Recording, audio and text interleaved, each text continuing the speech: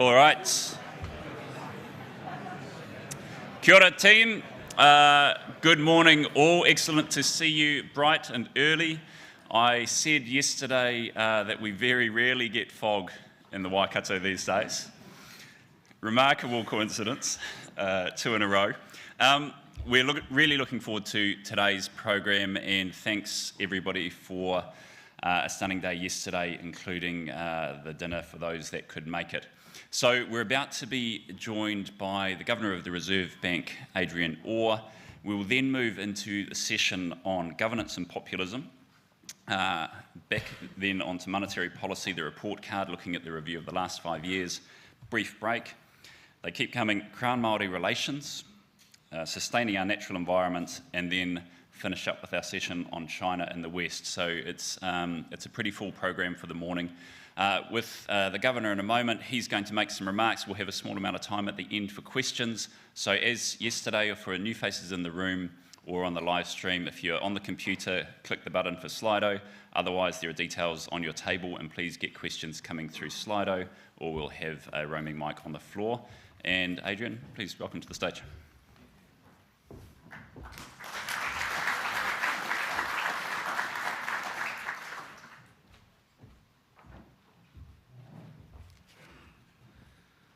Well, kia orana tātou katoa, tēnā koutou katoa. Thank you very much for the invitation and to be here, and it's wonderful to be surrounded by the Bulgers again. So a great honour, and everything I have to say, we can blame them, and things should be fine.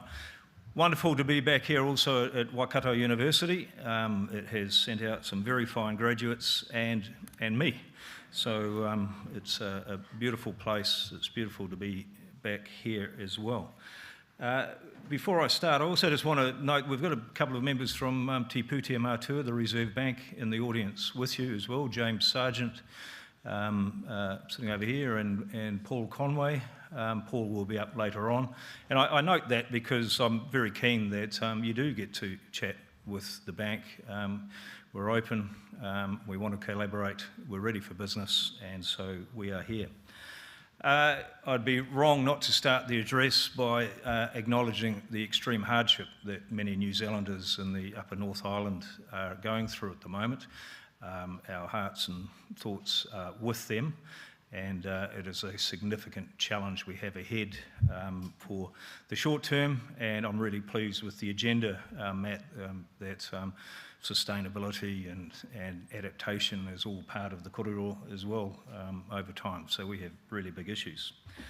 Today my topic is around about how our work at the Reserve Bank, Te Pūtea Mātua, can best contribute to economic well-being and prosperity. I'm going to be reasonably formal because there's a written speech that goes on record. For those who didn't understand my mumbling, you can go and read later. Very good sleep therapy, and it's all there.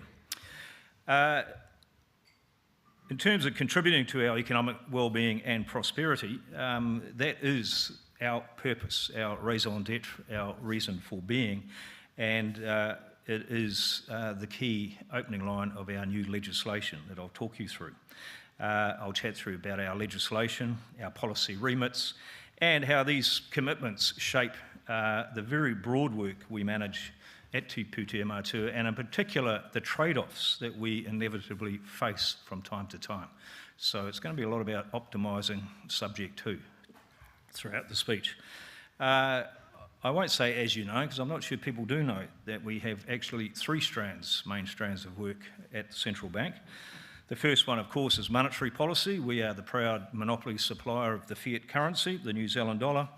And with that monetary policy, we aim to keep consumer price inflation low and stable through time. It's our desire that the purchasing power of our currency is strong, and that, that the dollar meets the three kind of criteria of a currency, that it is seen as a unit of account, a means of exchange, and a store of value. Otherwise, it's not a currency. Of course, we are humble, very humble in our ability to achieve stable consumer price inflation all of the time. Our tools are suitably limited, and there are very long and uncertain lags between what we do with interest rates and the inflation outcomes that are achieved. Meanwhile, economic shocks are just that. For example, in my time as governor, and every governor has their own list, the shocks we've gone through, we've endured the COVID-19 global meltdown, the impact of Russia's invasion of Ukraine, and now, of course, the events impacting the North Island through these severe weather events. These events, by the way, are historically significant. The movements in output, inflation, employment are historically significant as we've gone through this period. We don't determine the context, the economic context we operate in. Instead, we're left to react to that context with those long lags. And we react with a very clear purpose that we state strongly and often, which is aiming for price stability. And our role is to continue to build on a reputation for delivering low and stable inflation expectations. Always forward-looking, always thinking about the context and reacting. That path is well beaten. The second strand of our work, of course, is promoting financial stability. We aim to both lower the probability and the impact of financial institutions and insurers getting into trouble or failing. It's critical for a modern economy that these institutions are able to continuously supply the services to people. They are built on trust and critical to an economy.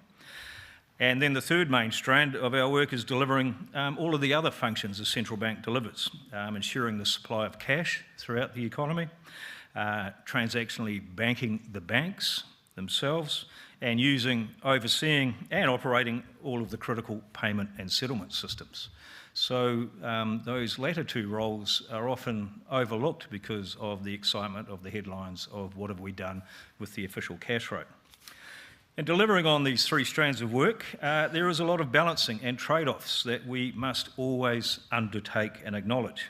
So there's plenty of judgment, there's a wide range of knowledge and inputs that we look and seek for, there's a lot of conventional economic tools we have, and then of course we have our financial capital and our people around the tools and frameworks to try to succeed.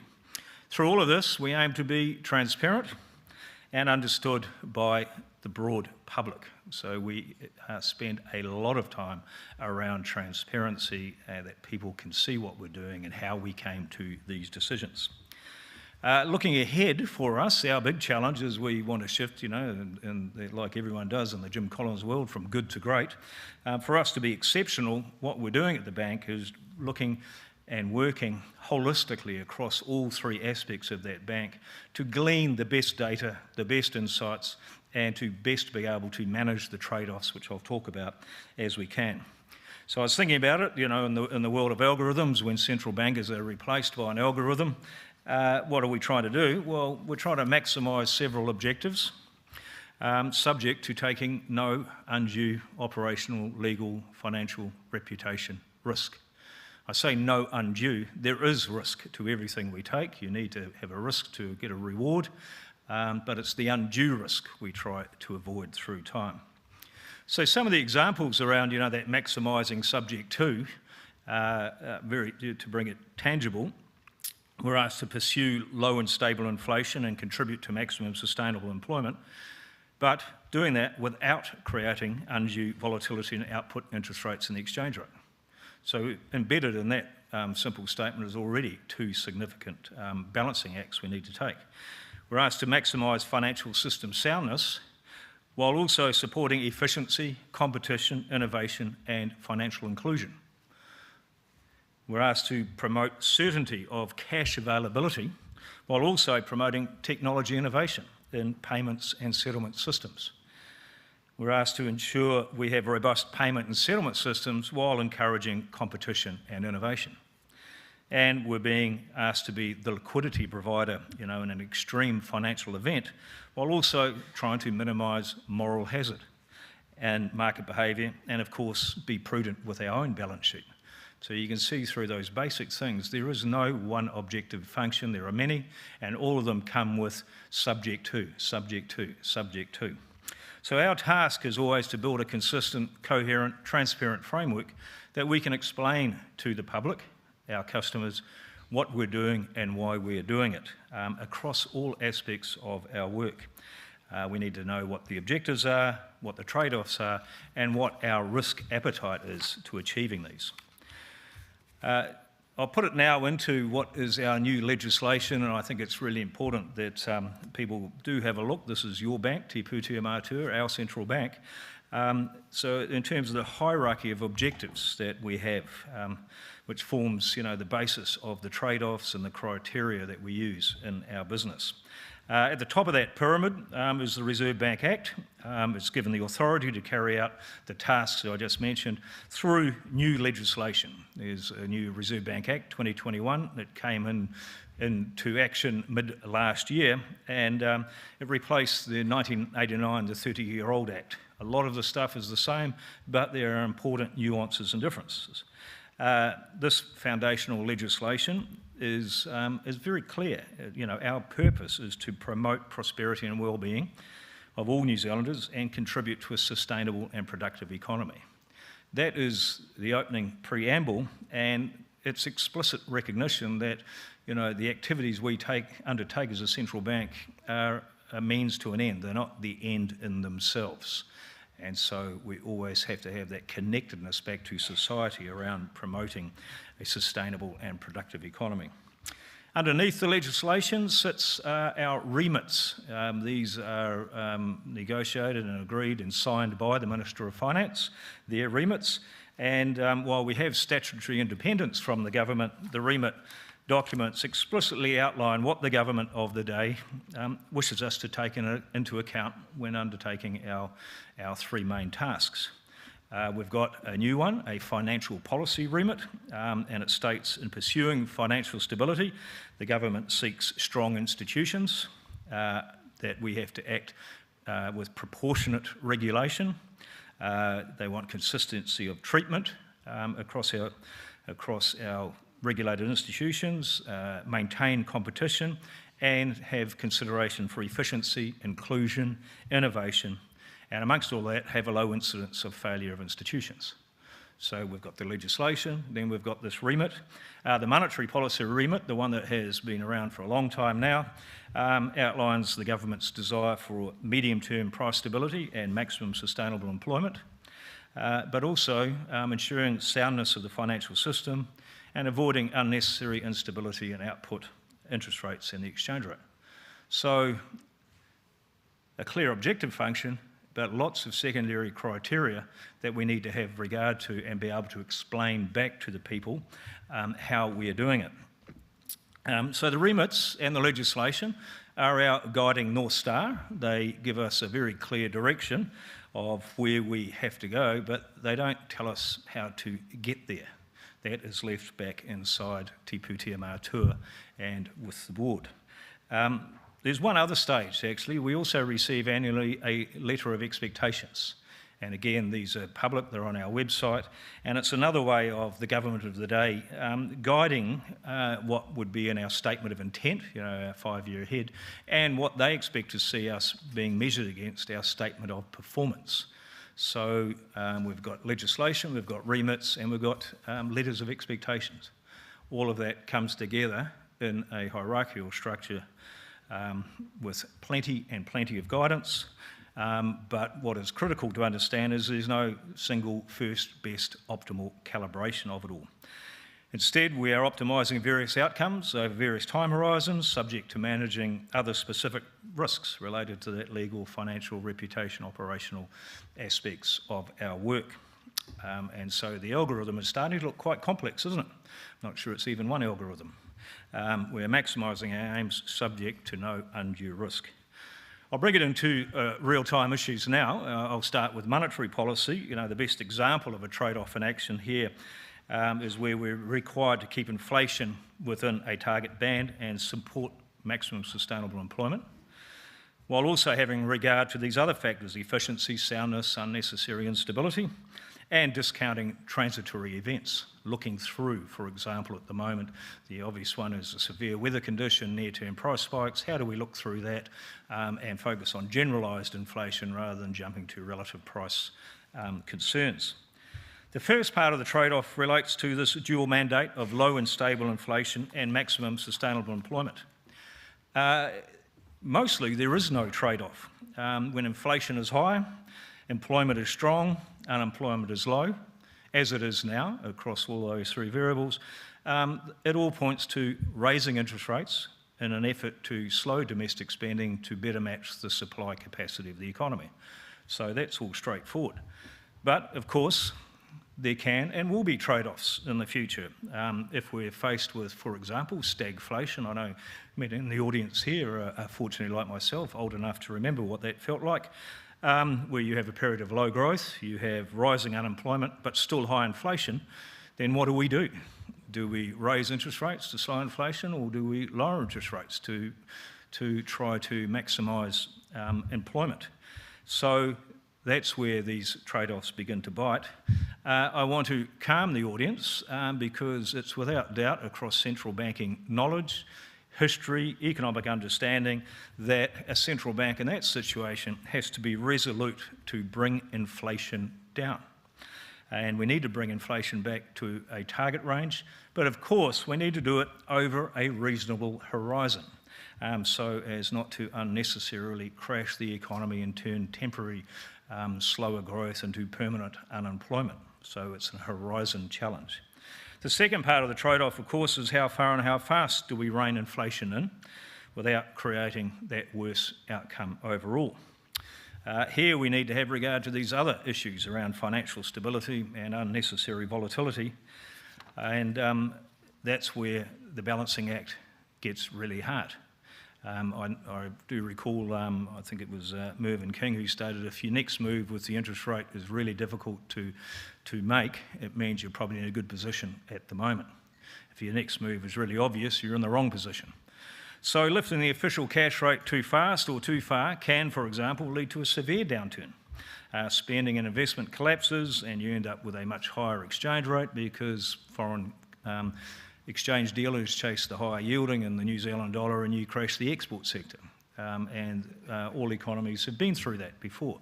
So there's that balancing act between inflation expectations being controlled but not going crazy and crashing the economy. In the financial stability place, we're faced with very similar trade-offs. Our remit says that the government wants a financial system that is strong, efficient and inclusive. As we know, if you want to make a bank strong, you limit the amount of risk-taking they can undertake. However, by doing that, of course, you undermine then the efficiency of the financial system itself. Modern banks and regulators, I say modern, in the last 200 years, realise that lending out deposits is a manageable risk. Likewise, borrowing short-term for the banks, deposit rates, and lending longer terms is also a manageable risk. But we have to accept that risk and we have to be able to manage that risk and accept that this is not a zero failure situation. A very specific example, and one that caused a lot of challenge when it was being implemented, I wasn't governor at the time, is the imposition of loan-to-value restrictions. This limits the amount of high-risk, low-equity loans that you can make to their customers. We don't want too many people, of course, borrowing with no equity to back it up, because any sudden drop in value suddenly puts households in stress, and if it's widespread, it puts the banking system under danger. And we can see that having some kind of constraint on loan-to-value restrictions makes financial stability sense. But of course, it can also significantly impose inefficiency across the system if you take anything too far. A first home buyer may not have the $100,000 they need for a deposit, but they may have a steady job, a good salary, good future income prospects, growing income, and so they could easily honour a mortgage commitment.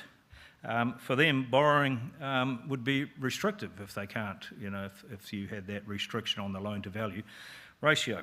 And so this is why an example of our risk appetite at the bank is we allow banks to have some high LVR lending, and it's for banks to work out who are the recipients of those high LVR loans. It's not at a zero position. There's plenty of analogies around speed limits on cars and so on and so forth. This is the LVR situation. Banks are allowed to make some of their loans, but not all of their loans as high-risk activity. Financial inclusion, this is a really interesting topic and one that is front and centre for us in our financial policy remit. We all know that financial inclusion is a key input, a key component of economic well-being. It's also specifically referenced, as I said, in our financial policy remit and letters of expectations. We have to have regard to it. We are actively playing a bigger part of our role in financial inclusion. It's involving a lot of analysis and work across places that we haven't been too often to better ensure people can access the financial system and enjoy its benefits. A lack of financial inclusion is not good. It leads to poor availability and accessible, safe financial services. It restricts access to banking, insurance, all of the things that we believe are critical for a modern economy. And it leads to many societal problems. If you're forced to go to payday loans with high interest rates and all sorts of heinous activities, then you have significant societal issues. So we are working with the finance sector and other stakeholders to develop our understanding of what is meant by financial inclusion and really holding a mirror up to ourselves around what are our actions doing to increase or decrease financial inclusion.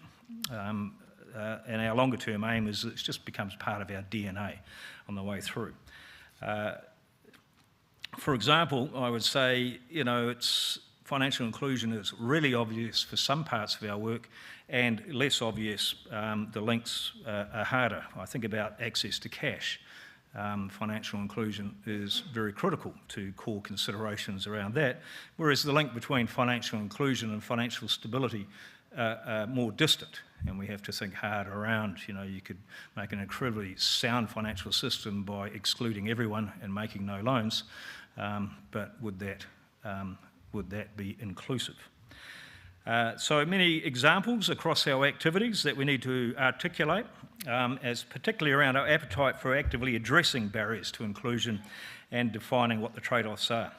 Currently in front of us, we've got significant work around our new deposit takers legislation. This has been going through the House, it'll soon be an act, and in that we have to assess how we will use and operate that legislation, supervising all of the deposit takers and the choices we need to make on regulatory proportionality. By that we mean you can't have the one rule for all, because you would end up excluding an enormous amount of efficiency and innovation going on. We're also thinking around financial inclusion with our new role around stewarding within the cash system, producing, storing, distributing cash to the public, and we have to do that with a wide range of participants, the banks, the cash and transit companies, a whole host of folk going on, and inclusion is one of the key principles we're thinking about in our work at the moment, considering a central bank digital currency. So you can see inclusion is important. I'll bring it home. Some communities, for example, rely very heavily on cash, and more heavily than other people in their daily life. But ensuring wide access to cash and it's making sure it is accepted in its use is very expensive for banks, businesses and customers. So how do you get that financial inclusion going at the expense of alternative means of transaction? There is a trade-off. We are juggling that efficiency versus inclusion.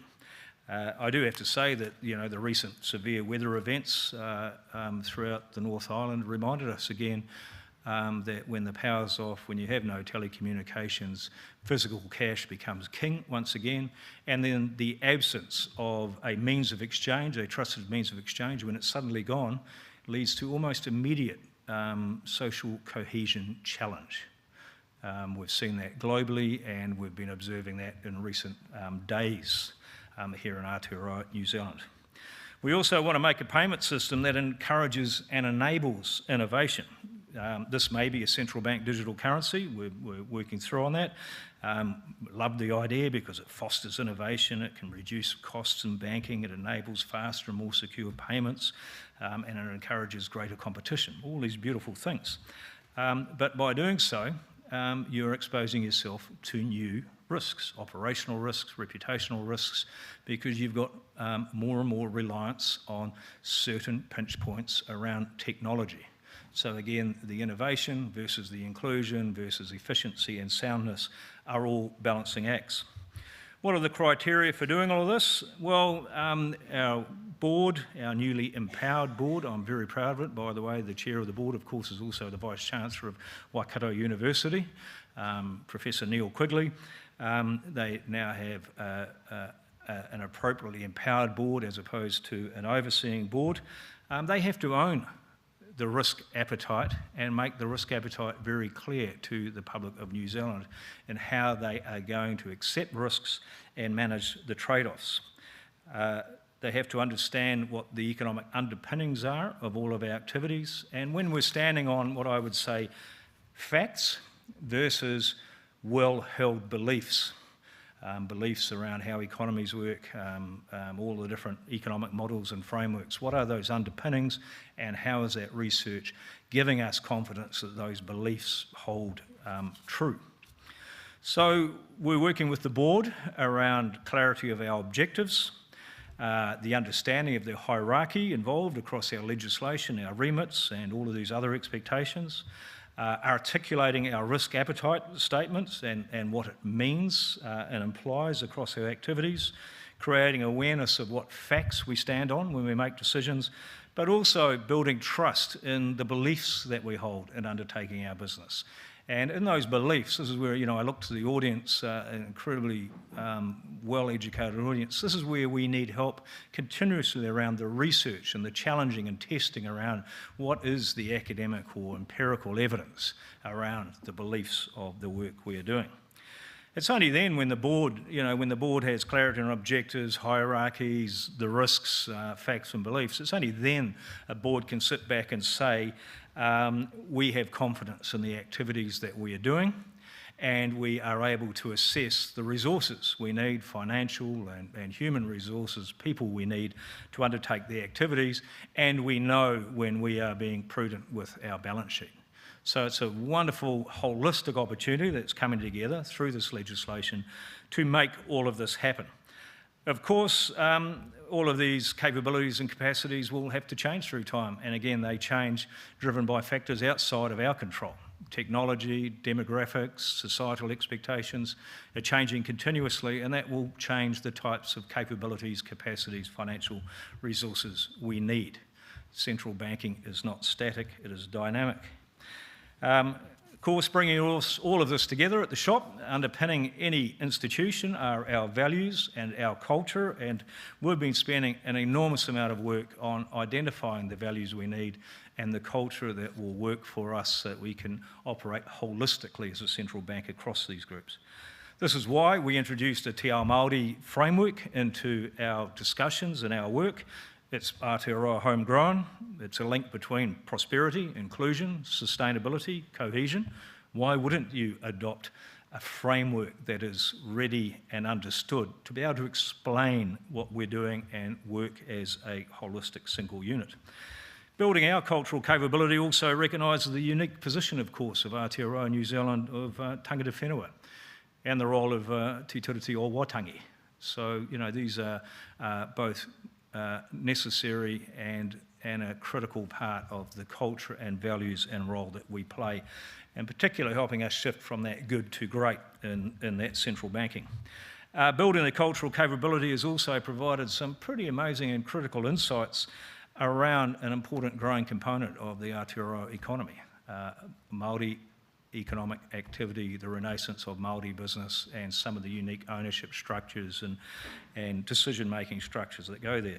And I have to say our recent work looking to improve access to capital for Māori business has been eye-opening, surprisingly too much eye-opening for financial institutions in New Zealand. We have to try harder. We need to serve the people of Aotearoa New Zealand better. And so that is some of the mahi that we're involved in. We're also growing our climate risk expertise, and again, this is about understanding the challenges and risks to the economy and the financial system, the risks to the central bank, and our role and the role of the financial system in mitigation and adaptation going forward. The Reserve Bank Act makes it clear we have to have this wider regard, and we would be foolish in any economic sense not to have regard to this work. So looking ahead, and just kind of in conclusion, and this is the whittle that I'll put on the table, this is where we need help to collaborate and work together with the wisdom that is New Zealand's academic great, many of whom are in this room, and I hope some who are online. We have a long tradition of pursuing policy-relevant research. We are a full-service central bank, so not all of our research is around monetary policy. It is across all of the aspects we just talked about, the three strands. Our recent review, and I see it's a topic du jour in an hour or so, the review and assessment of the formulation and implementation of monetary policy. One hell of a mouthful, we didn't come up with that title. The recent review has highlighted some really critical lessons from the last 5 years. At the moment, we have research going on around supply-driven shocks to inflation, demand-driven shocks to inflation, and climate-related risks to inflation. So all of this work is going on, and Paul Conway's there. I'm sure he'll touch on bits of it later on this morning. Our research work on financial stability is also extensive. I've already talked about how we're going to be proportionate in our activity around the Deposit Takers Act, but we're also working on what does an optimal deposit compensation scheme look like. We are now entering the world of the $100,000 maximum payout if a bank fails on your deposit, so on and so forth, implementing that, working on developing and understanding the macro-prudential tools we have. I've talked about the loan-to-value ratio, but we're looking at deposit-to-income restrictions. How do they intersect with our normal prudential tools, capital and liquidity? And what is the optimal calibration of these tools together through a financial cycle? So it is complex work, and remember, we're balancing soundness, efficiency and inclusion. So we have to be optimising across a lot of activity. Our Future of Money program, which is well established now, has seen us engage very, very broadly across New Zealand and internationally, and that's to better understand our money and payments needs across the country. I've talked about the cash, but what about a central bank digital currency? How does that fit around inclusion, efficiency, innovation? These are really, really important topics that we need your help to understand. And we're continuing to work around improving access to capital for small to medium-sized enterprises and for the Māori economy. That's really important mahi, and I believe it will be a big part of unlocking the potential of Aotearoa. A broad range of climate change research is going on, and we're hanging with the best in New Zealand. We're relying on the science from the experts in this field, but we're bringing it into our rohi and thinking about how does it impact on financial stability, what are the roles for the banks and insurers around adaptation mitigation, and how can we provide stress tests. Quite morbidly, towards the end of last year, we ran stress tests for the banks where we had 3 floods back to back in Auckland, and to see what that would do for the banking system. Unfortunately, it turned out to be quite fortuitous, but it's all about raising awareness, capability, capacity within the banking system and insurance activity to manage this stuff. And internationally, we're engaged with the Network for Greening the Financial System, a global network. I think there's well over 120 plus central banks and other financial institutions. We're leading one of the work streams around central bank net zero. We're leading that with the Bank of Italy, and that's around sustainable investment, greening our own operations, but most importantly, developing climate-related disclosures from financial institutions. So in summary, I think you might have gleaned that the world of central banking comes with many, many trade-offs to be made, and there much uncharted water left out there that we have to get through. And I can't emphasise enough that we are a learning institution, we seek input, we want to collaborate, and that's the whittle that I put on, please come and work alongside us. We need to be doing this on many topics as per the conversations we've had. I think probably the nicest words I can say here is he waka e kanoa, he nari me takitahi te ho. If you want to paddle fast, paddle alone. If you want to paddle far, paddle together. Kia ora, thank you very much.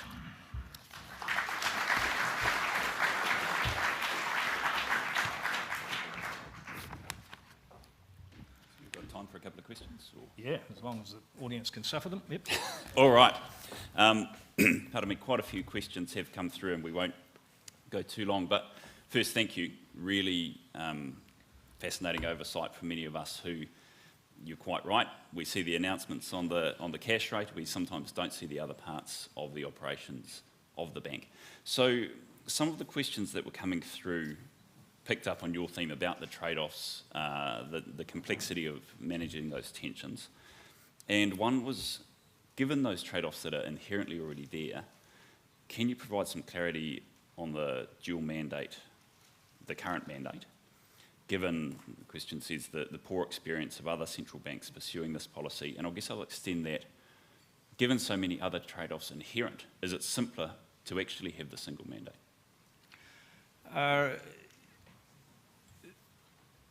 No, I think a single mandate has the trade-offs that are expressed anyway in the dual mandate. The short history of New Zealand inflation targeting was that we've always had to have regard to avoiding unnecessary instability in output interest rates and the exchange rate, and we've always had to have regard to where do we believe employment is relative to its maximum sustainable level. That is called potential output. That is the potential growth rate of an economy, and through that output gap type framework, it's always there. So whether you make it explicit in the PTA or implicit, that's really a political decision. In reality, it's there. Thank you. I'll stay then on some of the trade-offs. We'll have a longer discussion with Paul and others on the 5-year review shortly. One question that comes up is, obviously you identified quite a few learnings in there, supply shocks and so on. Given the increase in asset prices and perhaps the unexpectedly small impact on employment and jobs, was there discussion, or why wasn't there a conclusion about there may have been too much stimulus in the earlier parts of the pandemic? Yeah, I would just invite, and Paul can go on that, I would invite people to actually go and read the document, because generally I get comments from people who haven't actually read our document. And in that document, we talk about monetary policy, whether the impacts were different than anticipated. The answer is no.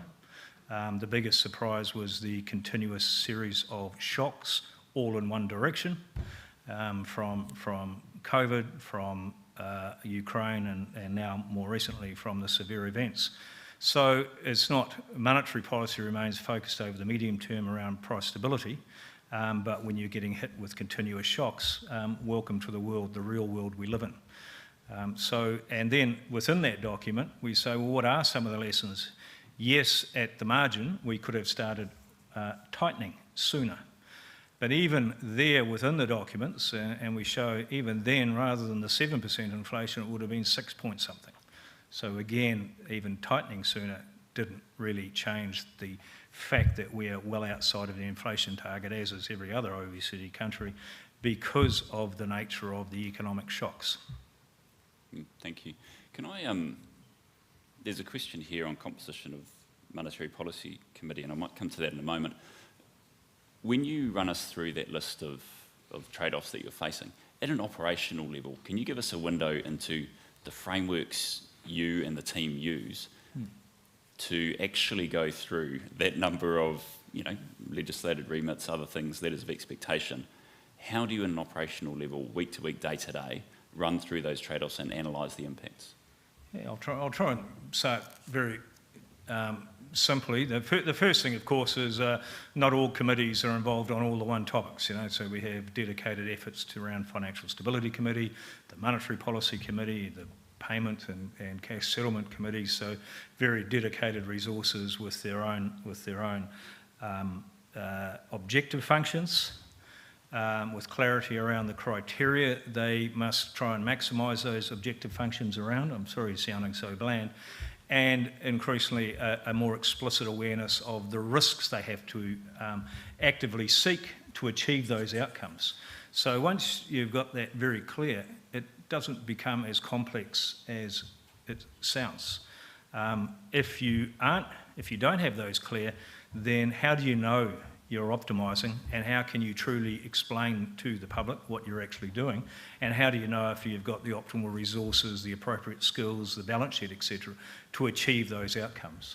So that is the clarity that we need. In the central banking world, that clarity has been long held, in modern times at least, for monetary policy. The Monetary Policy Committee, the projections, the horizon, all of those tools and things that people are used to. Financial stability has been more complex. It's a very heterogeneous topic. There's many different facets to it. And so bringing that under one type of umbrella is a real important challenge for the bank ongoing. It's been a poor cousin, prudential regulation. It's now holistically being thought about around financial sides. And, cash and payment and settlement systems, I would say at the Reserve Bank that was seen as the folk that just shift trolleys around down in the basement and do physical cash. yet it's at the core of our essence. It's the sap in what we're doing. So again, bringing that into that holistic picture around a means of exchange, how is that going to be able to enhance societal behaviour? Mm. Okay, that's a... Sorry, waffling, but... No, it's a great one to go into, and I think next year we're looking at launching a Bachelor of Financial Technology, FinTech, here at the university and at the management school, because it's such a critical topic, ranging from back office clearinghouse functions right through to central bank digital currencies, the CBDC. Yep. Can you explain to us, great illustration there, when the system goes down, when the FPOS doesn't work, when you need supplies, it's a flooding situation. This is just happening last week. Can you talk to us, though, what might a central bank digital currency look like? I think for some of us, it's hard to actually understand what that means. We can already pay with our phones. What would be different? So I'll just start on that first bit. Resilience, is word du jour around the world, and certainly here in Aotearoa, New Zealand at the moment. Resilience was around supply chains falling apart during COVID. Resilience now is about almost all activities in New Zealand, from the Cook Strait ferry through to getting cash out of an ATM. We are so thinly spread. It's all just in time. There's no just in case mentality going on in corporate society, and so we need to build up that resilience. We need to have, in the simple cash management side, yes, you may not use it day to day and all the time, but when you need it, it has to be available and immediately. So what are we doing around increasing that resilience, the availability of cash, the ability to store cash across regions, so on and so forth? That is critical. And a central bank digital currency is not going to remove the need for that resilience. You are going to have to be able to operate without power and without communications and without the law of the gun deciding who gets the loaf of bread. So that is critical. A central bank digital currency, meanwhile, is simply an electronic signal that sits in the central bank that says, I owe you something. So it's no different to an electric signal that sits in a retail bank, except this time it's with the central bank, and because it's with the central bank, it's narrow money. It is the true fiat currency rather than broader money created by the retail banks themselves, through fractional banking. So it's the equivalent of having a physical $1, a physical note. You've got an electronic signal with the same inside a high-powered one-to-one relationship. We all know this, and I don't want to create a sudden rush for the door if you're just realising it, that if we all went to try and take all of our deposits out right now, the banks wouldn't have it. They lend out far more than they physically hold, and that's fractional banking. But with the one-to-one central bank digital currency, it's there. It's backed by the Crown balance sheet, current and all future taxpayers. So that's the idea. Who holds that electronic signal is the really critical part. Does a central bank hold it and bank everyone transactionally, or does the central bank allow retail banks to hold that electric signal and customers have a choice between Bank A money or central bank money on their accounts? How do they split those two? So that is where it gets important, because a central bank is not the risk allocator of capital around. That is done, the very important role of banks to allocate that capital on a risk-based manner. So it's so simple at the heart. What makes it different to a Bitcoin or to a stable coin? Well, it's the central bank's money. It's not someone else's IOU or I promise. It's not Zuckerberg's promise or around I'll be good for it if you ever need it back. It is a fiat currency promise. Thank you, that's cool. Really useful. I'm just going to check, are there any questions from the floor? Yes, we'll just wait for a microphone. And then I'm going to have to hold it. Yeah. This is probably the last one. Better be good. No pressure. Kia ora, Adrian. The answer, I meant. Yeah. So, given that you've been talking about digital currency, and so we're looking at the balance sheet of Te Pūtea Mātua, are you having any issues that the Deutsche Bundesbank is currently having with a very bad P&L with all their very low paying bonds that they're holding? Is that something that's emerging for Te Pūtea Mātua? Well, I notice an emotion there. You use the emotion bad. What is the balance sheet of a central bank? The central bank doesn't even need equity. We print the stuff. So it's the world where accountants have met the world of economics, and at the moment, central bank mark-to-markets around the world are either positive or negative. It doesn't make any difference to the actual central bank unless somehow their credibility is being attacked, i.e. You're printing money with no sense of ever making it low, stable inflation through time. So that's the Venezuela or the Zimbabwe or the Argentina. Meanwhile, central banks who are committed to low and stable inflation and have that credibility, the equity in the balance sheet is effectively noise. So, but wow, it looks different. Oh, I haven't seen that before, and I was told in accounting, you know, you must have positive equity in this. So it hurts the brain, but you need to exercise that brain, and there's some wonderful reading around central bank balance sheets. The BIS are out on their public mission at the moment to explain to people, calm down, it's okay. I love the US Federal Reserve's balance sheet. They are always square at the end of the day because the way they do it is their equity is the discounted future seniorage that they get. And so magically it balances off each day. I'll let you think about that. Sorry, my point was actually more the P&L. I know the Deutsche Bundesbank was, you know, obviously pays out surpluses and it pays deposits for its retail banks. It's got into a position where, in fact, the money that it's earning of its portfolio is significantly less than the deposit money it's paying out. I mean, again, it could well be just an accounting issue rather than a real issue, but it's certainly something that's quite live. It's making headlines. It's a reputational challenge. Yeah, that's about balancing reputational, operational, financial and legal risk. Reputational, if you've said our reputation is based on us having positive capital and then you don't, well, you've got some explaining to do. The Reserve Bank is quite unique, and I won't say optimal, it's just unique at how it is. We were given a slug of capital and we're told to pay dividends, anything over, above or below that capital. But quite what that capital means, I'll leave it to the BIS to explain to the public. Kia ora, thank you. All right, thank you, Adrian. Much appreciated. Cheers.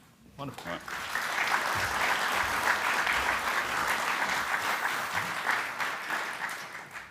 Excellent. Thanks again, I should say. Special note, Adrian, I think you've spoken here for the last 3 years. You mentioned Te Putea Mātea being a learning organisation. We certainly appreciate your participation and your team's participation and openness to these discussions. So kia ora, thank you for being here. We are moving now to a session that in some senses has underpinned many of our other discussions over the last day or so, which is about governance and populism. How does democracy work in a digital age? I'll welcome back up Anna Strutt. Just a note, the extremely rare fog situation in the Waikato has meant that one of our speakers' flight has been diverted, so he'll be coming in over Zoom, and another of our speakers is based in London, so we'll have a couple on Zoom for this session, but I'll hand over to you now, Anna.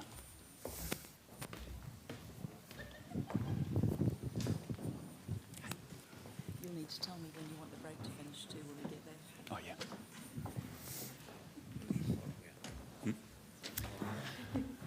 Patrick Grudson. Patrick Grudson, come on. He's going to Zoom from Tauranga Airport.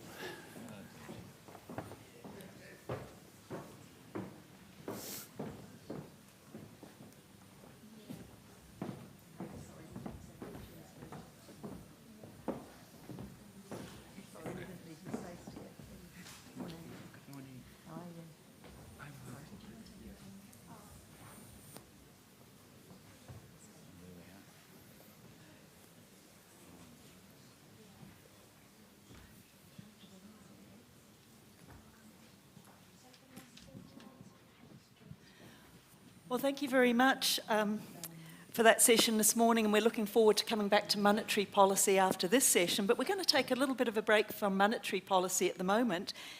And this first panel this morning is one that many of us have been particularly looking forward to, of course. It's got a focus on governance and populism, particularly the implications of democracy in a digital age.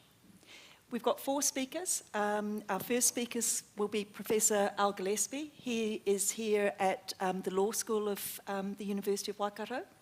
Our second speaker is Josie Pagani. Josie is a public affairs consultant and a media commentator, Pagani Agency. Our third speaker is Ben Goran. He is based in London, so there he is, morning or evening or whatever it is for you, Ben. And our fourth speaker was Patrick. We knew that there was a little bit of a risk with his flight, so we did place him at the end of the panel, but it was a bit more of a risk than we'd anticipated, and of course, Patrick is joining us by Zoom as well. So with that, welcome to the panellists. Very excited to hear what insights they're going to bring, and please do store up your questions as well, because we will take questions from the floor and from Slido following the initial remarks of up to 5 minutes each. Thanks, Al. Speak here or up there? Completely up to you. Most of them have spoken here, but if you prefer to go there. Morena, kia ora tātou. I'm Al Gillespie. I'm going to just speak for 5 minutes about the international environment that we're currently in. And I've been thinking a lot about it lately, but the person I really miss right now is Monica Lewinsky. And that's an age-appropriate joke, but there wasn't a time when international issues were about the mistakes of a president, and we were in a utopian point where we thought everything was getting better. And had I gone to someone who had a crystal ball at that time and said, what's the future hold? And they said, well, there's a global pandemic, there's a war on terror, there's terrorism in New Zealand. I'd say, I want my money back. I don't believe it. This can't be true. And I was trying to explain this to my students the other day, that there's been certain points where everything changed. And I said, like, one of them was September the 11th, 2001. It's one of those days you will always remember where you were. And they looked at me and I couldn't work out what was going on until I realized that half of them hadn't been born. and the world has changed so much in this time. And then when you get to the point where we are today, and the major concern I have is the unsustainable nature of the war in the Ukraine. Because what we're seeing is, over 1 year, is a continual escalation. Putin is not going to run out of bullets.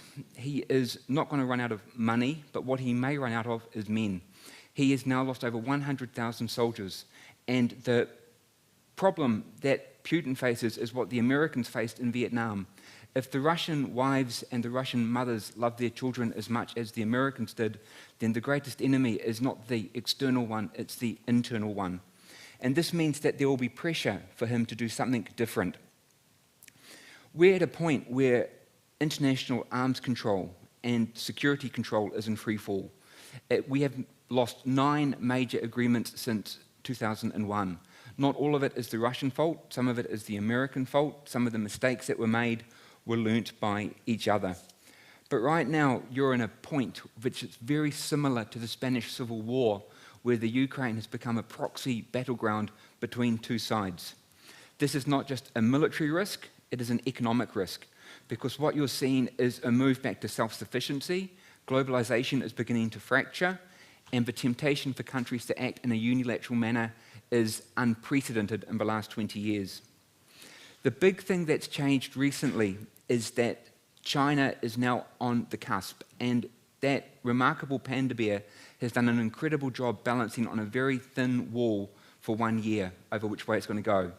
But discussion now is whether China will become a non-neutral state and start providing weapons to Russia. The only restraint on China is the Arms Trade Treaty and American pressure.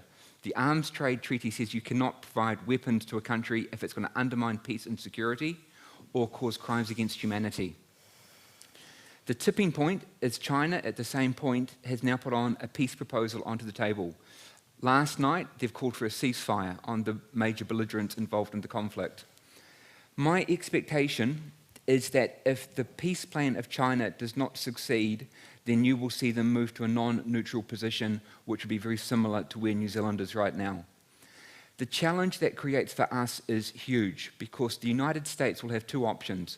Option 1, you will increase the flow of material and support for the Ukraine. Option 2, you sanction China in a much more direct way than we currently have. And if this happens, they would expect us to behave in a like-minded way. Here's the good news. The Chinese peace proposal, the 12 points, is a good idea. It's better than the Russian approach. The Russians don't do peace proposals. The Russians expect their opponents to surrender.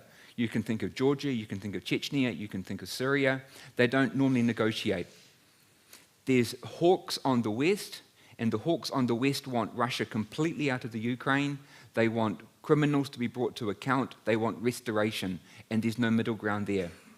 Zelensky put up his peace plan at the end of last year, and the Chinese peace plan is quite similar. The good thing is that they support territorial integrity, the role of the United Nations, and the importance of international law. They're calling for a rethink on military alliances, like with NATO, and we've done this once before. We did this in 1991. We built up that framework, and we can do it again. But where it's unique is that the Chinese have said we've got to focus more on unilateral sanctions and the importance of global supply chains. And this is their concern, because they're worried that the international market is no longer stable. So, to put it into some kind of context, where does this mean that we go now as a country? I've got 3 suggestions that I think are worthy of debate. First thing, give peace a chance. If the Chinese have put up a peace proposal on the table, it's not perfect, there's a long way to go. But we need to be supportive of any efforts to try to get a way out of this unsustainable war. 2, what do we do with the Ukraine?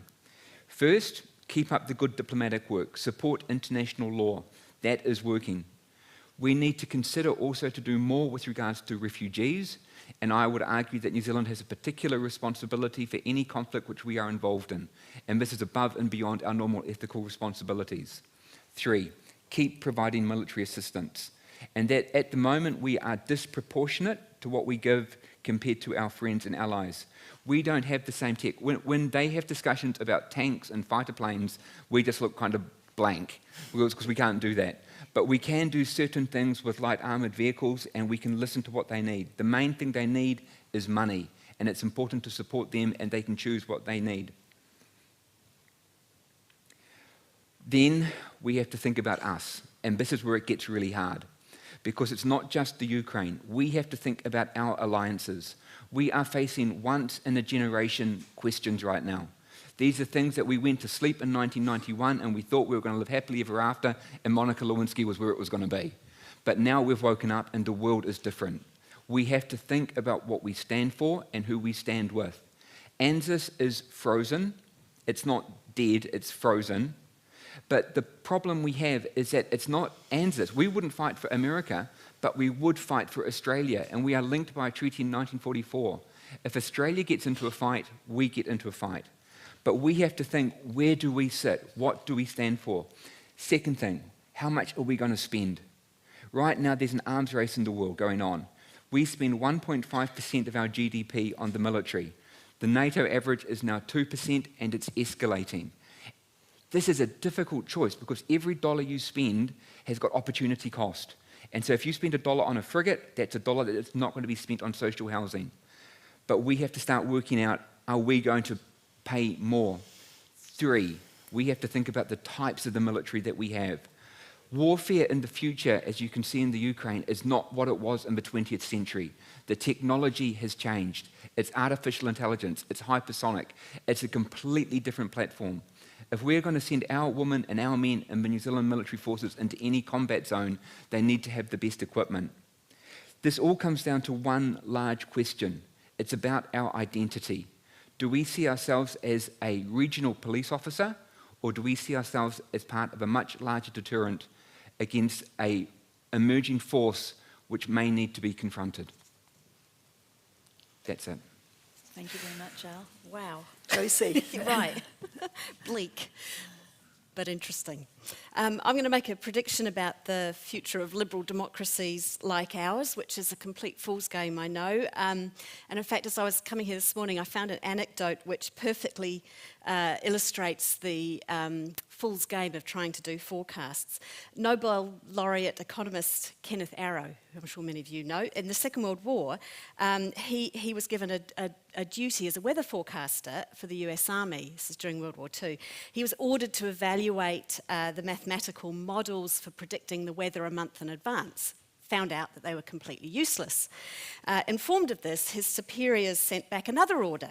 The commanding general is well aware that the forecasts are no good, however, he needs them for his planning.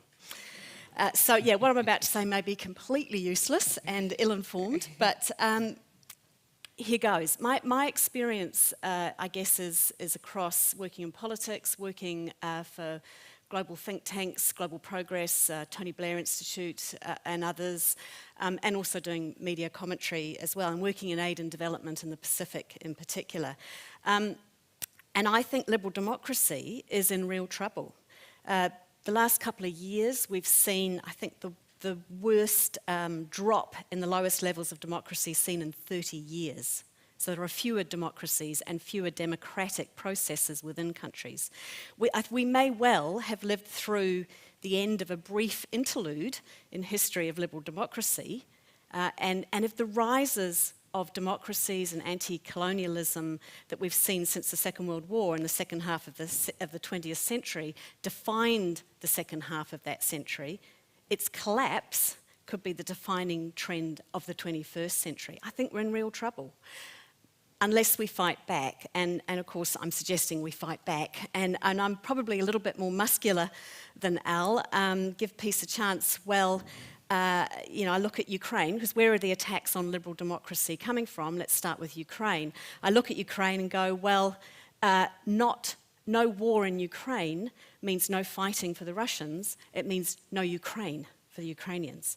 And let's be absolutely clear that Putin was triggered not by an expansion of NATO, but by an expansion of democracy. So this is our fight, and they are us. And I look at what we've done. Well, first of all, I look at the Ukrainian version of nationalism, which is amazingly hopeful, actually, in this fight for liberal democracy. It's a very civic nationalism. It's not ethnic nationalism. The Ukrainian sense of being Ukrainian incorporates Russian speakers, Ukrainian speakers, migrants. It's a civic kind of nationalism, which is wonderful, and not an ethnic nationalism. And they take huge pride in fighting for the values that we hold dear, that Al has outlined, tolerance, liberal democracy, democratic processes, freedom of speech.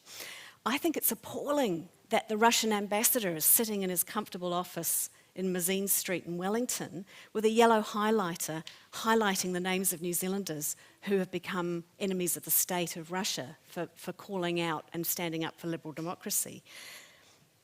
So the second, I suppose, strand of this debate is the attacks on liberal values from populism, the rise of populist movements on the left and the right. And we've talked yesterday, the theme that came through was the sort of decline in the trust of institutions, the trust of governments. It's interesting, we talk about populism as if it's a bad thing. I mean, the word populist, some of the best changes in history have been populist movements. Anti-slavery, civil rights movement, votes for women, these are all populist movements. Polite people don't change the world. So I think we have to look at the appeal of populism rather than just going, this is a very negative thing. What's the appeal? The appeal is that it's so optimistic. It's optimistic, it promises transformation, we're going to make your life better, you've been left behind, we're going to stand up for you. It's incredibly optimistic, and we kind of don't recognise that when we're so sort of terrified of the populist movement.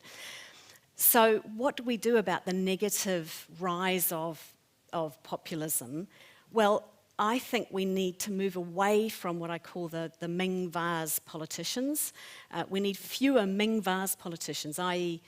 politicians who kind of behave like they're walking on a polished floor holding a priceless Ming vase and they're afraid of dropping it. We need politicians who are prepared to take risks, who are on a moral crusade to stand up for liberal values. And I was trying to think, what's the opposite of a Ming vase politician? What do I actually mean? Maybe it's a politician with a tray of drinks walking across a crowded dance floor. I want politicians like that. And these are the kinds of politicians, I think, and it doesn't have to be in politics. Political leaders can come from all sorts of centres of power. But take back the optimism of populism. Promise the transformation that populism promises. deliver more of a share of the economy to people who feel left behind. And that's how you deal with optimism, not othering them, not excommunicating people.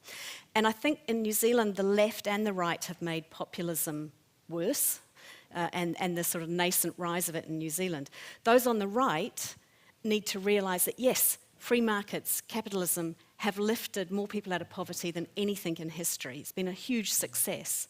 But the rising tide didn't lift all boats, some sank, and no one in a small New Zealand town said, well, I've lost my job, but at least aggregate wages have gone up. So the right has to have something to say about inequality. It's a little bit like only Nixon could go to China. I mean, you imagine if tomorrow Christopher Luxon gets up and talks about inequality, uses the word even, and God forbid even redistribution. And then on the left in New Zealand need to stop trying to make us better people and go back to trying to make us better off.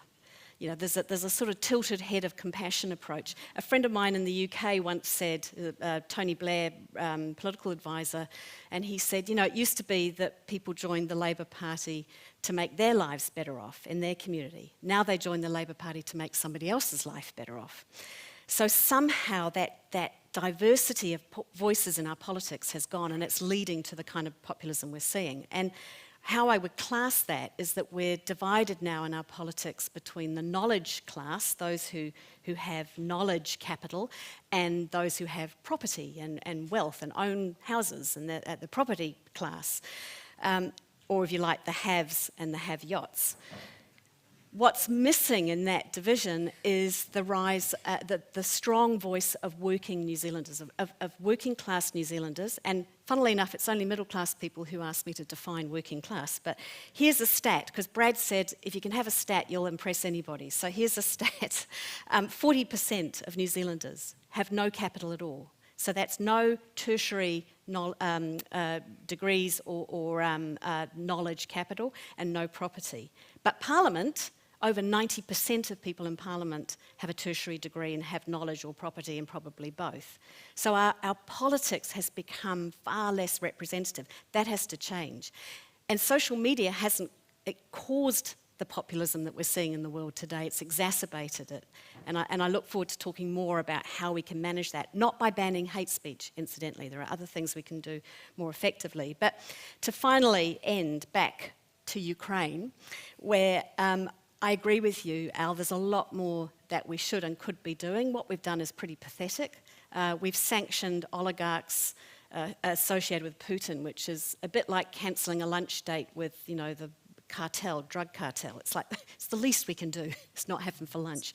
And I think New Zealanders have shown what it's like, and often, again, populist movement, if you like.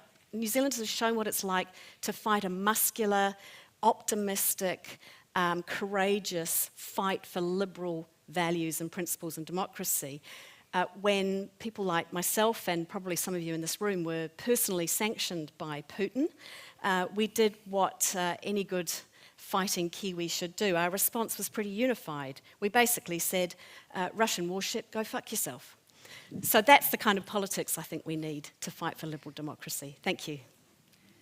Thank you very much, Josie. There's some interesting and pretty deep themes that are coming through already. So we'll go straight over to you, though, Ben, if that's okay, and we'll pick up the questions after you and Patrick.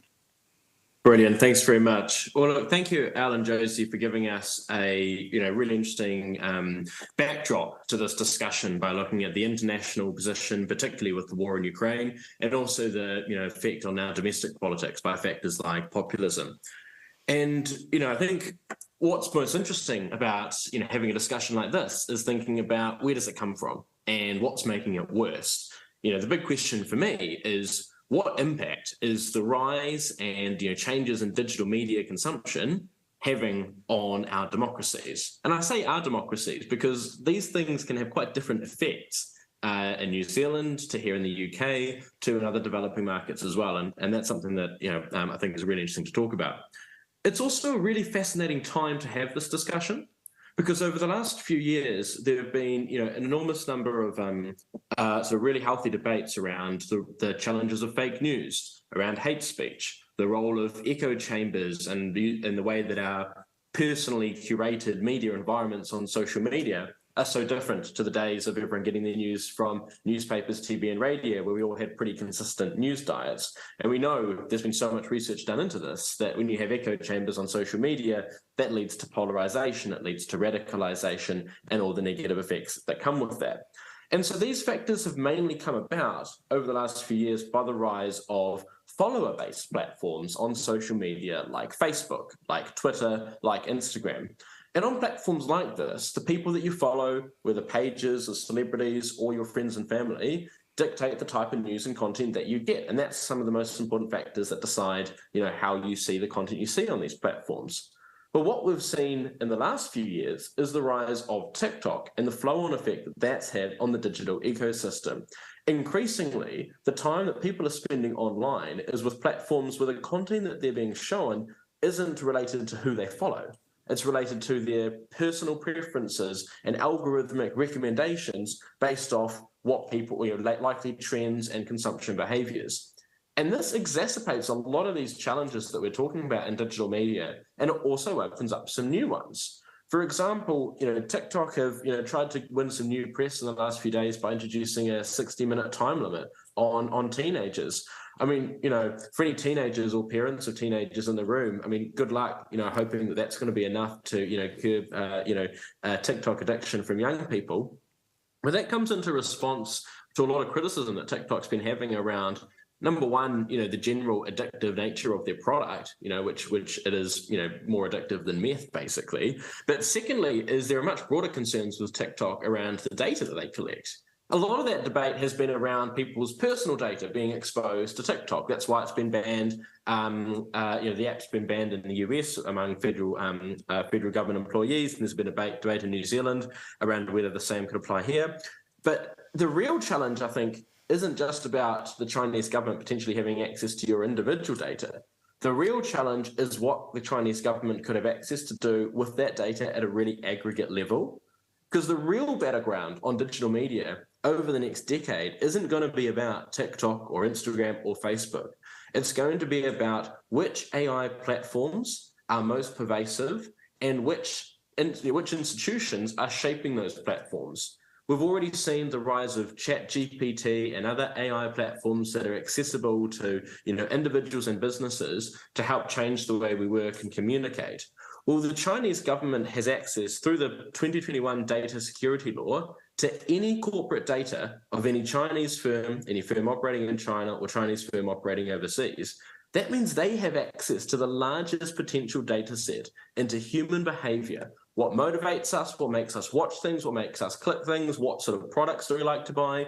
Everything that we do within the TikTok ecosystem has the risk of being shaped into an AI that the Chinese government have access to. That's the really scary stuff that I think we're going to be facing in the coming years. But back to the issues at hand now, because we've got more than enough on our plate. There was a study published in Nature in 2021 that looked at around 500 different studies into the linkages between, this is a meta-study, between digital media and democracy. It pulled out a few factors. It said that digital media leads to increased political participation and increased information consumption. And these are widely accepted to be good things.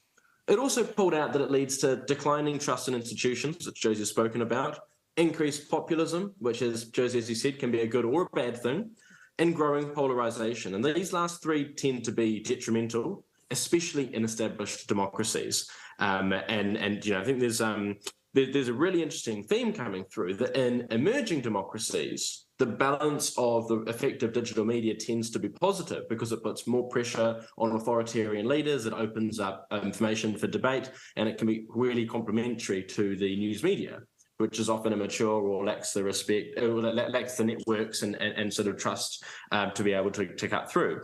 But in established democracies, digital media can be a much greater threat. And that comes through in another study that came out last year by Pew Research. They looked at 19 different countries and asked the question, do you think social media is a force for good or a force for bad? And overall, 57% of the people in these countries believed it was a force for good. But in countries like the US, that was only 34%. Whereas in Poland and Hungary and other emerging democracies, that number was far higher, at 65% or higher. What that tells us is that when we talk about the effect between digital media and democracy, there are very different stories playing out in different corners of the globe. And that's something that we need to be aware of. It's not as binary as just Facebook's bad or, increasing political participation is good. It's a nuanced discussion that is very conditional on the context of where we're talking. And that's why I think it's really interesting, Josie, as you were saying about the populism debate.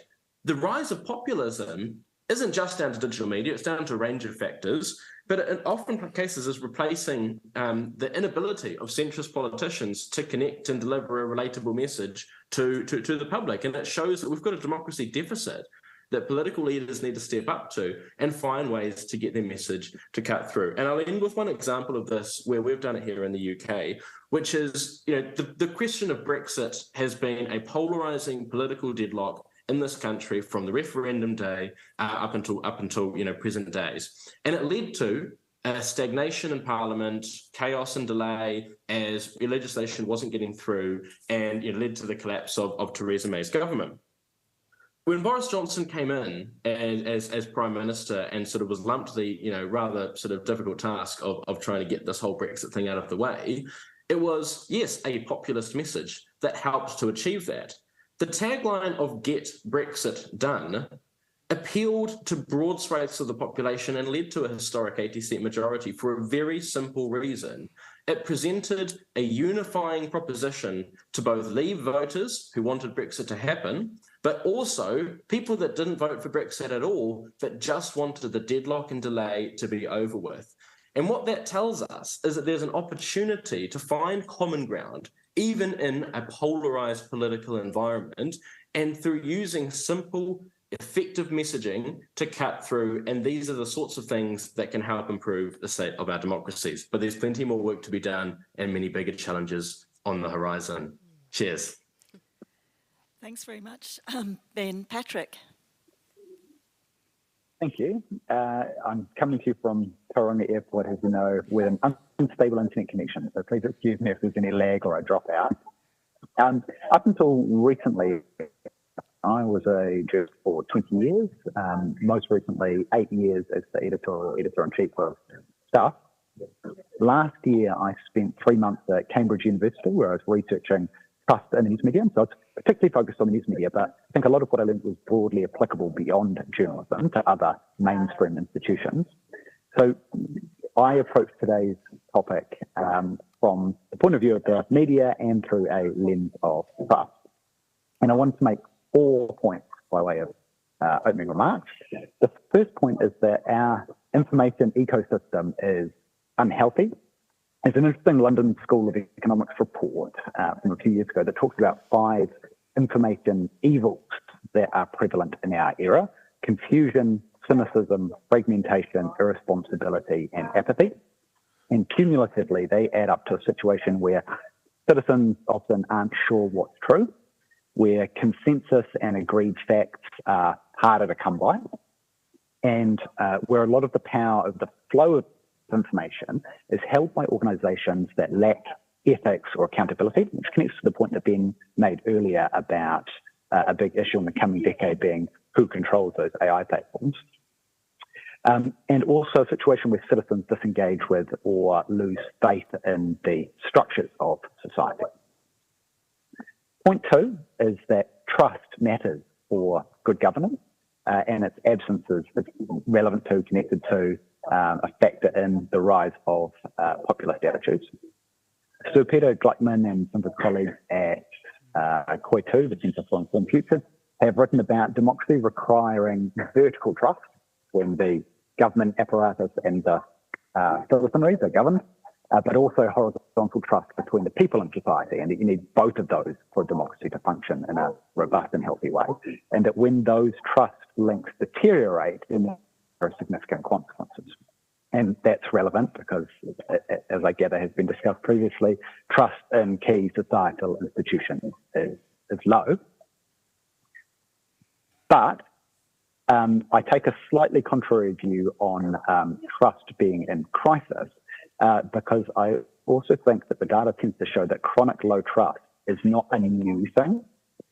It might be something that we are newly conscious of, and that is more apparent with the flowering of voices that has been seen in social media. But trust in the government and politicians and in the media is actually perennially low in most countries. So point 4 is that suggests to me that while it's important to address the health of our information ecosystem, that's not enough by itself, and that we have to look at the fundamentals of trust. One of the things from my research that really captured my attention is that there are 4 traits that are required for a robust trust relationship to form. You need competence, reliability, integrity, and benevolence. So that's like, can you do the job? Will you actually do the job? Will you deal with me honestly? And are you acting in my best interests? And if we look at some of the disengaged, the disenfranchised groups in our society and the events that were significant to the deterioration of trust for them, you can often see that from their point of view, there's been a failing in one or more of those points. Trust is hard to build, hard to maintain, very easy to lose. But public actors who want to maintain trust should actively shape their behaviour, not just their messaging or their rhetoric, but their actual behaviour to demonstrate that competence and reliability and integrity and benevolence. Thank you, Anna. Back to you. Thank you very much, Patrick. Thank you very much to all of our panellists for those starting comments, those rich insights, and I'm looking forward to questions. Please wave out if you've got questions from the floor that you would like to raise, and we'll get a mic over to you.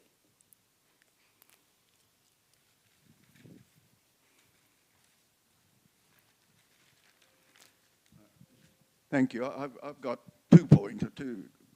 One is, I agree with Joe, that trust in politics has declined. Now, politicians have always exaggerated and they've always made the odd misstatement now and again, but we've actually seen in Western democracies politicians who have lied openly. Now, Donald Trump is the clear example, but Brexit was one on the basis of lies. And those politicians are still in politics. Now when you see speeches from Biden even on American, they fact-check the speeches. So it's become a fact that people almost expect their politicians to lie. And I think that is a big change. We sort of trusted politicians to exaggerate but not to lie, but now they've been lying. And we shouldn't be surprised that people have lost trust in their political institutions. The other institution you haven't mentioned that's quite important is the legal system. I've worked for a long time in Eastern Europe, where people don't trust the legal system. Going to court is like going to a casino. You have no idea what's going to happen. It totally changes the way people behave and the way business operates. I think in New Zealand, we still basically have trust in the legal system. I would say I'd never been to court, but I was pretty confident that if I did, it would be fair, it would be relatively quick, and the outcome would be based on facts.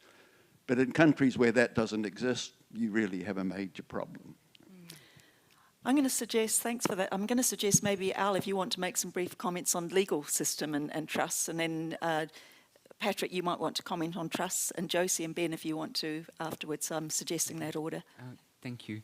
The World Justice Project does an analysis every year of legal systems around the world, and it's an extensive collection. New Zealand comes in consistently for the last 3 years at 7th best in the world, and we should be very proud about this. And to actually build a system that has that kind of integrity and robustness requires a lot of legislation and a lot of trust in it as well. But your point is correct, the system is good in New Zealand.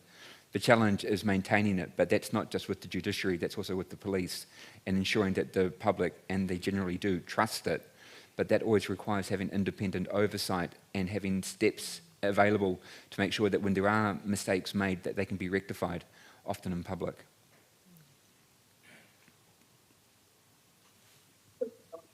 I'll jump in. At the risk of being too insular, I would also make the point that if we're thinking about trust in a New Zealand context, we should look at the New Zealand context. And it's important to not take too many cues from overseas jurisdictions, particularly America. America looms really large in all sorts of conversations and political discourse and international affairs and discussions about journalism and media.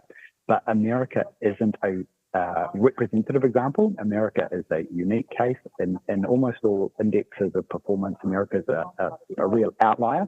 And trust in news in particular, it's a real outlier. It's at the very bottom of almost all of the countries surveyed. So it's certainly possible that New Zealand picks up echoes of trends that start in America, but usually not anywhere as pronounced as the phenomenon is when it's happening in America. So I think we also have to be a little bit cautious about looking at those international examples and assuming the same points hold true in New Zealand. Thanks, Patrick.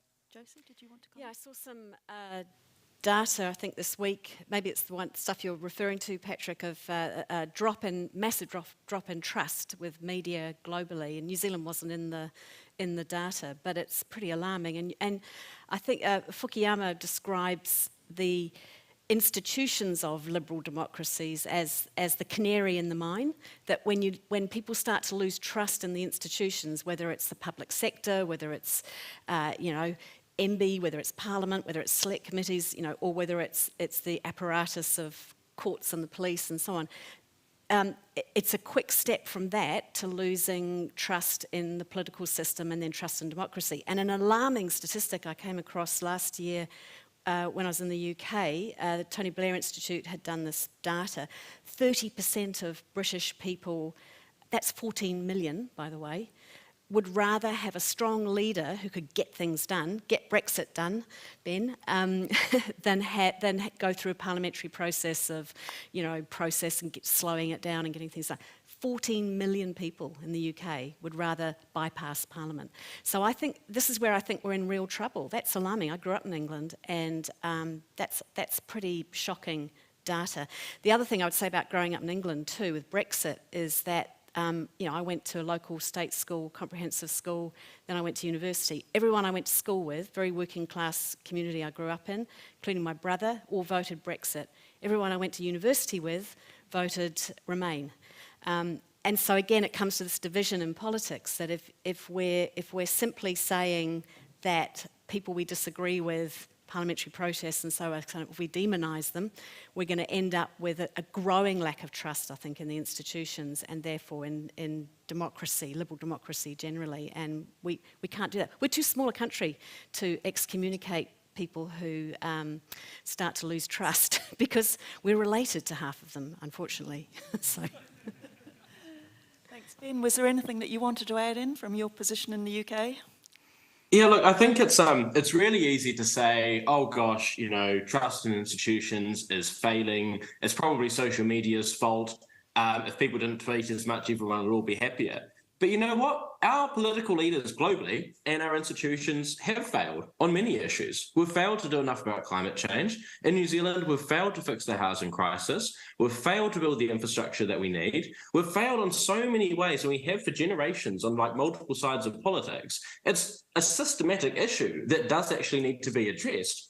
My generation are the first generation in a century who are going to have a lower standard of living than their parents. My generation are less likely to own their own homes. We don't expect our retirement savings to be guaranteed by the government because we just assume that the economy will be completely kaput by then. And half of us have depression because we think that the world's going to burn to a crisp in 10 years. I exaggerate, but these are really serious issues. And then you wonder why we have low trust in institutions. Social media, sure, it doesn't help some aspects of this, but there are very real challenges that haven't been addressed by our institutions and our leaders that need to be. And until they are, we're going to see the situation getting worse. But you know what? Social media can and should be part of the solution. The survey I mentioned earlier about surveying 19 countries, do you think social media is a force for good or bad for democracy? In every single country surveyed, young people believe that social media was a positive factor for democracy. It leads to explaining things in ways that appeal to young people. It leads to building communities on causes that young people care about, whether it's Me Too or climate change or anything else. And what it tells us is that politicians, political institutions, parliaments, libraries, ministries, journalists need to show up and be present on these platforms where people are. And we've seen some fantastic work from many in the media community and journalists about being proactive on social media and engaging. You see piecemeal examples from governments around the world. This is my challenge, get out there and get on these platforms where people are communicating and start taking responsibility for the issues that our political leaders need to be dealing with.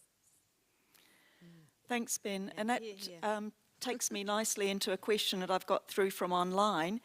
The digital world that we find ourselves in currently is a huge challenge, but also an enabler, and you've talked about some of those enabling factors. How can we manage this tension to ensure that democracy is able to thrive? And you've given us a few ideas there, Ben, so I don't know if you'd like to start and add any more before we turn to the other panellists, but how can we make sure democracy can thrive? Look, I think the best place to start is to split out what are actually some of the different nuanced problems here. Because it's very easy to lump everything into, oh, that's a digital issue. But if you look at the things that you do in a day, everything's digital. When are you without your smartphone? Every business that you interact with has an online presence. We heard earlier about cryptocurrencies for the central bank, and what does it matter? We pay for everything with our phones anyway. If what we're doing is digital, explain to me what isn't digital. So we need to get better at using vocabulary to break down the different types of challenges that exist within the digital media environment. So we've got a few, right? We've talked a lot about trust in institutions. One of the places we can start by doing that is by institutions really putting in more effort to turn up and communicate and take action. Another issue is around populism. And populism represents a lack of engagement from political leaders with issues that people are concerned about. And there are all sorts of structural factors that are outside the scope of this panel about why politics is moving in different places. But what it means is that when there's a gap for a populist movement, that other political leaders need to respond and actually listen to what these people are getting upset about. When working class voters in the Midwest voted for Trump, they did so because they felt like the Democratic Party had left them behind on values and policies. That's why they voted Trump, right? And so political leaders need to respond to that. So those are a couple of examples of how, we can actually, by splitting up these challenges, respond to them in separate ways. A lot of people say, well, actually, if we just banned or regulated these digital platforms, then our problems would go away. Well, it's not that simple. It might be easier to say, oh, look, maybe we should just separate Facebook up so that they don't own Facebook and Instagram. But the bigger threat out there is TikTok. And if you break that up, if you regulate that, something else will come along. We actually need to take responsibility as a society, as individuals and institutions for, one, putting in more good than bad, because all social media does is reflect back to us what we put into it. So we all need to look at our own behavior and the comments that we make online and everything, and ask if we can do better. And secondly, start taking seriously these issues that are being accentuated by social media. So if social media is telling us that there's a rise of populism, don't blame it on the algorithm. Look at what social problems this is pulling out and reflecting back at us. Thanks, Ben. Josie? Yeah, that's so true, Ben. And I think, if people are losing trust in institutions, then they might have a point. That's the first place to start, isn't it? I look at, I was at another conference last year about social media and what to do about it. And the general consensus, and this was from a lot of countries, was that banning hate speech or trying to ban content on social media is not the right way to go about it. First of all, just deal with the basics. Authenticate users. If you look at banks can't just take sackfuls of money from anonymous people. They have to confirm that you're a real person. So, there's a great phrase of freedom of speech, but not for bots. So you can ban the bots off social media by authenticating real people, and then you can tweet anonymously, but you have to be a real person initially, right? The second one is confirming age, so you can do that by authenticating real people. And then content moderation can happen. I know Pinterest and YouTube do it really effectively, that when something goes viral, I think Ben will correct me, but it's something like more than 300 shares or something like that, then they go, oh, something's happening here, so we need a human to come in and look at this content. Are we live streaming murder here? Then we're going to stop it, right? It's illegal. So you don't actually need hate speech legislation to do that. And the final thing I would say on that is that, again, populist movements can be a force for good. In New Zealand, the New Zealand population was way ahead of the government on supporting Ukraine. They could see very clearly what the issues were here.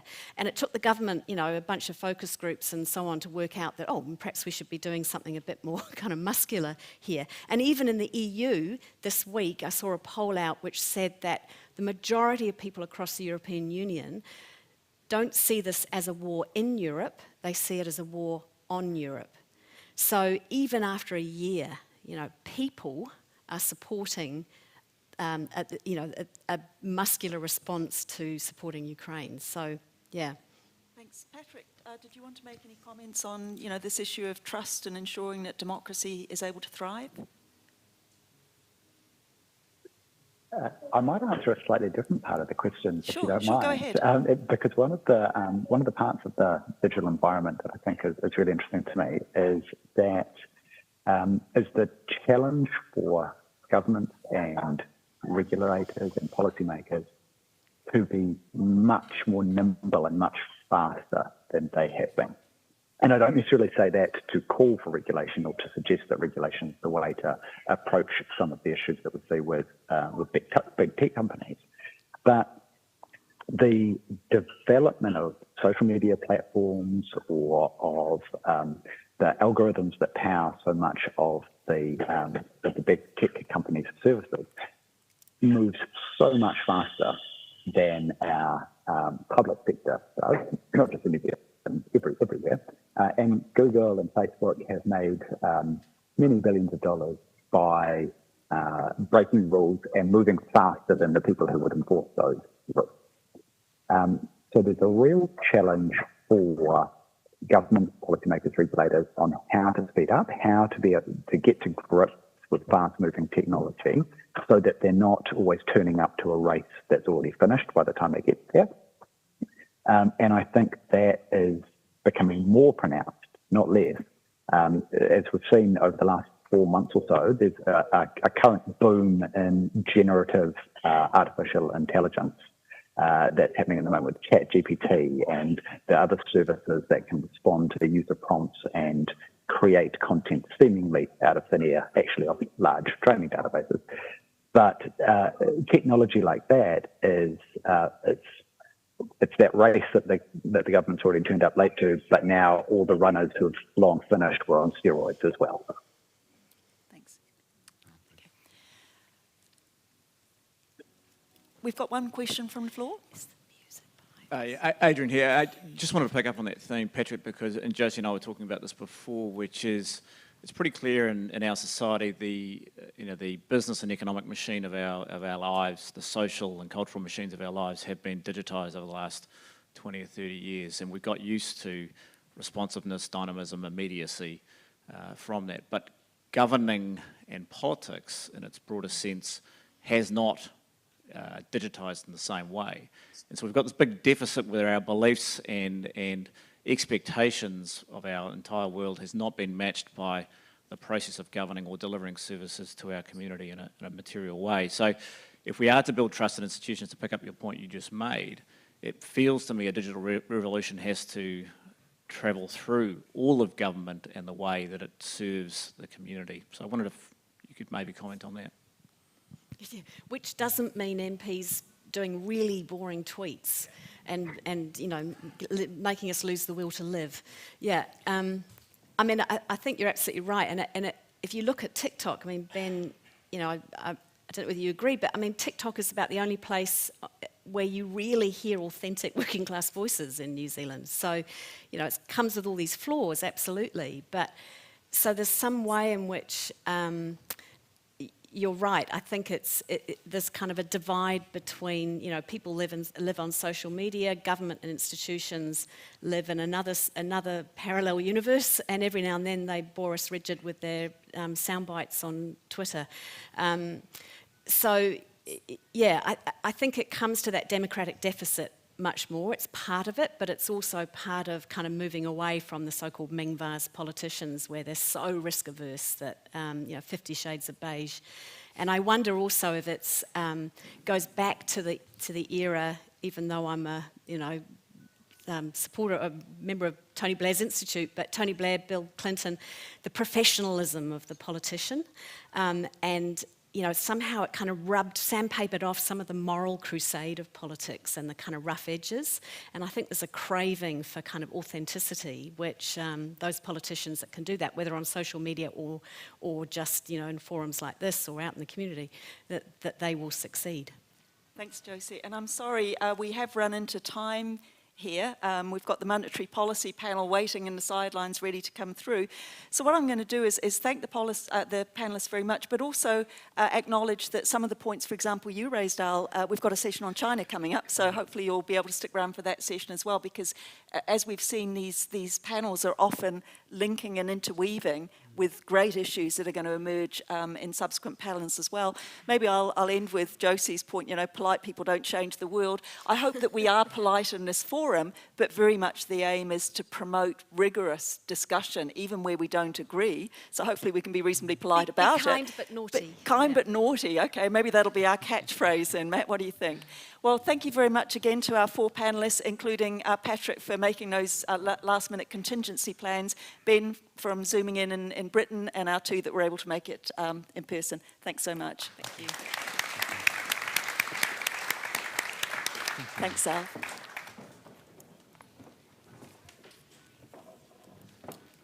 God, I didn't fall off the stage. Hi, Paul.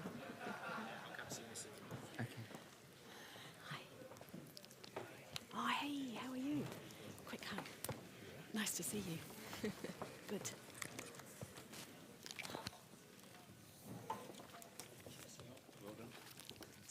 Thank you. Yeah, please come ahead. You might want to come round the back. Paul will place you here.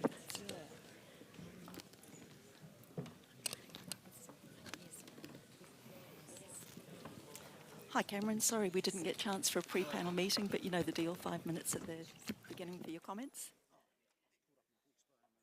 Yeah, no worries, no worries. Hi, Christina. Nice to see you in person.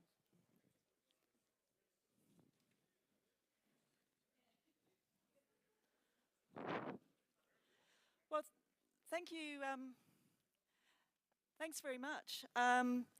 We had the keynote presentation from Adrian Orr this morning. We've had a little bit of a break from macro policy, although it was a fairly heavy thinking break from macro policy. But we're going back to the relative lightness, in a way, of macro policy now, monetary policy. But at times it doesn't feel that light at the moment in New Zealand, does it? With inflation rearing its head in ways that we haven't seen for a few decades, monetary policy is suddenly seeming particularly relevant to many people's lives, including those of us with mortgages at the moment. So, our session does follow on very, very well from Adrian Orr's keynote, as well as a workshop on monetary policy that we hosted here at Waikato Management School on Wednesday afternoon. So some of those threads may also come up in our panel discussions. I'd like to introduce our panellists. Thank them very much for joining us. Our first panellist has already been mentioned by his boss this morning. Paul Conway is the Chief Economist of the Reserve Bank of New Zealand. We've then got Cameron Bagri, who is the Managing Director and Chief Economist of Bagri Economics. Christina Leung is the Principal Economist at New Zealand Institute of Economic Research, NZIER, many of us know it as. And finally, another of my colleagues, Professor Frank Scrimgeour from Economics at Waikato Management School. And with that, we'll pass straight to you, please, Paul. 5 minutes intro remarks from everyone. Thank you, Anna, for that introduction, and kia ora koutou. Great conference so far. I've been really enjoying it, even though the material we're dealing with is, we have many issues in front of us. I'm going to speak 5 minutes on monetary policy. We've already heard from the governor, so this session, monetary policy.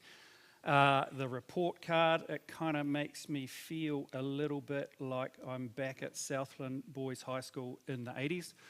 getting my report card. But anyway, it's cool to be here, and I'm really looking forward to hearing what the other panellists have got to say and what you've all got to say about our review and assessment of the formulation and implementation of monetary policy, which is a hefty 120-page document that we put out at the end of last year that reviewed monetary policy over the 5 years to October last year. Now, of course, a report card, it's all about looking back and assessing how we've gone, assessing performance, so that we are better placed to move forward. And that's exactly what RAFIMP, we call it RAFIMP for short, is all about. And in fact, the whakatau on the cover of that document translates into look back and reflect so you can move forward. That's very much what I'm interested in here today. The Reserve Bank, we're required by legislation to review our monetary policy actions every 5 years. That's a new review under the new Act, and RAFIMP is the first example of us fulfilling that mandate. Of course, the bank has done plenty of business cycle reviews over the years, but RAFIMP is far more comprehensive. And I do encourage you to have a look at it. It's a document that we're quite proud of and quite pleased with. There are 3 main sections to the report. So the first one provides context. It covers changes in the monetary policy framework that occurred over the 5 years. So this is the dual mandate, the establishment of a monetary policy committee, et cetera, et cetera. There's also a bit in there on economic conditions going into the review period, so falling neutral interest rates, interest rates that are not contractionary or expansionary, and they've been declining globally and in New Zealand heading into that review period, and also headline inflation in the bottom half of the target band. Does anyone remember those days? They're starting to feel like a long time ago. Now, the second section of this review, it looks at monetary policy in real time, so a big focus on the data that's actually in front of the Monetary Policy Committee as decisions are being made. For me, involved in the writing of it, it really brought back memories of the health and economic emergency that we were all living through at that time. It was a pretty scary period and a very fast-moving environment for all of us, monetary policy makers included. Over that time, I just want to say, bank staff and many other people across the public sector were working super hard out, incredibly hard, and some people are still recovering from that period. Now, we draw lessons from this real-time review of monetary policy. I'm just going to tick through some of those. First, fiscal and monetary actions averted worst-case scenarios. So economic Armageddon, which was widely kind of projected or forecast at the time, was avoided. Economic growth, it's been extremely volatile, but it's actually been relatively strong over the pandemic, a little too strong as it happens. Another lesson from that period is that a clear understanding of fiscal policy is critical for getting monetary policy right. So in 2020, new fiscal policy rules were being designed and rolled out at pace, and monetary policy had to be across those. So this is about a high trust environment across Treasury and the Reserve Bank, which I think we've largely got, and also a good understanding across number 1 and number 2, the tiers, of course, without compromising operational independence and not sort of conflating the roles of monetary and fiscal policy. Another lesson from this part of the report is that additional monetary policy tools, AMP tools, so the LSAP program in particular, worked extremely well in correcting financial dysfunction at this time. That was incredibly important then. It would have been an even bigger economic disaster if our debt markets had seized up, preventing governments and corporates from borrowing. Another lesson from this section of the paper is, as the Governor alluded to this or spoke about this morning, is that monetary policy could have been tightened earlier in 2021, in which case we'd be dealing with a bit less inflationary pressures now. Now, the third section of the report, it takes a step back and it looks at the conduct of monetary policy over the 5-year period as a whole. This includes an initial assessment of the broader effects of AMP tools. And I say initial because that story around QE, around quantitative easing, it has a long way to run, and it's going to be the subject of a great deal of scholarly attention over coming years and decades. Now, again, we draw a number of important lessons from this part of the paper. I'm not going to go through them all, but just for example, AMP tools were successful in providing monetary stimulus. So our best estimates are that LSAPs lowered longer-term interest rates to the tune of 50 to 100 basis points. And also the funding for lending program, the FLIP, also lowered interest rates by 20 basis points or more, but it could have been designed with more flexibility, such as an early termination clause. By lowering interest rates, AMP tools resulted in higher than otherwise economic activity and inflation, so they were stimulatory. But it's hard to quantify the net economic benefits of these tools, whereas the mark-to-market costs or the accounting costs of holding government bonds is straightforward to measure, and we publish it monthly in the interest of transparency. Now let me finish just by saying that lessons learned are only useful to the extent that they lead to future improvements in monetary policy making, looking back so that we can move forward. So we highlight 9 areas for improvement in RAFIMP. I'll summarise these. Develop broader insights into the impacts of supply shocks on inflation. So this is get a better understanding of the economic environment that monetary policy is likely to be operating in future. Develop new sources of data for economic monitoring. As Dr. Graham Scott noted yesterday, there's a data revolution going on, and we need to be right into that, especially given that our official data can be lagged and a bit patchy. Develop better measures of neutral interest rates. So this is about, it's crucial in understanding the stance of monetary policy, understand the role of fiscal policy instruments in managing economic shocks, refine our measures of maximum sustainable employment, so MSE. We did a survey, it's not particularly well understood, so we need to improve that and we need to communicate that better. Use LSAPs to mitigate financial market dysfunction. They work in that space, but be cautious about providing forward guidance in uncertain times. Things can change quickly, almost by definition. And maintain the OCR as our preferred tool for setting monetary policy, but maintain operational readiness across AMP tools. Again, as the Governor mentioned this morning, we are building a research agenda around these improvements, which will determine what we are working on over the next few years.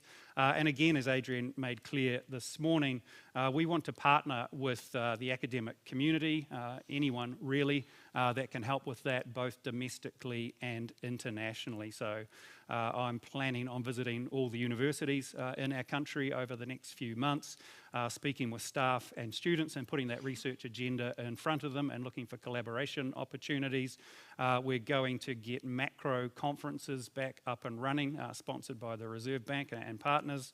We're going to get international economists back visiting New Zealand to give us their insights, and Reserve Bank staff are going to get back to relevant international and domestic conferences to present our work and get feedback. So in short, and just to finish, we are back in business and look forward to engaging with you all as we move forward. And let's get on with it because, as we've heard over the last day and a bit, we have some massive challenges in front of us, navigating heavy seas, indeed. Thank you. Thank you very much, Paul. Cameron? Where do I start? There was an article I read a couple of weeks ago in a newspaper. The journalist will remain nameless, but the person thought that inflation, the cost of living, would not be the key election issue of 2023. In the past 48 hours, we've received the Ipsos Issues Monitor, and guess what? Inflation, the cost of living, is the key issue, and it's the key issue by an absolute country mile. 65% of New Zealanders put inflation as a top 3 issue. The next most important issues are second equal, housing at 33% and crime, law and order at 33%. Rather frightening, education is number 11 on the list, and people are more concerned about the cost of filling up their car with petrol and the standard of our education system. I thought I'd make 4 or 5 sort of broad points. Look, number one, if you look at the thrust of what the Reserve Bank's done over the past 5 years and the conclusions of the review, they broadly got it right. Did we really know where we were going? The answer was hell no. You know, so you had to go, and you had to go big. And if there's question marks that I think need to be asked, they're around, one, the funding for lending program. And I just saw ASB expanded their margins by 33 basis points in their last financial results, which is one hell of an expansion. And 2, the enthusiasm for negative interest rates from the RBNZ relative to a close peer such as the RBA. But that said, you know, the broad thrust and the recommendations that came out in the review looked pretty rock solid. Point 2, Adrian talked about trade-offs. And we are going to head in the next 2 years into an awkward period where those trade-offs are going to come to bear. And the Reserve Bank's predicting the dreaded recession. I like to call it a reset because that's a little more optimistic and less pessimistic, but still highlights challenges. At the same time, inflation's still going to be up around 6%. Now that sort of leads me into point 3. As we get into these trade-offs, one of the things that, you know, I look back at the past few years and I'm not sure the Reserve Bank included it sufficiently within their discussions, and it's difficult, yeah, because it's not part of your remit, it's not part of the playbook, etc., but it's the whole concept of your social licence. Yeah, and doing your job, you've still got to have society on board. And one of the things that worries me globally at the moment is that as the economic costs of containing inflation come to bear, i.e. negative growth, falling house prices, and unemployment going to, I think, you're 5.7, something like that. That's an awful lot more people on the job seeker benefit, and there's going to be social consequences of that, and I think there's going to be pushback. So the path of least regret might have been appropriate, but there was a risk that could create challenges on the other side as society, I think, is going to start to point the finger. And I'm trying to think about how that is going to get shaped. The second point, or the second question I've got, is one that central bankers probably don't want to talk about, but do we have the right inflation target? Is 1 to 3% the right number? Yeah, we now live in a world of repeating supply shocks. We're seeing big structural changes across the labour market around the globe. I suspect globally there is going to be the temptation, as the economic costs of containing inflation increase, people are going to want to perhaps move the goalposts. The third point, and Adrian brought it up, was that about the importance of credit intermediation. And this is what we call the credit channel of monetary policy, which is a fancy word for getting the banking system right. We're not going to make a prosperous, more affluent New Zealand by selling more expensive houses to each other. And there's some deep-rooted structural questions that need asked about the process of financial intermediation across New Zealand. And Paul, I see you spoke up the other day about supporting the Commerce Commission in regard to driving more competitive pressure. Good on you for taking that view. The final question I have is this interaction between monetary policy and fiscal policy. Yeah, we know what fiscal policy technically needs to do. The Reserve Bank needs mates. Well, the government of the day is facing the reality of 30 years of underinvestment across critical infrastructure in New Zealand. So that's the long game, addressing those infrastructure needs through probably one of the biggest investment booms we're ever going to see, versus the near-term challenge of tightening the belt. And monetary policy and fiscal policy are going to go head to head. Point 4, final one, just some small suggestions in regard to fine-tuning. And some examples of fine-tuning. I think it beggars belief why New Zealand does not have a monthly CPI number. It beggars belief why we actually don't know what the migration figures are in New Zealand, because we don't know until people don't come back in 12 months. So at the moment it's pure guesswork. And the final thing is that, and Paul talked about this, we need a better understanding of fiscal policy. Fiscal policy is a big game in town for the next 10 years, and I don't see an awful lot of economic analysis, commentary on fiscal policy. I see an awful lot of commentary on monetary policy. Thank you. Thanks, Cameron. Christina. Cool. Kia ora, thanks for having me here. So when I was asked to talk about in 5 minutes, what's been going on over the past 5 years, it really was like, well, clearly we've been through some pretty unprecedented times with the COVID pandemic, obviously, and also more recently, the floods and the Cyclone Gabrielle. Now, in terms of thinking about what that all means for monetary policy, certainly from the supply side, it's created a lot of changes. Prior to the pandemic, we've had prices be always in economics, we always talk about it always comes back to supply and demand. And previously, in normal times, what you would have is when there's been a sharp increase in prices, naturally that's an indication for more resources to be allocated to that area, in which case then the increase in supply would lead to an easing in inflation from that.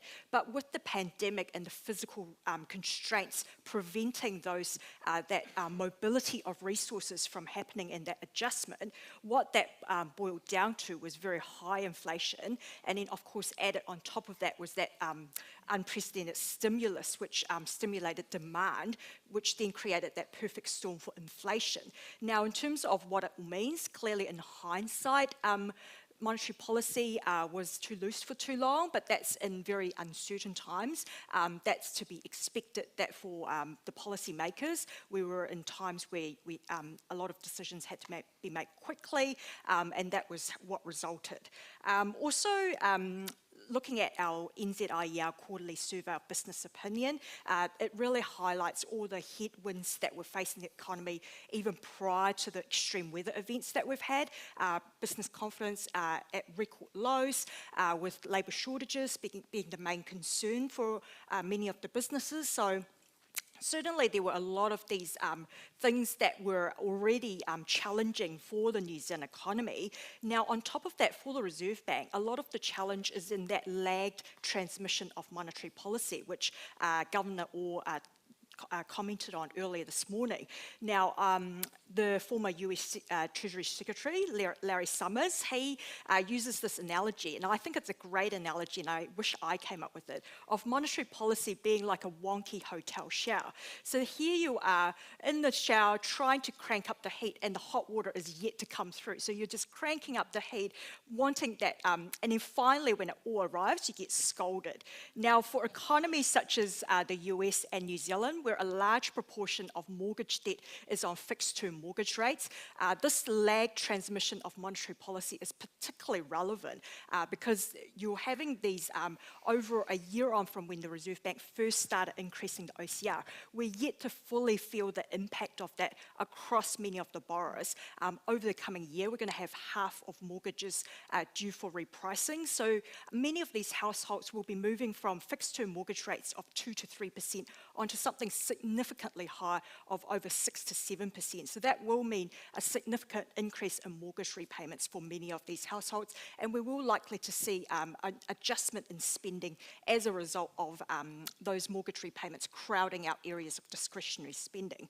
Now, Adrian earlier this morning talked about the central bank needing to be reactive to the circumstances, and certainly that's true for a lot of the circumstances that are beyond the central bank's control, the unforeseen circumstances that we've seen with the pandemic, the extreme weather events, but there is also that need to be recognising that in terms of the monetary policy and the lag transmission of that, what that should mean in terms of inflation pressures later on, and being mindful of the risk of overcorrection on the way up as well as on the way down. Now, to be clear, high inflation is very damaging for the economy, and certainly from coming here as an immigrant in the 1990s, during that time when inflation was very high, and having seen my parents with savings and worrying about the purchasing power of those savings being eroded away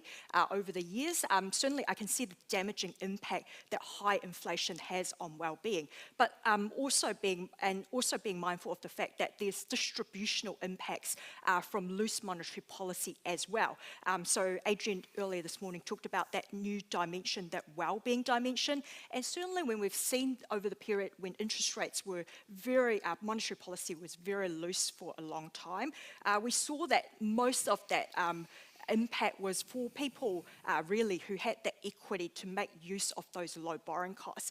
For those that didn't have that equity, having the asset prices keep increasing away and always struggle to catch up with that rise in interest house prices in order to be able to get into the housing market. Certainly you can really see the distributional impact that monetary policy can have across the economy. So those would be the key things I would take in terms of what we've seen even both prior to the pandemic and then also and more recently as we now adjust to a new normal. Thanks, Christina. Frank? Tēnā koutou katoa. Thank you for the opportunity to share this panel with my streetwise colleagues. It's great to be here. I'll cut to the chase.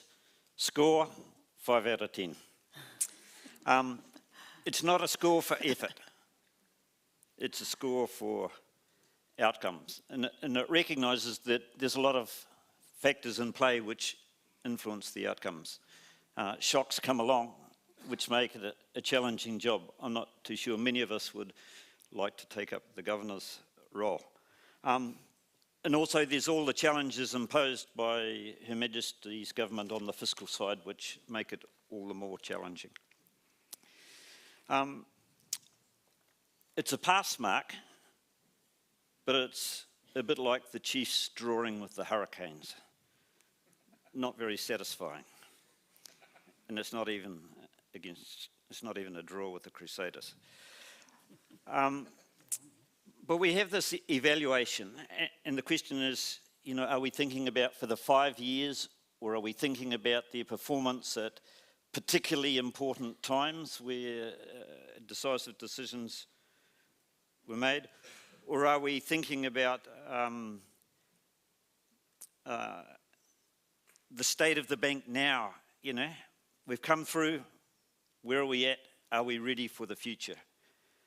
And the question is, should it be the Reserve Bank reporting on itself anyway, or should it be other people undertaking a review of the bank? And perhaps the bank might be able to do quite a good job of reviewing the fiscal policies that they had to work with. So anyway, I would like to put on the table 3 reasons for my passing grade, which gives room for improvement. First of all, to me, there's been a severe loss of confidence in the bank amongst the academic community in which I live, and amongst the borrowing community in which I live. You know, I may have a bad memory, but my memory is my colleagues and peers and business associates had greater confidence in the institution than they do today. Why is that? Well, I think many perceive the bank as being like a learner driver over the last few years, overcorrecting, perhaps even destabilising the economy rather than helping us move to greater balance. A reluctance of the bank to publicly acknowledge when it got things wrong. And so, in choosing very major analogies, to say we avoided Armageddon, well, we didn't avoid a lot of lesser undesirable outcomes. So that's the first concern is the perceptions. There's a rebuilding challenge there. The second, I say, has there been sufficient preparation for the future? We had the conversation about digital currencies this morning, really helpful. But I think there's been a lot happening around the world. I don't think we're as far forward as we should be and ready for central bank initiatives and for central bank oversight. The future is coming fast. And secondly, I think as part of that future building, I don't think we've got our human capital right, our academic capability, and I was really excited to hear Paul's comments about the potential for greater engagement by the bank with the thinking community. And I suggest to you that over the last 5 years, the bank's breadth of interests has increased, but its depth of capability has diminished. And so we haven't got the mix optimal there. And thirdly, I want to jump outside of the monetary policy remit for a while and talk about fiduciary oversight and prudential regulation. There's been a lot done in the last few years, but I suggest to you that there's been a trend towards complexity, a lot of stuff happening, and in that, some of the most important stuff hasn't been occurring. And I think it hasn't been helped by the whole Basel process. I think, you know, you get auditors and technocrats into certain kind of stuff, they get locked into the detail, and they sometimes miss the most important stuff, which is essential for ensuring our financial security. So let's look forward to a higher score next time round. Thank you. Thanks, Frank. And I noticed that Paul looked like he might like to ask for a grade reconsideration from the current head of our School of Accounting. But I did notice him nodding his head in appreciation of some of the comments that were made. I guess, you know, while I was listening to these panelists and the insights that they were bringing, it just kept on reminding me that economics, one of our strengths and weaknesses of a discipline, is that we use models, we make assumptions. And we're not just a pure descriptive science, but the way that you can look forward is to try to distill what's interesting and what's important about a situation, about a problem, and use that as a lens to try to take us forward. But of course, our panelists reminded us of a lot of the problems with this. We've got multiple targets, and they threw in fiscal policy as well as multiple monetary policy targets that may be sometimes conflicting. So we've got multiple targets, we've got other things in the economy to worry about as well, including what the fiscal policy guys are doing. Christina reminded us about those lags, and of course these are the bane of many macroeconomists' lives, that, you know, you might change something in macro policy, but you've got 12, 18 months time period before it really kicks in. So I guess the first question I'd like to start with, and if you've got questions from the floor, please do raise your hand so we get the mic to you while they're thinking about this one. But the first question I'd like to address the panelists is on this issue of multiple targets in a very dynamic, difficult environment. It's all very well to do ex-post assessment, and we understand the difficulty of forecasting, and also it reminded me of that old joke that, you know, the economists are there to make the weather forecasters look good. But I'd like your insights into these conflicting, sometimes policy targets. Have we got too many targets? Have we got the right targets? How do we manage these multiple targets? Paul, do you want to start with that one? Weather forecasters have much better data than economists. What I would give for continuous real-time data on where the economy's at, it would be incredibly useful. And as I said in my comments, you know, I think we can go some way towards that, and that's part of our agenda going forward. In terms of multiple targets, I think, you know, the Governor addressed this issue this morning. Personally, I am indifferent about whether we have maximum sustainable employment in our remit. It's actually in the legislation, so to get rid of it would involve reopening the Act.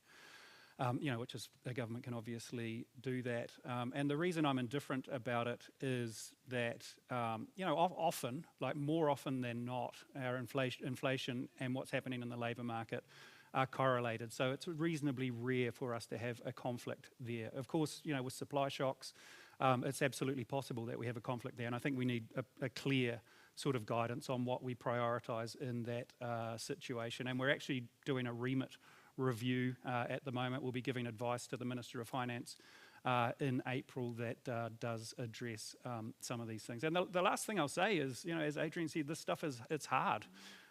getting across, just even in the monetary policy space, and then you go more broadly across the bank and financial stability and inclusion, the other sort of objectives we've been given, and then you sort of go broader again across the public sector, the regulatory system, what's happening in the fiscal space. But I think the challenges that we're facing at the moment require all those policy areas to be lined up. I'm sort of, I'm aware, what Dr. Graham Scott said yesterday about, sometimes it's just good to give someone a job and go away and do that. And, I think that's true, but I think there's, in some cases, but I think a lot of the issues we're facing into require a whole of government approach. Cameron, did you want to make any comments on this issue of targets? Well, presumably, if we do get that clash, and we are going to get that clash between the employment and the inflation objective, the inflation objective becomes sacrosanct. That's the one that you go after. And I guess the bigger issue to me is, once again, how does that clash play out? Because I think it's coming. The reality is that central banks, inflation fighting for the past 30 years has had a whole lot of dynamics in central banks' favour, whether you look at globalisation, demographics, technology, there's a big list. Now, if you look at what they're facing nowadays, whether it be the world that is onshoring, systems that are becoming just in case as opposed to just in time, big shift in labour market rebalancing back towards the employees versus employers. Demographics, people are starting to spend as opposed to save, so that's eating into the savings clock. Where central banks, or the pain that central banks need to dish out now to get the inflationary thief back in jail, is going to be higher. And that's where I'm looking at, how does this pan out within a social sense? And I don't have answers to that at the moment, but it's one of my big concerns. Thanks, Cameron. My concern is, this morning I thought the Governor did a good job of explaining the complexity that they face, but the very real risk is that in thinking about this complexity, we create confusion. And it seems to me, when I hear talk about multiple objective functions, I start to get really worried. What is the objective function, and what are the arguments in that objective function, and how do we bring these different issues together in an appropriate manner, giving the right weight to this issue and a different weight to this other issue in a different place. So I think if we can reduce the confusion, we enhance the trust, and we bring the best out of our advisors and others. Thanks, Christina. Yeah, so all policy, as we discussed earlier this morning, all policy interventions will have trade-offs. So it's a matter of whether we make those, are they implicit or we make them explicit. I agree that in terms of priority, inflation from a credibility perspective should be the priority into we making policy. And then it's then more about taking into consideration what are the side effects, if you like, from focusing on that inflation objective. Paul, did you? Just to respond to Frank, I take your caution that if we get too sort of absorbed in this world of multiple objectives with their own set of trade-offs, the danger is that we end up with mush kind of thing. So I think there is an argument for saying we need to be very clear on certain things, and I take Cam's point as well, that inflation should have primacy when we get into a situation of trade-offs. We've got more coming on that with our remit review. But I also say, the world is incredibly complex, and in a sense, this challenge for policymakers just reflects the world that we're operating in, and the world is getting more and more complex. So in a way, we can't get away from it. But I do, fully take the point. We need to understand these, which is, that's our call. Can we work with academics? We've got a lot of work to figure this stuff out. And we can go further with it together. One of the interesting things in the last 6 to 12 months has been the consistency in the messaging coming out of the US Federal Reserve, which is the most powerful central bank around the globe, so you need to listen. They've been on script, and it's been a really consistent message, and financial markets didn't want to buy into that script at the end of last year, early this year, pushing the pivot. Interest rates are coming back down. Well, markets are now erring back towards the Fed's view of the world. We've got a tough job ahead and rates might need to be higher for longer. So the message is starting to get through, but all Fed members have been singing from the same hymn book. It's been great to see. Thanks. Can we get a mic to this table here, please?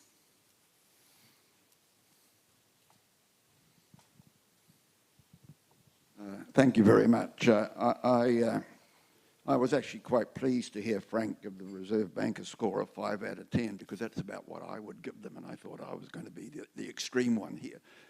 The Reserve Bank has admitted they were a bit slow in moving away from their low easing. I think the biggest problem was how far they went into that low easing, and they don't seem to take any responsibility for that. Paul has explained it that they avoided economic Armageddon. Well, you can't prove that either way. It's something that is unprovable. Adrian Orr this morning said you've always got to be conscious of the trade-offs, that your tools are limited, and there are long lags. Well, I think you forgot about all of those during that period. The trade-off was completely forgotten. You focused entirely on growth and employment and forgot about inflation. You ignored the trade-offs. You seem to forget that your tools are limited. You thought you could do everything. And all central banks did that. They lost their modesty and they tried to take on everything. And the lags, I went down to the Reserve Bank in November 2020 and said, you're building up asset price pressure, you increase risk in the financial sector, and latent inflationary pressures. You couldn't see all of them, but they were going to come because of your settings, and you forgot about the lags. Did you take any of those things into account in 2020 and early 2021? Because it's not obvious to an outsider that you did. I was an outsider at the time as well.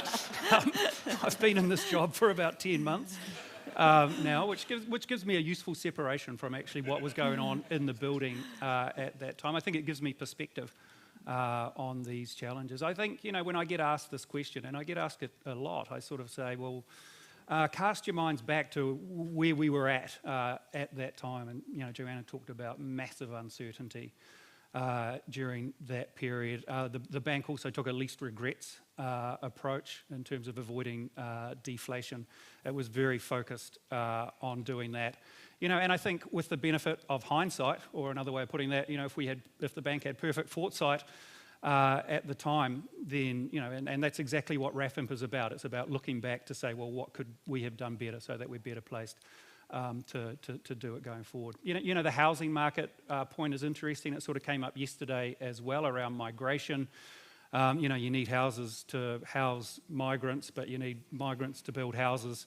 I think if we're worried about inflation, yes, house prices are affected by interest rates. That's clear on the way up and the way down. We're seeing that currently.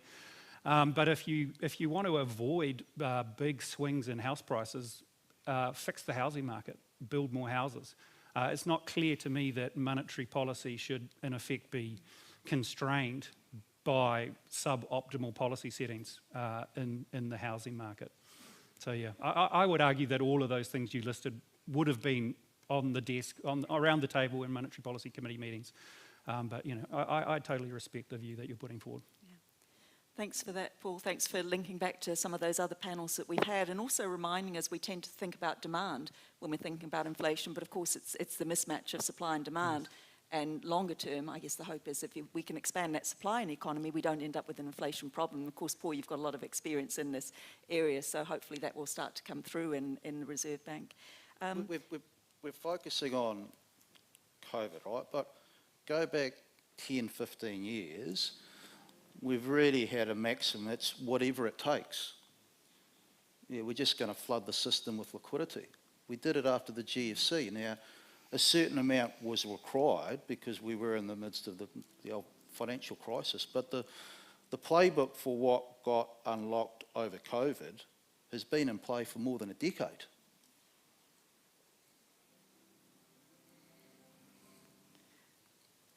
Okay, we've got a very popular question that's come through from Slido.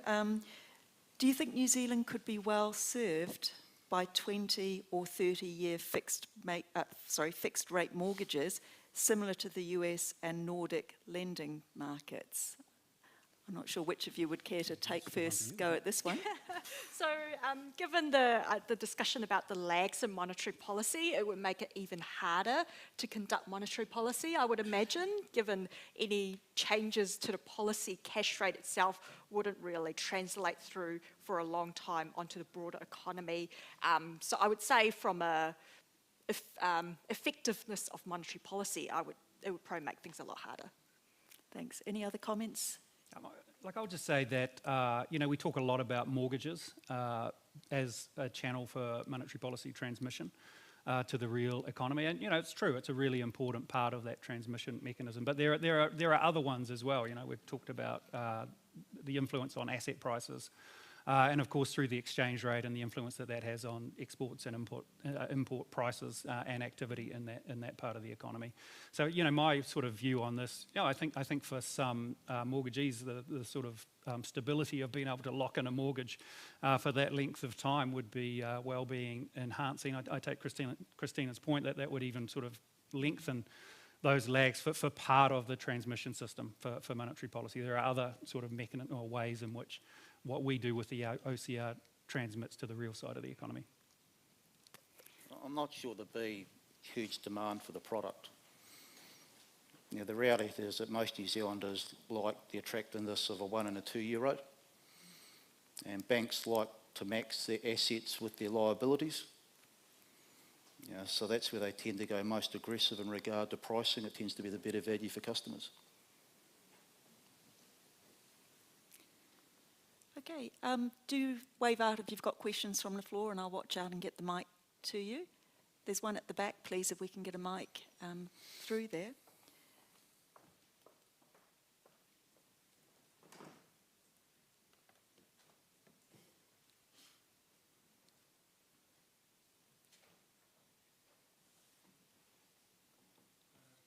My name is Reza.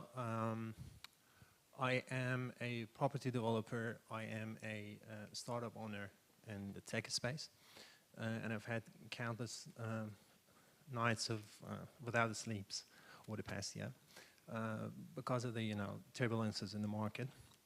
I'm also a lecturer of finance and economics at Wintec, and so I see a lot of cognitive biases when it comes to, when I look back at the decision making. You have this situation where there is an influx of money, supply of money, and you also have these disruptions in, the supply chain, which affects production. So the Reserve Bank would know that there will be lower production. And although it always takes this passive position that things happen, then the Reserve Bank reacts, and there's a lag in the policy, all of a sudden, when it came to COVID, it decided that it needs to be proactive and cut the rates significantly at the time. So what did we expect, really, in a situation where you have lower production, huge supply of money? Well, of course you would have inflation, right? And it's not something that you can say, hey, we can look at it in retrospect or on the hindsight and yes, we could do things differently. As an economist, or many economists, they would know that would happen, right? So I don't really see that as an acceptable thing coming from the Reserve Bank. Another thing is, what is frightening me at the moment is that those cognitive biases, like we convince ourselves that the situation is too complex to handle. So it is okay to make huge mistakes. And I believe we panicked at the outset. We the Reserve Bank reduced the interest rates, did the LSAP program. On the other side, the government kept spending and spending. And what is frightening now is that we have set a 1 to 3% inflation target, and we're hoping to achieve that by mid 2024. I don't see that being a realistic target, and I see that it is just that we're convincing ourselves again that that's going to happen. And we know that the government is going to keep spending, right? They will spend and spend. And I think at the moment, the real interest rates are lower than the inflation. It's still fueling the inflation, really. And at the end of the day, I don't see a clear path forward with this mindset that doesn't take it seriously enough and doesn't take action in time. Let's open this up to the panel. We're very time constrained here, so if you want to make any brief comments in response, thanks for that question. Yeah, there's a lot in that.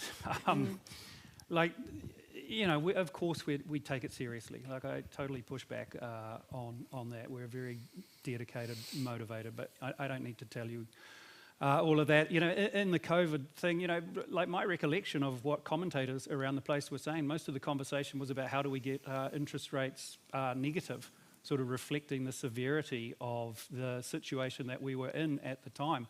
And yes, with the benefit of hindsight, you know, you can make those points. But I think it's really important to think about what was on the table at the time, with fatality rates growing exponentially around the world. It was a very dramatic time. Also, you know, the stuff on fiscal policy, like that was a really big fiscal response. The wage subsidy worked incredibly well.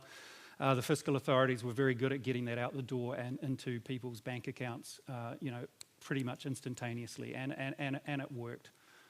So yeah, I don't really know how to address your other comments apart to say, you know, we need to, as I said, we need to learn more about how these tools interact with each other. We have got a coffee break coming up, so maybe you can explore some of those during the coffee break. Right, to be fair to the Reserve Bank, there's been a lot going on, like Ukraine, you know, consistent problems across, you know, China's supply chain with their extended lockdown, that sort of stuff. So this morphed way beyond COVID, which made their problems the challenges more difficult. That said, you know, the omelette was over-egged. And you know, I come back to what I said earlier on about the funding for lending program. I still struggle to get my head around in regard to why a crisis management tool was ever put in place with a banking system that was very well financed and had no problems accessing cash. And the enthusiasm for negative interest rates, I don't think was coming from the private sector. You know, that was coming from within the Reserve Bank. And the Reserve Bank kicked that for touch. Sorry, the Reserve Bank of Australia just said, we're not going there. We're almost out of time, but Christina and Frank, if you would like to make any final remarks. So I think within a crisis or a demanding period, large proportions of the population in the business community want to get behind our leaders. They want stability. They want to know what's going on. But the challenge within that is that sometimes it can create a certain kind of groupthink, and we don't get the alternative view, or the alternative view is not specified very clearly. And so I think part of the challenge is to build into our institutional design and our processes how we hear those discordant voices, even when they are not quite right. They're usually on to a genuine irritant or a genuine kind of matter, and the challenge is for us to find mechanisms to hear that, but hear it appropriately, rather than just become reactionary.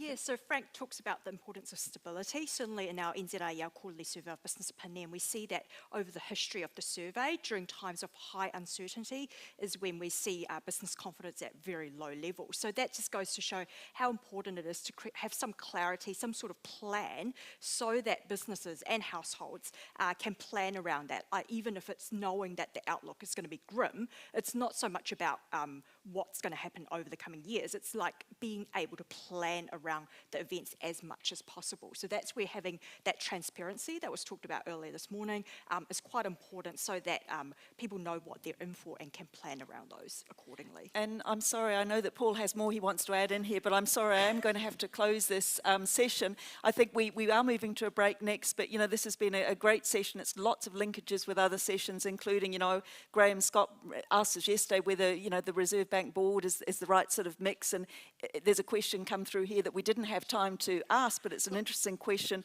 Is it possible that composition of the board with limited expertise in this area is making us prone to swings in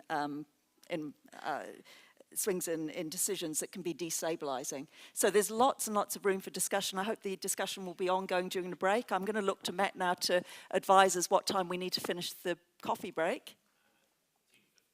10:50, please. We've got great sessions coming up after the break, so please go and enjoy some coffee and be back at 10:50. Thank you very much. Oh, sorry. Thank you very much to our wonderful panellists. Sorry for that.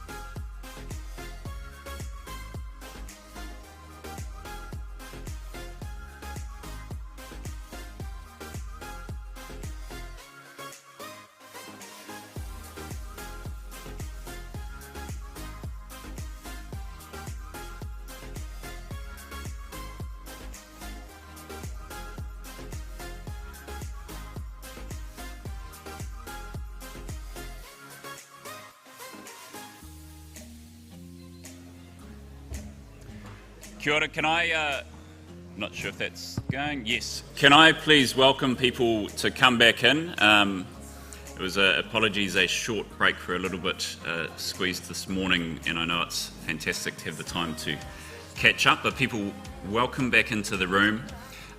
We've got 3 sessions remaining, and they are some of the heaviest hitting. I'm a big believer in Daniel Kahneman's work about peak end experience, and you need to end strong. And so we're going now into a session on Crown-Māori relations, co-governance, but also what next for a very long relationship. Then a session on environment, transitioning navigating the path to net zero, and finishing with that session on China in the West. So as people come back in, I'll just introduce the panel and then we will get into it. So thank you. We've got a fantastic panel with us here today. First, we have Christopher Finlayson, returns to his career in law now, but we all probably know him a little better as former Attorney General and Minister of Treaty of Waitangi negotiations.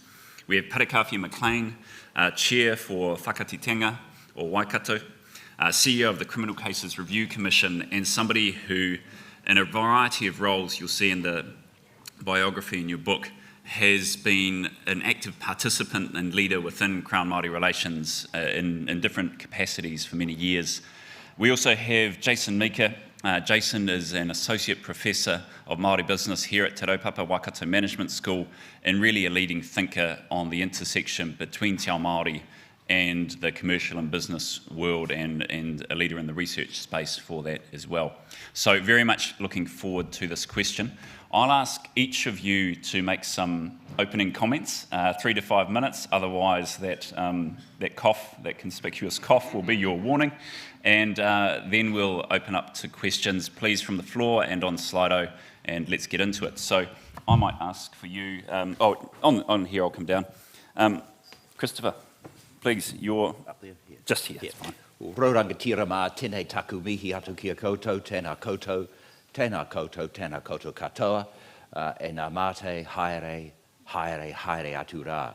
And as I acknowledge you, intellectual and civic leaders, what I've said also is I acknowledge those who have passed, and I particularly want to mention 2 of my former colleagues, Chester Borrows, whom we buried yesterday, with the love, the aroha of Ngāti Ruanui and Ngā Ruahine, and also one of my predecessors as Attorney General, Paul East, who died after a very long and courageous struggle with Parkinson's. And I know Jim Bolger's here, and he'd want me to say that as well. Can I also acknowledge Tainui, the great iwi, not only of Waikato, as some people think, but also all the way through to Tāmaki. And of course, one of the kings used to have his summer palace on the grounds of what is now the Auckland War Memorial Museum. And there are some interesting discussions that will go on about boundaries as between Ngāti Whātua and Waikato Tainui, and I very much look forward to observing those, having been the minister dealing with them for many years. Can I tell you a story? A couple of weeks ago, the wife of the United States ambassador here asked me a question. She said, you know this stuff about co-governance, are you talking about treaty-based partnerships? And I said, well, yes, I am. And she said, I'll send you some material. And she sent me some stuff about an area of 1.3 million acres in southern Utah called the Bears Ears Monument. And it was set aside by President Obama. The great toxic narcissist of Mar-a-Lago reduced it to about 5 acres, and then President Biden extended it back out to 1.3 million acres, and it is co-managed by the United States Bureau of Land Management and 5 First Nations groups, including the Navajo and the Pueblo. And it's one of a number of examples in the United States of treaty-based co-management. And that's what we're talking about, or I'm talking about, and I worked with Stephen Joyce and others on when I was in government from 2008 to 2017. Now that he's passed away, I can probably blame Michael Cullen for introducing the term co-governance, which has developed a life of its own, because some people are conflating co-governance and co-government, but that's not what it's about. It was about treaty-based co-management of natural resources, normally reached, but not always, through treaty settlements. And the first one I had to deal with was over the Great Waikato River after I became the minister, and I worked with Te Arawa and Tūwharetoa and Ngāti Maniapoto to bring the Waipa into that arrangement, and that has been very successful, and I acknowledge the late John Luxton, who worked with Tuku Morgan on that as co-chairs. And there have been other examples that I introduced when I was Minister for Treaty of Waitangi negotiations. So that's the genesis of treaty-based co-management. Expunge co-governance from your lexicon because it's confusing and mischievous. Talk about treaty-based co-management of natural resources, and there you have something which I believe is extremely positive and good for the country. And there's nothing new under the sun. So I'll leave it there. I'm tempted to say if you want further material on the background, you should, this sounds awfully arrogant, but I'll say it anyway, go to my book. And the other thing you may do if you can't be bothered helping me with royalties is go to the Listener of a couple of weeks ago where there is an article by me on that. Now there's going to be debate about Article 3 and co-governance. Maybe we could explore some of those issues a little later on. Kia ora, Christopher, thank you. Parekawhia. Tēnā tātou katoa, e aku nui, e aku rahi, huri no te whare, tēnei te mihi atu. Ko Waiahau, ko Pirongia te maunga, ko Waipā te awa, ko Waikato, Tainui te iwi, ko Ngāti Maniapoto hoki, ko Parekawhia, e mihi ana ki a tātou katoa. And look, I just had to bring Christopher's book along, given we were talking about this very important kaupapa. But really it is an honour to be here alongside both Christopher and Jason today. This is a kaupapa that is dear to my heart, Crown-Māori relations. And like Christopher, I'm going to share with you a personal story. I've also brought along notes because my day role is as a CEO of a Crown entity, and given the events of the week, I need to be very careful about what I say, given the media here and others as well.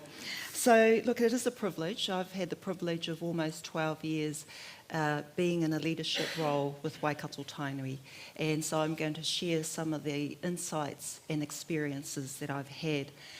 Before I talk about the co-governance, co-management arrangements, however, from the Waikato River settlement, it is really important first to acknowledge that 28 years ago, in 1995, through the leadership of the late Māori Queen, Te Ariki Nui, Dame Te Atairangi Kāhu, and we have in the presence the Prime Minister at that time, Tā Sir Jim Bolger here, who signed our Raupatu land settlement. I was in the States at that time, but my parents were present at Tūranga Waiwai Marae. And if you imagine in those days, we didn't have the opportunity, the ability to text, to Instagram or to Facebook or TikTok real-time action. Instead, my mother wrote a beautiful letter describing in detail that day, and described what really resonated with me was the reason why her and Dad supported the mahi at that time of the late Sir Robert Mahuta and the settlement. And that was despite her cousin, the very ferocious and formidable Eva Rickard and her whānau protesting outside Tūranga Waiwai that day. And what she said in her letter to me was that she wanted me and my siblings and their mokopuna to come to really have the opportunity to determine for ourselves our future. And so she was very much about supporting and building the prosperity of our iwi. I have that letter still, and whenever I read it, I'm very emotional about it. I was emotional at the time because I wasn't back here in Aotearoa, New Zealand, and I'm emotional about it now because both my parents have now passed on. And it is one of the reasons, I guess, one of the drivers for me personally as to why I involve myself in the day-to-day lives and the leadership of our iwi. There are two other points that I wanted to make about that particular settlement, the Raupatu settlement. The first is around the statement that, or our narrative from Waikato Tainui, I rero whenua atu, me hoki whenua mai. As land was taken at that time, so it should be returned. The other point within the preamble of that act and that settlement refers to this being a process of healing and the new age of cooperation between the Crown, the Kingitanga and Waikato.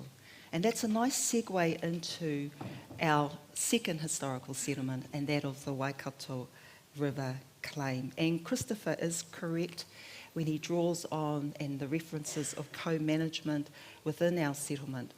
However, from an iwi perspective, from a Waikato perspective, what is also important are some of the kupu and the references to te mana o te awa, the prestige of the river.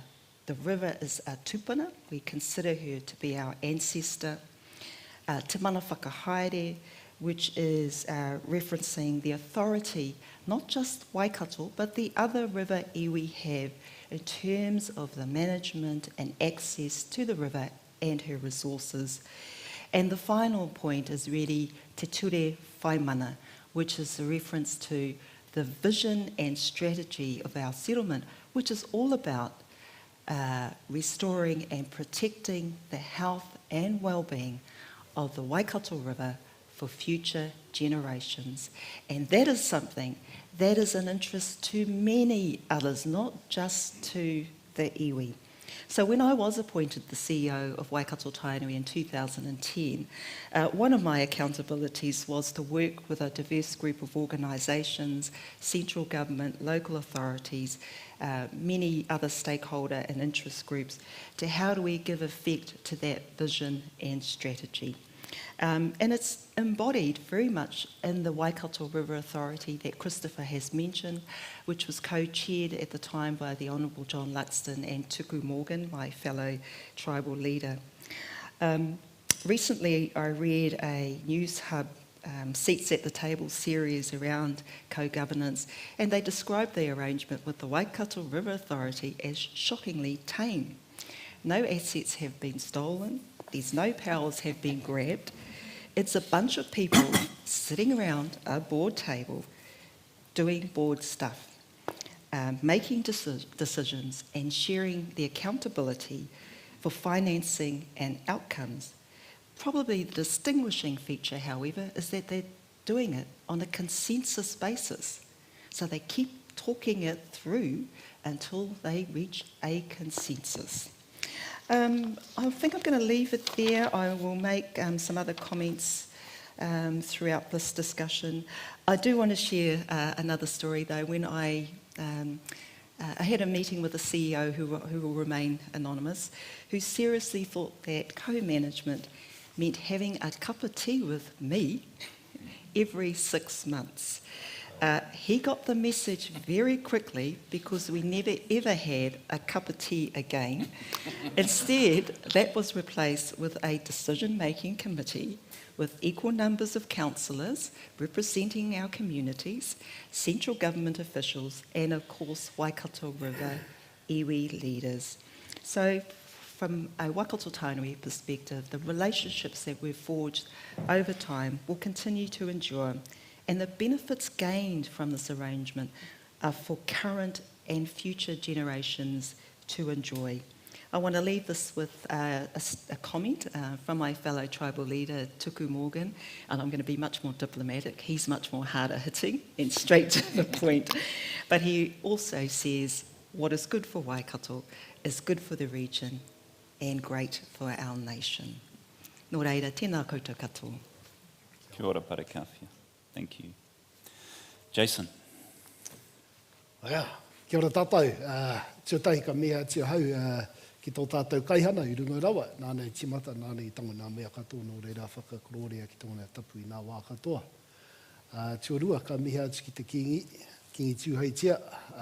Nānei whakamarumaru i tātou i tēnei wā.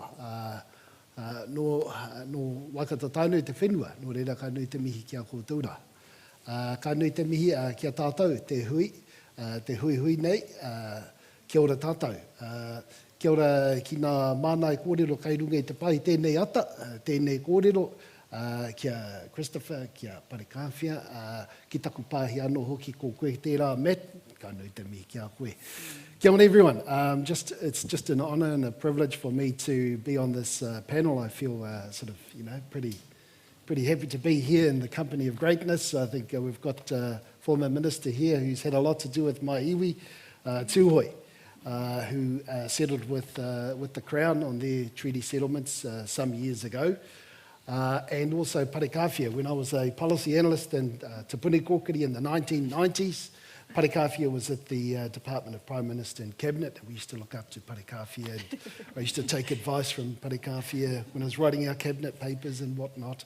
So I had a lot of fun in those days. But my kaupapa now is really all about supporting Indigenous economic development and entrepreneurship.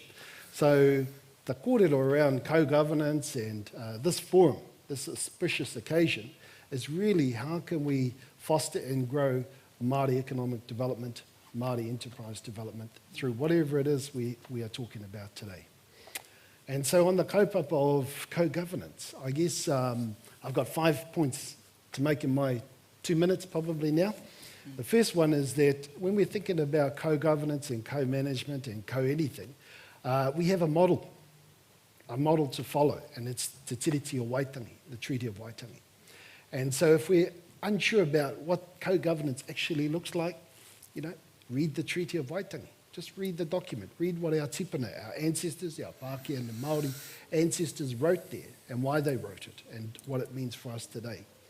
And it's about partnership. It's about working together. It's about including each other's views, each other's knowledges, each other's aspirations, and what is best for our nation, for our country.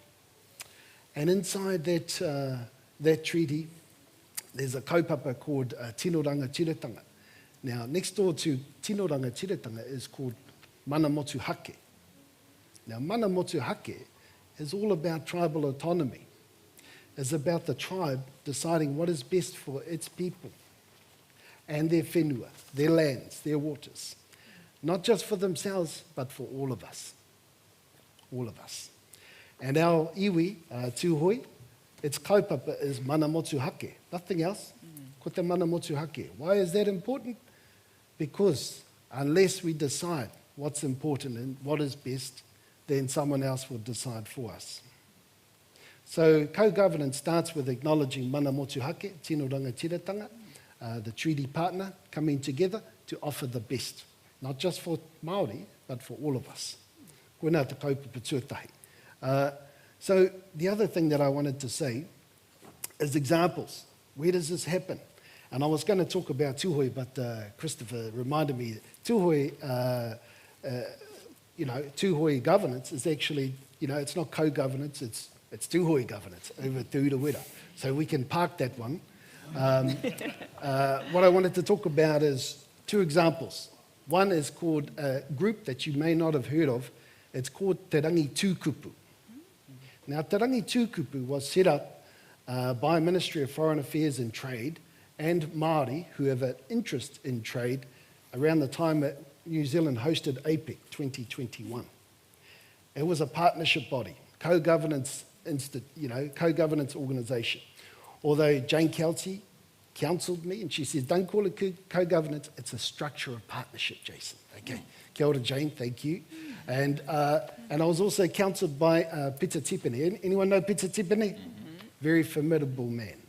And Jane and Peter and Moana and others who are involved in that group and also Te Taumata, very clearly said that koina te tikana, it's treaty partnership.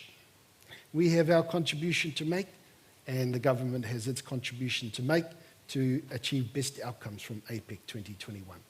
And if you want to look at what co-governance looks like, read the principles of that agreement. They took 6 months to negotiate, so a lot of tough conversations, you can imagine, with Peter Tupende, is going to hold the line. So that's an example for us to look at as to co-governance and how it influences policy. The other one that, again, we may not have heard of, but some of you may be participating in it, either you know or you don't know, but it is our churches. You take any church in this country and you look at the structure, the way in which they operate.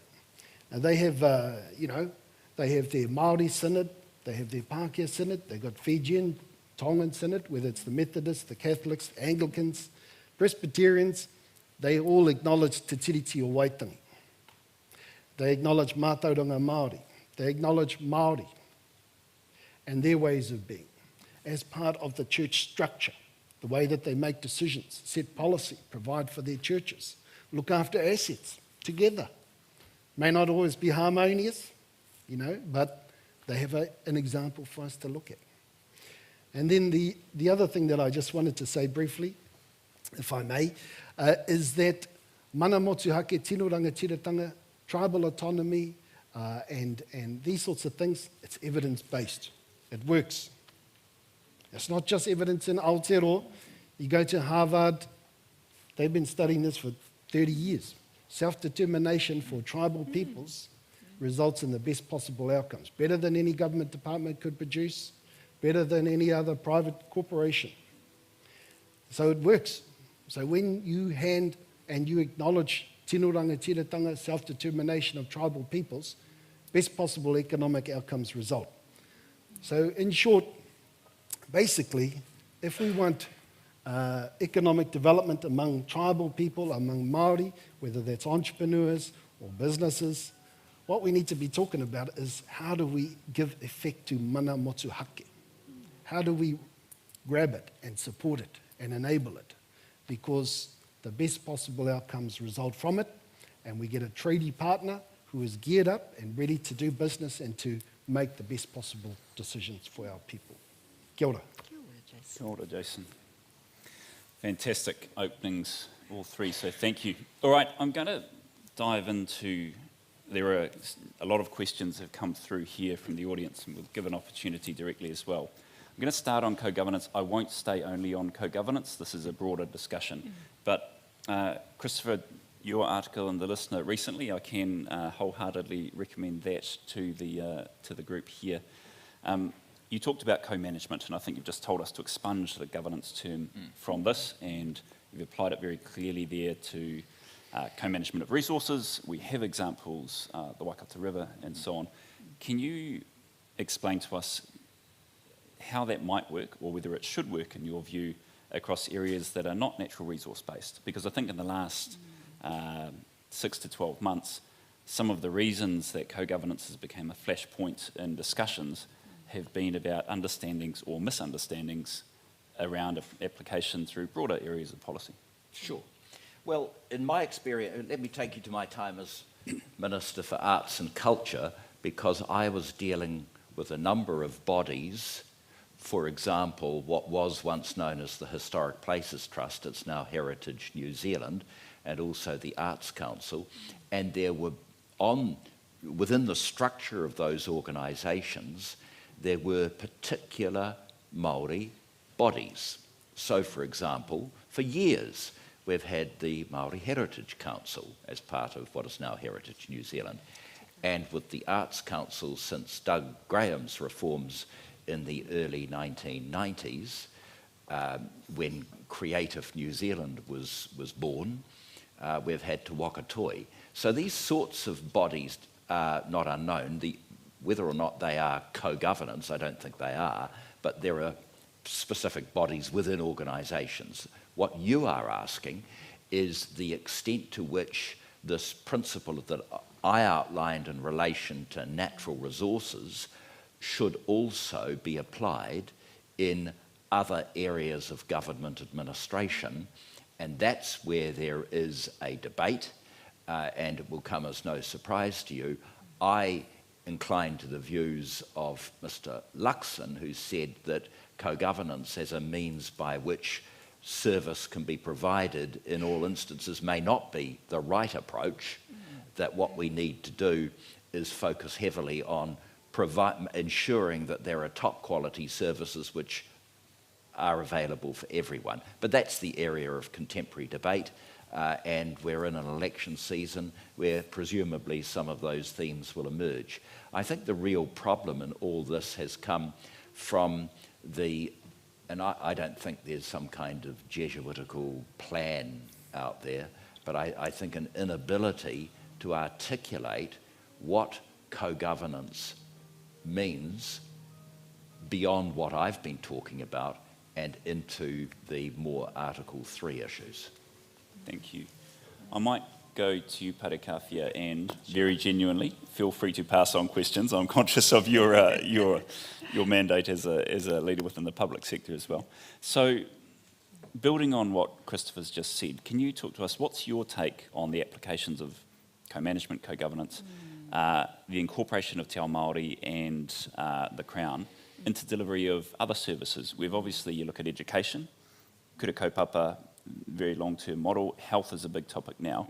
How do you see that working, and how do you believe that should work? Yeah, look, that's a really important question, and I'll tell you what is not co-governance. Maybe if I start there, and I'll use the hauora reforms as an example. The Māori Health Authority, Te Ako Whaiora, is not, I believe, a representation of co-governance. And why I say that, if I look at the Waikato River Authority, where you have equal membership of Crown appointees, and River iwi appointees, as well as, and there's a mix on the Crown side, you've got local government leaders and so on. The Māori Health Authority, Te Ako Whaiora, they're appointed by ministers under the Paiora Act. They are a statutory entity. Similarly is Te Whatuora. So I think it's really important to make that really clear, that because that keeps coming up, I think, in that public debate. What is co-governance from a social policy perspective? So certainly in my view anyway, the Māori Health Authority is not a co-governance arrangement. The question, however, is how do you improve, or how do you address, what is the mechanism to address health inequities for a significant population, our Māori communities and Pacific peoples? You look at the evidence, you look at it, the epidemiological evidence, and it's been like this for a number of generations. That is a response, there's one response that has come out of the Paiora legislation, but it's not the only response.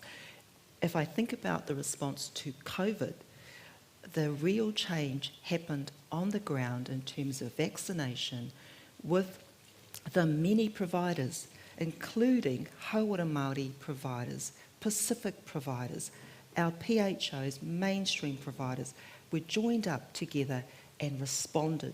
Really, I believe, in some cases, they didn't need to be told by Wellington. In fact, that's the thing. You don't need to be given a mandate from Wellington to know what you need to do in the case of COVID. People got out there and did what they had to do, pulled together to respond. So that's my opening comment there around co-governance and arrangements like that. Thank you. In terms of social policy. I'm going to go into a question here that's come through, and it's one that if you stray on your radio dial when you're driving into the world of talkback radio, this is the one where you'll get people really diving in and so on. So, but I'm really interested in your views as thought leaders in this space. Are there circumstances where people who are Māori should have different decision-making rights based on ancestry when it comes to provision of public services? What's your take on that, Chris? Do you want to have a crack at it? Jason, you go first. Well, if you're thinking about, when organisations, institutions want to incorporate Te Tiriti o Waitangi in what they do, whether that's a university or a health ministry or a business, a large firm that deals with and works with Māori. A lot of organisations now are sort of saying, well, how do we incorporate Te Tiriti o Waitangi into our organisation and what it is we do so we get better outcomes for people, whether that's health or education or anything else. The problem you strike in that situation is who is the treaty partner? And how do we recognise them? Who do we talk to? Who is the treaty partner? For instance, if an organisation like a university, I won't pick on this one because I work for this one now, I pick on one I used to work for. Now, if a university says we want to be tiriti-led, we want to incorporate Te Tiriti o Waitangi in everything we do, that's wonderful. Who is the treaty partner? You've got a vice-chancellor, you've got a council, they have all the mana. And the managers have all the mana, the resources, the delegation. And so when you want to incorporate Te Tiriti o Waitangi in any organisation, who do we talk to? Do you talk to your Māori staff? Do you talk to mana whenua on whose whenua these organisations, these businesses are based? Do you talk to an advisory group set up alongside a council and ask them, are you the treaty partner? Should I be talking to you? So when we talk about, well, who is the treaty partner? Yes, whakapapa does matter. Because whakapapa, what that says is who you are, where you come from. Where are your people buried? Where were you brought up? Who do you whakapapa to? So yes, ancestry is really important when it comes to my right to speak, my right to stand, my right to express my view on what is best for our people. And not just for Māori, again, for all of us. So that's all I have to say on that. Kia ora. Thank you, Jason. Parekawhi. Yep, I'm going to respond to this. I acknowledge the comments that if you are listening to radio all the time, I don't buy into that argument about it's based on ancestry at all. I think policy intervention must be led by evidence, and there's very clear evidence around inequity in Aotearoa, New Zealand, and the impact that has had, particularly on our Māori population and Pacifica people, and our younger generation too. So purely from a policy perspective and intervening on improving outcomes for whānau, for households, for businesses, then it has to be evidence-led. Thank you. Christopher? Well, I mentioned Te Wakatoi because if Circa Theatre or Fortune Theatre can't apply for funding to Te Wakatoi, it's Māori for Māori. And so we've had these sorts of bodies before. The issue for debate is the extent to which those sorts of principles should apply to other areas of government administration, and that's where the debate is at the moment. But do not believe that these things have never happened before, because they have. Thank you.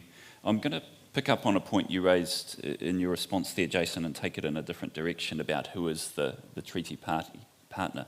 In this discussion, the title is Crown-Māori Relations. Just looking to the Crown side, how do we reconcile the bicultural system that's inherent in that name and some of these discussions with a society that's visibly and obviously multicultural, where people have come from many different corners over many different times and may feel an affiliation with the Crown or may not for other reasons? Do you want to unpack a little bit how we might reconcile those two? Yes, I guess the question of are we a bicultural nation or a multicultural nation does come up. My view on that is that we're both. We're a bicultural nation in terms of how we were founded. It wasn't France who we were, our ancestors were doing a deal with. It was England and Queen Victoria and so forth. And what we have from that occasion, from Te Tiriti o Waitangi, is a coming together of two cultures, of two peoples, of two sovereign nations who wanted to engage in what the future of Aotearoa would look like. So in that sense, we're a bicultural nation, but we're also multicultural. Demographics tells you that. You know, I've got Tongan and Māori kids, so, you know, there's a lot of, you know, our whānau out here that sort of tell us that, look, you know, we're from all over the world, and we need to acknowledge that. And under Te Tiriti o Waitangi, there's a place for everyone. You know, when you think about the purpose of Te Tiriti o Waitangi, it was a way to welcome everyone to Aotearoa and to look after them. Now, Māori had a big sense of responsibility. Whenever someone comes to a Māori home, you manaaki that person, that visitor. So when people are coming to Aotearoa, you manaaki them. You have a responsibility for their well-being. And you do it to the very best of your ability. Not minimal. You don't give them a ginger nut cookie. You put the pot on. And you make sure they're well fed and they're so full, they don't want to leave. But, you know, you just got to say, you know, kindly, please, you know, I've got to get back to my job. So, look, you know, we're both. And I'm, you know, so pleased to say that we are both. Have we got some things to work out? Yeah, we've got a few things to work out with one another as to tiriti, tangata tiriti, tangata whenua, and how we work together, which is the kōrero for our day today. Mm. Anybody else like to comment on that? No, e tautoko ana, the kōrero nei. Oh, kia ora. Oh, here we go. I'm going to look out. Are there any questions from... Yes, can we get a microphone to Josie? Kia ora, thank you for such a stimulating conversation. So I wondered, you mentioned about Te Whatuora and the Māori Health Authority. It seems to me like that's a real centralised model. It's another kind of big centralised model, just changing, you know, giving it a Māori name. And then I look at the kura model and I think, well, kura kaupapa is devolution. So I wonder if our whole debate around co-governance is kind of moved us away from a debate around devolution, which feels far more substantive and radical to me in terms of devolution of resources and decision-making. So which is it? Which one should we be going for? I think if you ask this question and put this partai to the late Sir Robert Mahuta, in fact he said it, he was an advocate for devolving resources decision-making fully to the treaty partner, to iwi. Clearly that's not where we're at. We're in an environment and a time, as we should be, and picking up on the comment that Jason made, that we're a nation that allows for all to be able to express their mana motuhake. And so we have a variety of institutions that provide for that. Mm. I think that's an excellent question, and one of the great debates that we're going to have this year is whether the centripetal tendency of this government is a good thing or a bad thing. I'm a centrifugalist. I'm a great believer in devolution, because having been a minister for 9 years, I believe the institutional state simply cannot do what is necessary, and as a matter of principle, you devolve so much as is possible to local communities because you will achieve better outcomes. Some people would say that's Reaganism.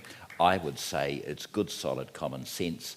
The central government, there is a belief in Wellington, and it's a genuine belief, and I'm sure it's a noble belief, but it's a crazy belief that the state can, through Wellington, can solve problems. It can't.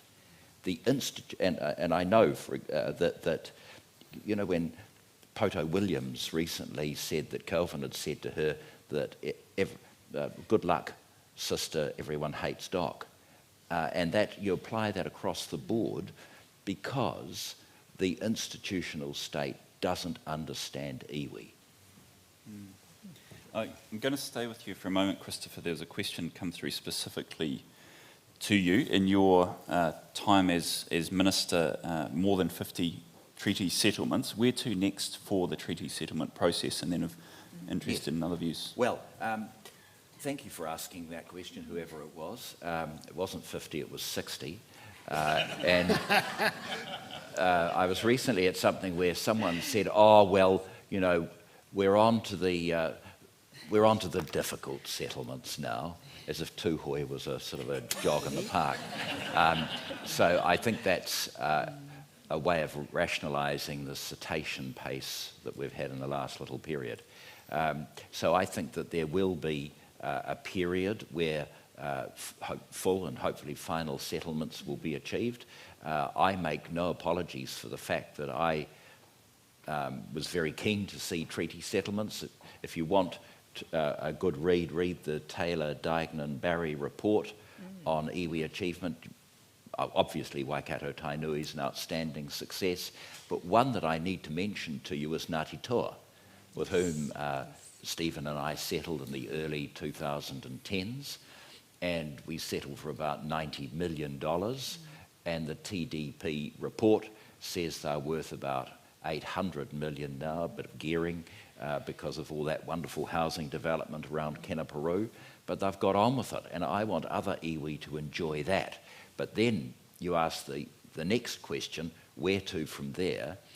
I am adamant that if the institutional state doesn't honour the commitments that were made by the political state, then we'll be back to the drawing boards again, because we say that they're full and final, and yet there are many undertakings that have not been honoured by the Crown.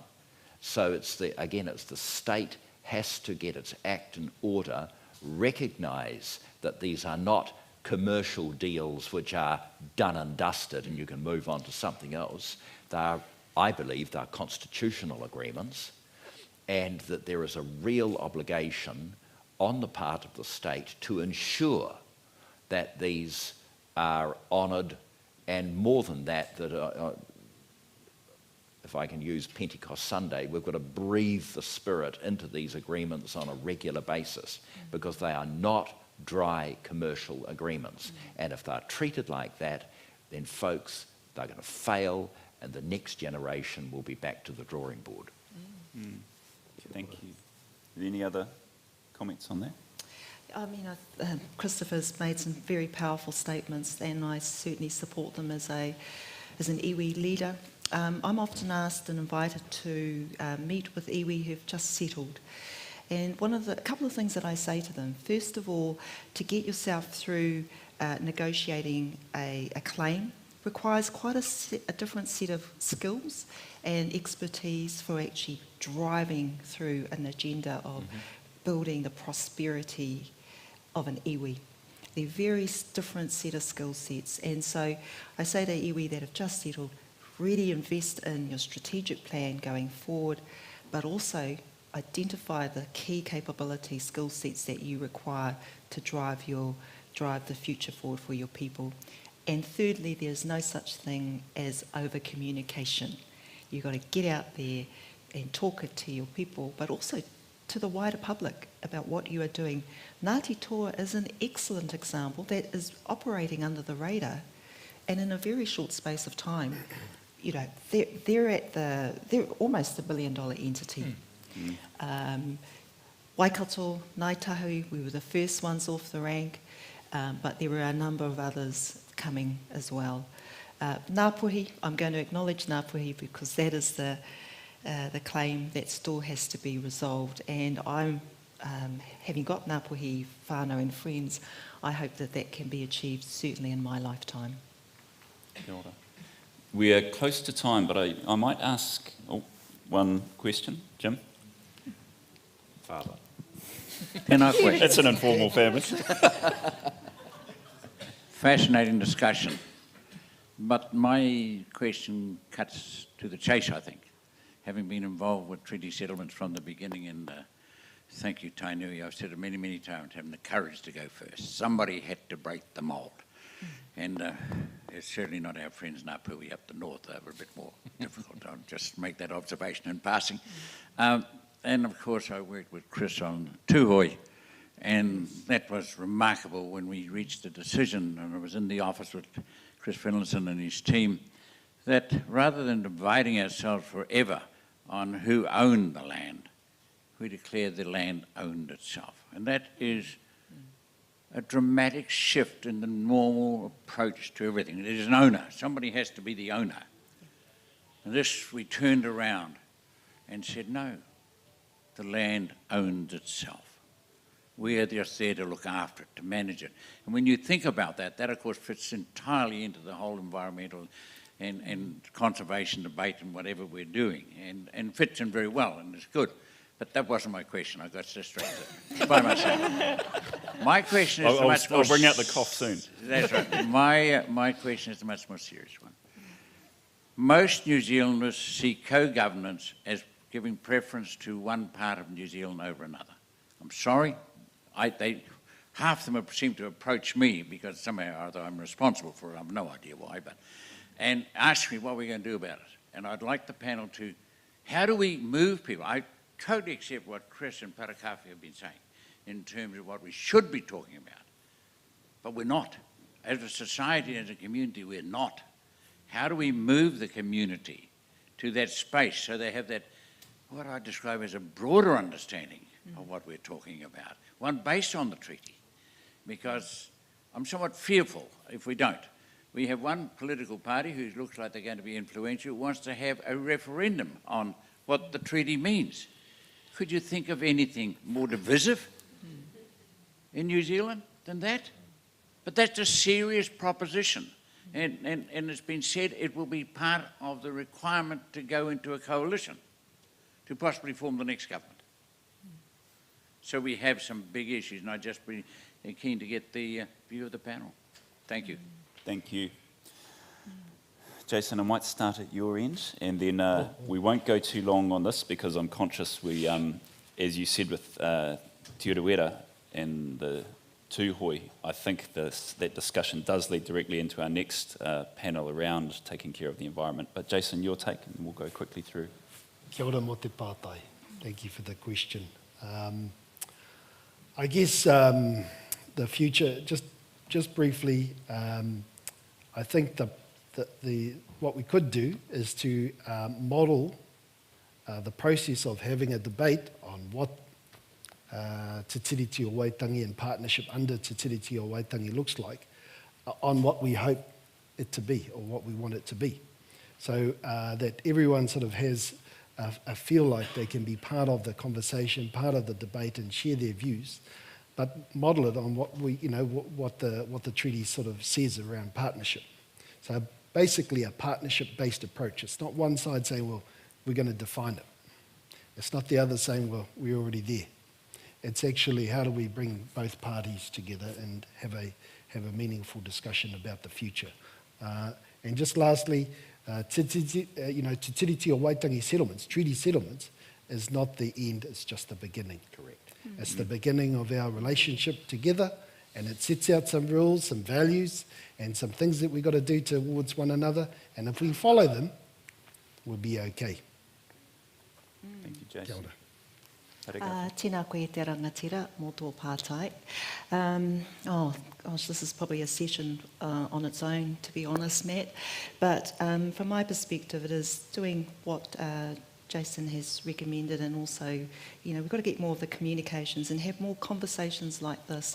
But I also wonder too whether we need to engage more proactively with the next generation, because they are, and I think of my children and my mokopuna, they have quite a different take on us as a nation, and they're more exposed to te ao Māori, te ao Pacifica, to other cultures, and I think that's where the effort and energy has to be put, to be honest.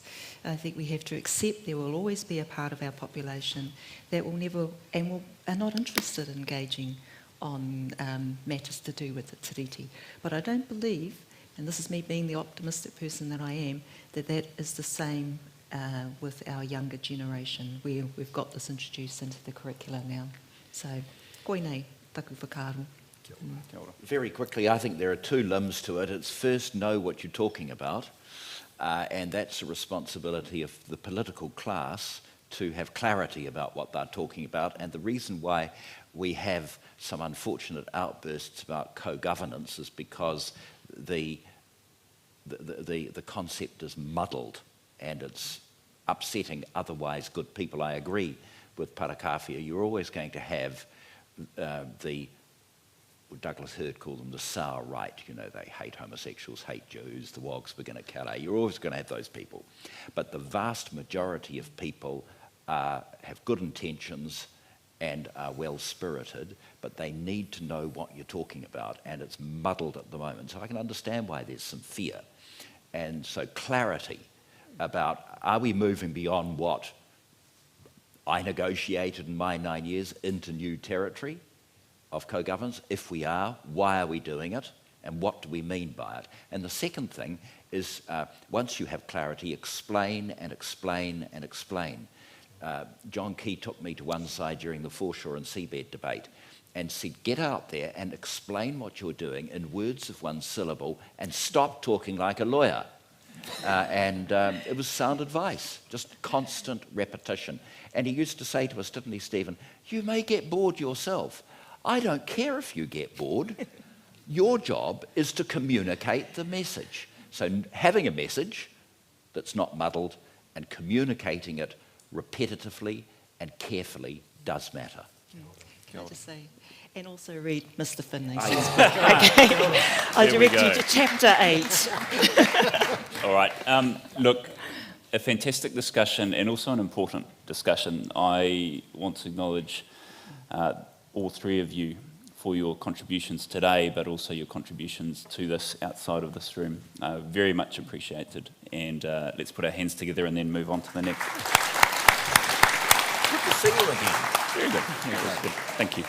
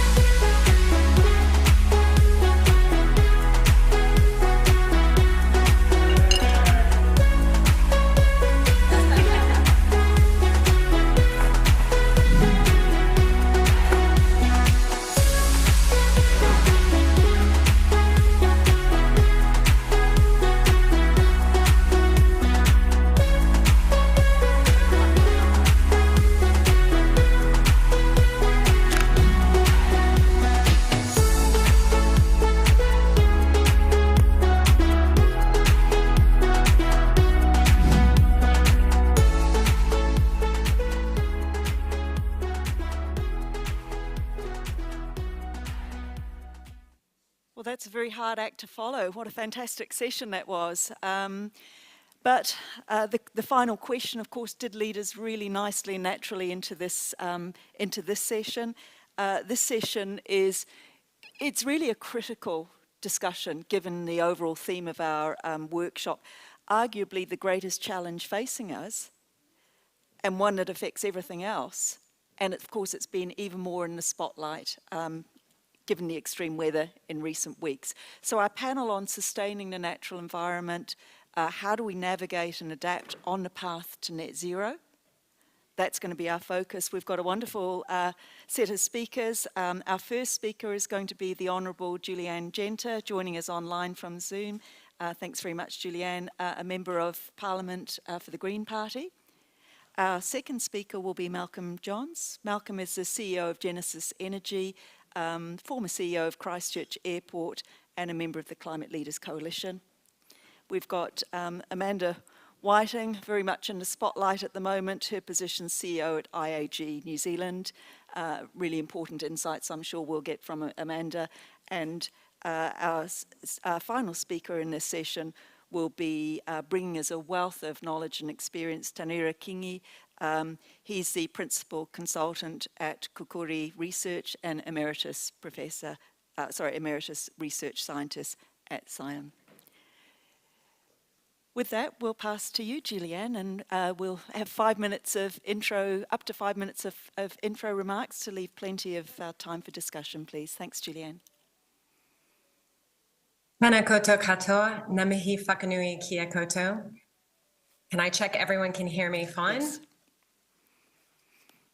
I'm going to start just going a bit big picture, which is that we need nature and healthy ecosystems in order for us to thrive. And we absolutely can live in harmony with nature. But for many decades, it's been cast as a trade-off, as if protecting, restoring, and sustaining natural ecosystems is a cost, and that at times we can't afford it.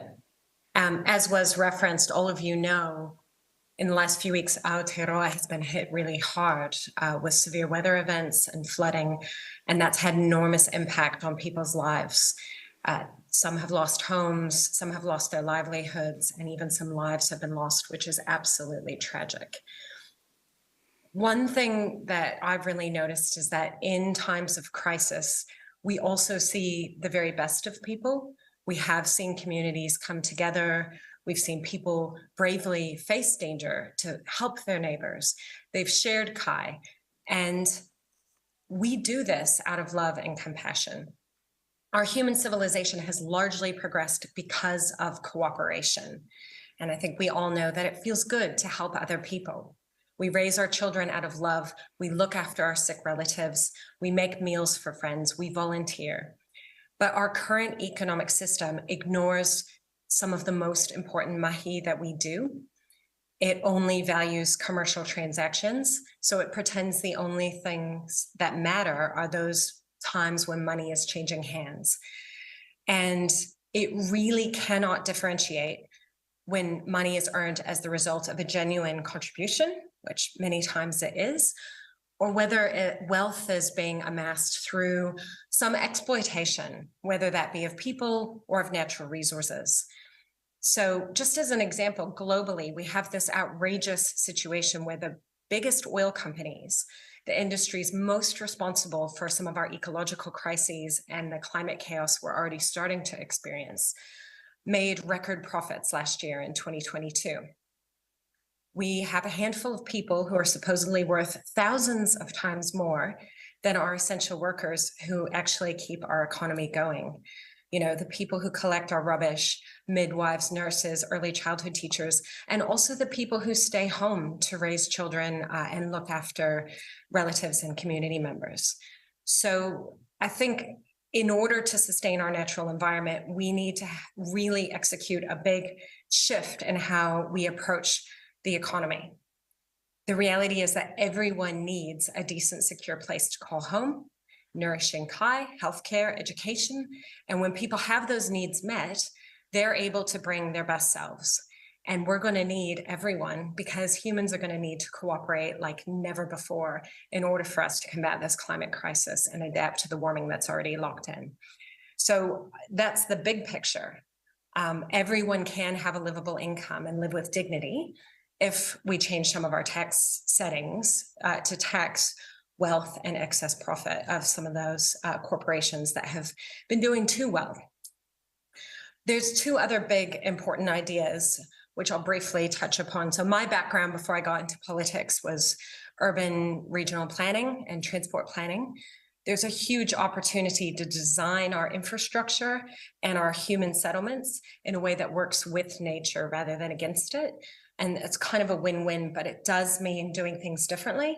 And so I guess changing those institutions that are usually responsible for delivering that infrastructure, helping people get on board with new ways of doing things and devolving more responsibility to communities is how I think we're going to facilitate that. And finally, Half Earth. I don't know if there's a wonderful book called Half Earth, and it really stresses the importance of wild places. And humans, part of how we respond to climate change, I think, has to be just allowing more land and more of our oceans to be completely untouched by humans for a while so that life can bounce back. Well, actually, probably in perpetuity. But I think the current focus on net zero maybe is a little overly focused on accounting, and we need to just recognize we're not going to be able to account for all the things. We just need to focus on more land, more of our oceans being protected and conserved. Thank you very much for those remarks, Julianne. With that, we'll move on to Malcolm, please. Kia ora tātou, everybody. Ngā mihi ki te mana whenua. What I thought I'd do is just talk a little bit about my practical experiences in this area over the last 3 or 4 years. And in 2018, the Prime Minister asked me if I would be one of New Zealand's delegates to the APEC Business Council, which I agreed to, which is made up of the 21 economies of the Asia-Pacific region. And I was asked to lead the climate change working group. And when I joined the council, President Trump was in office in the US, and that meant that we weren't allowed to use the words climate change in our working group. And if we did, the US delegation had to leave the conversation. Thankfully, that changed to President Biden, and the US has moved into much more of an aggressive stance in terms of that. There's a couple of learnings that I took out of the journey that I had with that group of people. First of all, before the Ukraine invasion, Russia was part of the conversation, and I had the privilege of being lectured at length on how green the Russian petrochemical industry was and how much it can contribute to decarbonising the world. But I also had the opportunity to hear from 19 other economies in the region in terms of how they viewed not only climate change but New Zealand. And it's very interesting that there is no one single view of what climate change means. Some economies look at it through the lens of potable water, others through waste management, others through pure economic opportunity. But if I take New Zealand's philosophy on climate change, we have about 4 other economies out of 21 that line up with our personal or our national view of climate change. The second thing that I learned is the importance of sweeping your own backyard first. So during my time in the council, the things that I was tackled on was, why does New Zealand protect its agricultural sector? Why does New Zealand provide tax breaks on fossil fuels? And that was only 2 weeks ago that I was tackled on that. Things like, why does New Zealand protect its national airline, one of the most protected airlines in the world? And those were things that really surprised me, because coming from New Zealand out to the rest of the world, they weren't perspectives that I held, but they are views from the outside looking in. Now, there are 2 things that I think are really critical for this forum to get its head around in terms of sustainability and climate change. The first is there are irrefutable facts. We have one atmosphere. It does not have a variable denominator. So if we're using climate change models that have variable denominators in our businesses, in our economies, etc., then we're not actually transitioning, we're just extending the status quo. The second non-negotiable is that for any economy in the world, whether they are autocratic, democratic, or any other form, is that energy security and food security are non-negotiables when it comes to dealing with climate change. For New Zealand, there is a threat on the horizon, and that is that as geopolitics comes to dominate trade policy, climate change could be weaponised for trade protection and for geopolitical convenience. And that would be terrible from a dealing with climate change perspective. The second is we have to sweep our own backyard first. So it's not for us to go into the world in a highly moralistic way and begin to tackle what is a global issue. We have to make sure that we have our own house in order first. And what's happened in the last 2 years is public sentiment has moved from a focus on mitigation to an absolute requirement on adaptation. And one of the challenges we have in terms of critical infrastructure has come to the fore over the last month or so.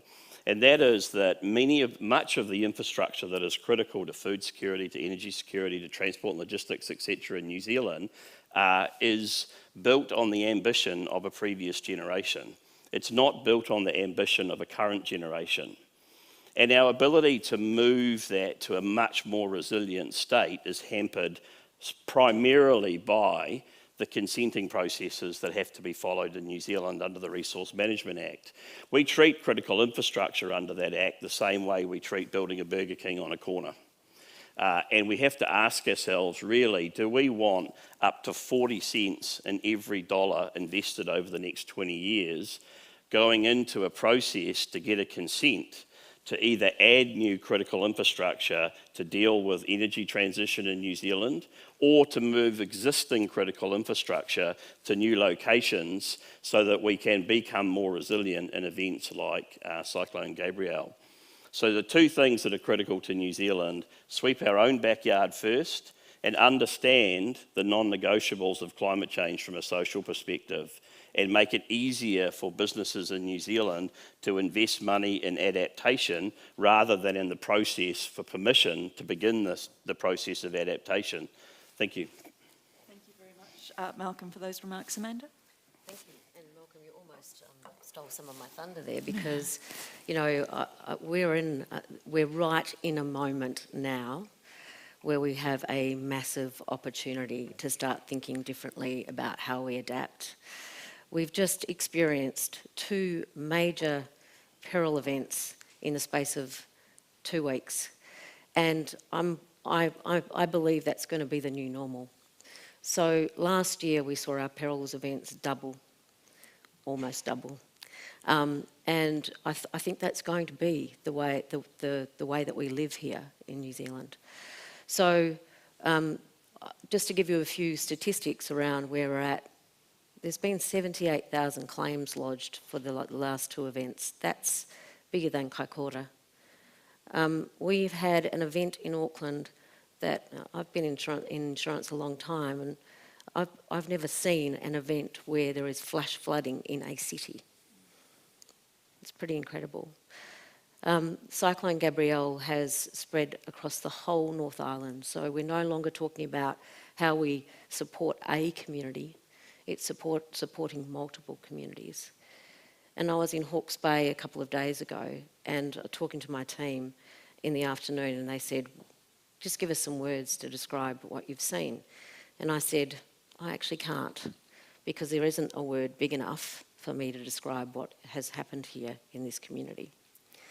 And I'm raising all of those things because I think we have to step into the and. We definitely need to be thinking about how we're reducing carbon emissions, but we also need to be focusing in on adaptation. And as I said, we've got a great opportunity here where there are many people that have been impacted, their homes, their livelihoods. We need to lean into this and think very differently about how we rebuild or build better. So with that in mind, you know, we've got a national adaptation plan. I genuinely believe that we can start very simply. It's always difficult when you look at these things in big picture, but my view is that we can start really simply by just identifying where these high-risk areas are, and we've got the mapping, government have got the mapping, other stakeholders have got the mapping, pull that all together, and then move to stopping development in those areas unless it is in a way that actually mitigates any of the risk.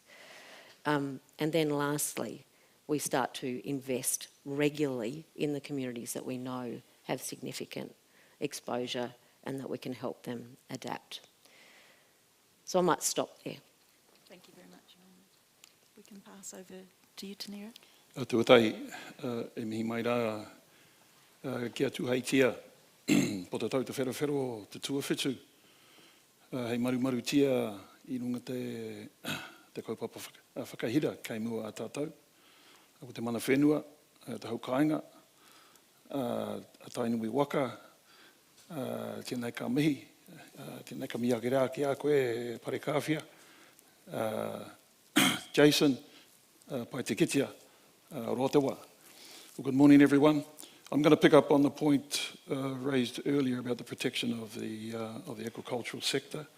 And my interest here is in the primary sector's ability to be able to reach the net zero targets of 2050, but also the agricultural sector's ability to meet the 2030 domestic target of reductions of 10% by 2030. And in recent years, we've had a number of cries from the sector to say that The sector has never been under so much pressure from regulation. But at the other end of the spectrum, we've got commentators and others who are saying that it's long overdue and the agricultural sector should have gone into the ETS a long time ago. But I want to look at the position in between regulation and market demands, market requirements. Because right now we have a number of our biggest buyers of our products, such as Nestle, Danone, Mars, Olam, some of the biggest ingredient and product buyers in the world, who have very, very ambitious targets, much more ambitious targets than we have in our domestic targets under the CCRA, of reducing emissions by 50% by 2030, and then going through to net zero by 2050. Danone has just come out in 2023 and said that they want to see the supply chain of all of the milk that they produce reducing by 30% by 2030. So we've got a target of 10%, and there is resistance there. What I want to understand, and this is a question that I'll leave for the floor, is why do we have some of our biggest processors and marketers in this country that aren't setting gross emissions reductions but carbon neutral? The second point I want to make is around the inertia that has some parts of the agricultural sector has in opposing change. And if we look back at the history of the agricultural sector, and some would say it started in 1814 when Samuel Marsden brought over a number of beef and dairy cattle, which were the start of the agricultural industry in the country. And if we look at the timeline from then through to 1871, when the first cooperative was produced, through to 1923, when the Dairy Board was established. A few years later, New Zealand's Agricultural University was set up, now Massey University, in 1926, and in 1927 we had the Dairy Research Institute. That's all happened in the last 100 years. So my question is, have we got the right institutions to drive the change that's needed? We've got levy, and this is not a criticism against our levy-funded organisations, but when their very existence relies on collecting levies from farmers that want the status quo to continue, we've got to question whether we've got the right institutions to drive the restructuring that's needed. My final point is around Māori agribusiness and Māori agriculture. And picking on some of the points that Parakawhia and Jason talked about, around the response of the Māori sector to both the CCRA targets and also all of the other regulation that's going on around fresh water.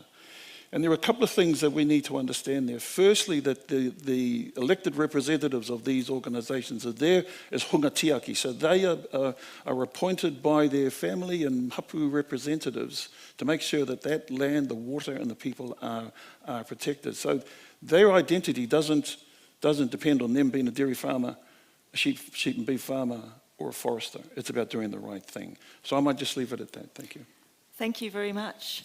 Wow, what a rich set of intro remarks coming from such a wide range of experience and expertise. It's kind of difficult to know exactly where to start, but I will open it up to, if people would like to take the microphone, please wave out and we'll get a microphone over to you.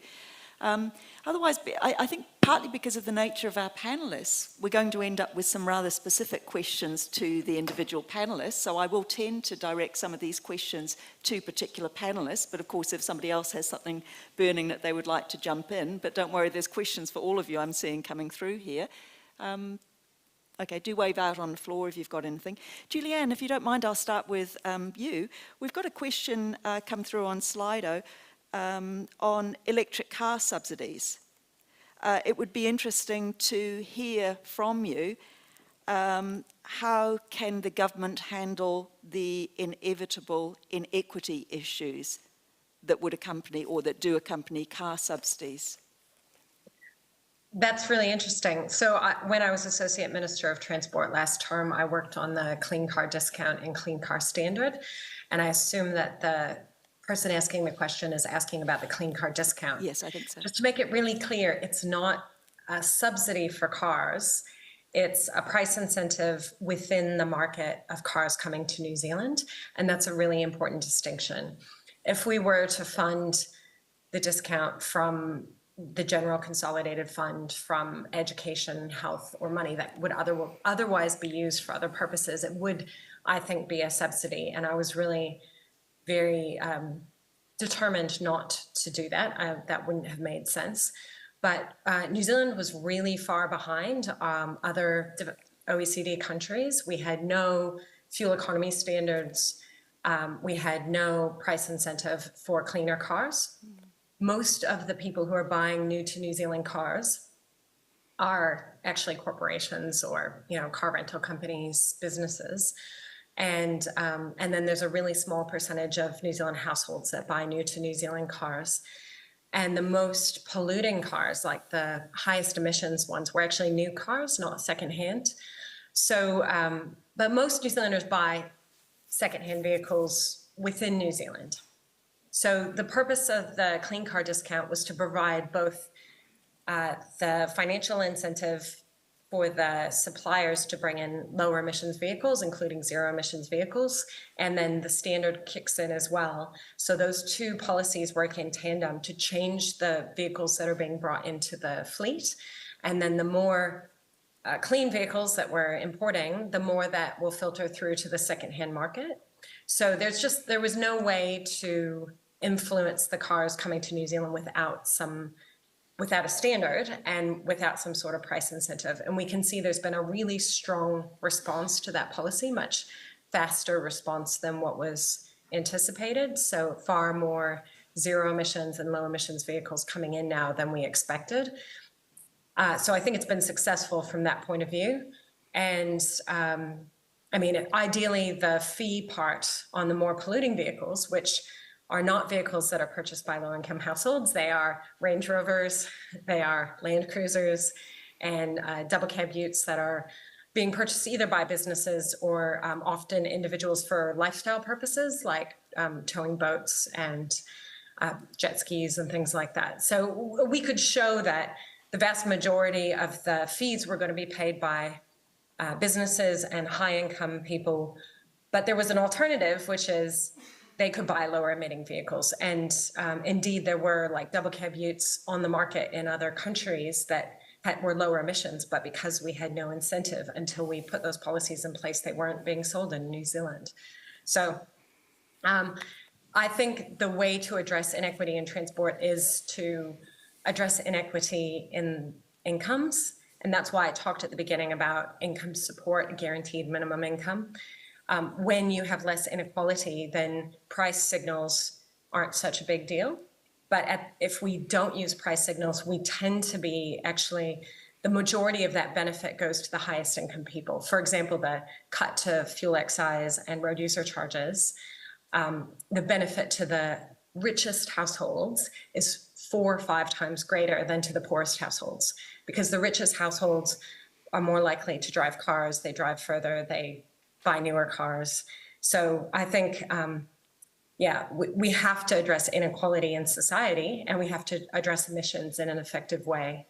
But we can't do that by subsidizing fuel use and cars for the rich people or businesses. Thanks very much, Julianne. And I guess we've also got these interesting emerging issues of the number of cars that have been written off or will be written off, that's going to bring a whole, well, perhaps Amanda might tell us it brings some remarkable opportunities as well, but there's certainly some challenges, including in terms of equity for many people whose cars are written off, particularly those who are not insured, I might add. I'll come back to you in a moment, Amanda, but if I could address a question to you, Tanira, please. We've got a question on what does net zero mean for farmers? And how do they position themselves to be part of a net zero value chain? Is there a Māori sector perspective on net zero? Some easy questions for you.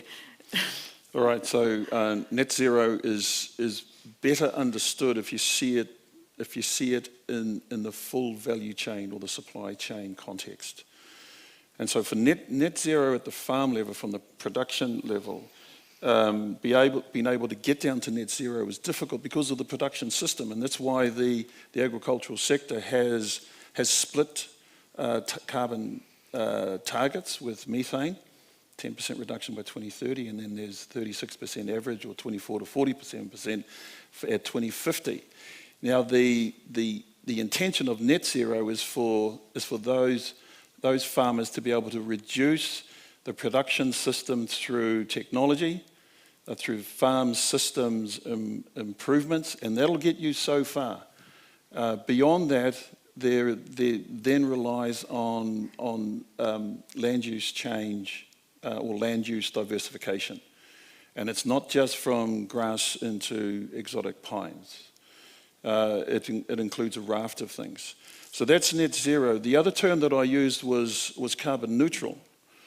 Sorry, just going back to net zero. The idea about net zero is that you get your system down, you get the gross emissions down as far as you can without breaking the system. And that includes systems change as well as land use change. And then offsetting does play a part in it. Carbon neutral is where offsetting is used to maintain the status quo, to maintain productive output, but then to offset either using credits or sequestration. The Māori perspective on this, and there isn't a single Māori perspective, I should say, but I work with dozens of Māori land authorities around the country who are still grappling with understanding the full implications of the regulations. But in general, in a general statement, many of them are committed to doing the right thing because they will be judged, their performance now will be judged by the future generations. And they want to be on the right side of history, being able to drive and push change that will do the right thing for their communities, for the land and the water. And we can't look at carbon regulations and carbon requirements, reductions requirements in isolation of fresh water, because you may be able to have changes in your farm system that reduce greenhouse gas emissions, but you're still sending far too many contaminants into water bodies or inside your catchment. Thanks very much. Wow, that was, I thought it was a tough question, but as you say, there are multiple perspectives. Just a little follow-up question on the agriculture one. To what extent should we be focusing on this carbon neutrality or net emissions? To what extent should we be focusing just on New Zealand as opposed to global emissions? Yeah, so we've, having signed up to the Paris Agreement and also COP27's commitments as well, we do need to play our part. And this is one of the reasons that I talked about our agricultural producers inside the context of our international markets. They are going to have more influence on shaping New Zealand's agricultural sector than regulation. You know, farmers need to get their head around that. When Danone negotiates with Fonterra, that their expectations are for gross emissions, not carbon neutral status, but gross emissions to reduce beyond the 10%. I'm not going to say this, so don't quote me. If that conversation does happen, it means that the signals need to go back very clearly to the farmers, and they need to be supported to make those changes. The dairy sector, I'm not going to say they're in an enviable position, but for many of them, they're on good land, and they're also inside regions with infrastructure. For hard hill country farmers that are isolated, they don't have a lot of options in terms of what they could do. Once they get to that point where they've reduced their farming system as far as they could go with technology and improvements, what then? And if they're looking at diversification, forestry is not going to cut it. And we can see the damage from poor forest regulations and management now. Trees will have a place in the future, but it's likely to be a higher mixture of natives alongside exotics. I've got to say that I am a climate change commissioner, but everything that I'm saying today is my own opinion. It's my own viewpoint, and I'm not, and this is not the views of the Climate Change Commission. Thanks, and I think Malcolm would like to add. Yeah, I just want to, the comment that I made in terms of you protecting agriculture was a comment made to me, not by me, and it was made from an economy that subsidises fishing and whose fish stocks are going through the floor. And so, you know, every economy has its challenges. What I'd say following on from those comments were one non-negotiable is food security. And so no economy in the Asia-Pacific region is going to sacrifice food security in service of climate change. And so ultimately it is how do you position your sector to be world leading? Because if a Danone or if an economy has options for purchasing food in to meet its food security needs, then it's clearly going to go for the most efficient or lowest climate impact option that it can. Thanks. I'm going to move to a question to Amanda first, and then we'll take some questions. Oh, sorry, Eva. Yeah, this is a question for everybody on the panel. A comment was made that we might need new institutional structures to address some of these issues. I'd be interested in the views of what that might look like, and how would it compare with the drivers of some of the commercial realities that we've talked about? You know, how are we going to get there quicker? Is it through these new institutional structures, or is it through some of the commercial realities that have been discussed on the panel? Thank you. Should I go first? Yeah, please, go ahead. Okay, so that was in contrast to our current institutional structures, which in some ways, I'm not going to say they're a barrier, but they're just doing their job. But their job has been shaped over the last 100 years. And we need to have structures in place now that can facilitate change. And a key component of that is to shape the thinking and the mental aptitude that's needed to face an uncertain future. And that where we have come from as a sector, and I will just talk about the agricultural or primary sector, is that we're very good at producing high volume, low to medium value products that go in as ingredients into other value chain systems internationally. We need to be able to shift that. If I go back to the food security point, which is really valid, that if we don't structure our systems in a way that we can actually produce food, not food ingredients, we can do that, but we also need to be able to produce food domestically for a growing population in New Zealand, that we don't know the extent of the next disaster that's going to happen. We've already had now the Hawke's Bay and East Coast agricultural, farming and horticultural sectors that have taken a hit. If that happens on a wider scale, we need to be able to design new infrastructure for alternative processing. And right now we've got the fundamentals there to be able to do that, but it's around getting the signals right, getting the incentives and the penalties in place that will drive that change. Thanks. Julianne, did you want to add in? I completely agree with what Dr. Kingi has said, but I would add that a much bigger role for mana whenua and tangata whenua, and much bigger role for a more devolved level of governance for some of the infrastructure that we need to provide, like the public infrastructure, whether that's transport or power networks, and, you know, noting the points that were made about the issues with our current consenting system. I think there's a way to give more power to communities and to mana whenua, and properly resource institutions at that level, because I think the very large kind of over-centralized ones just aren't going to serve us for the transitions we need to make. Thanks. Did you want to make any comments? The only thing I'd add is that clearly the way institutions are set up at the moment is in silos.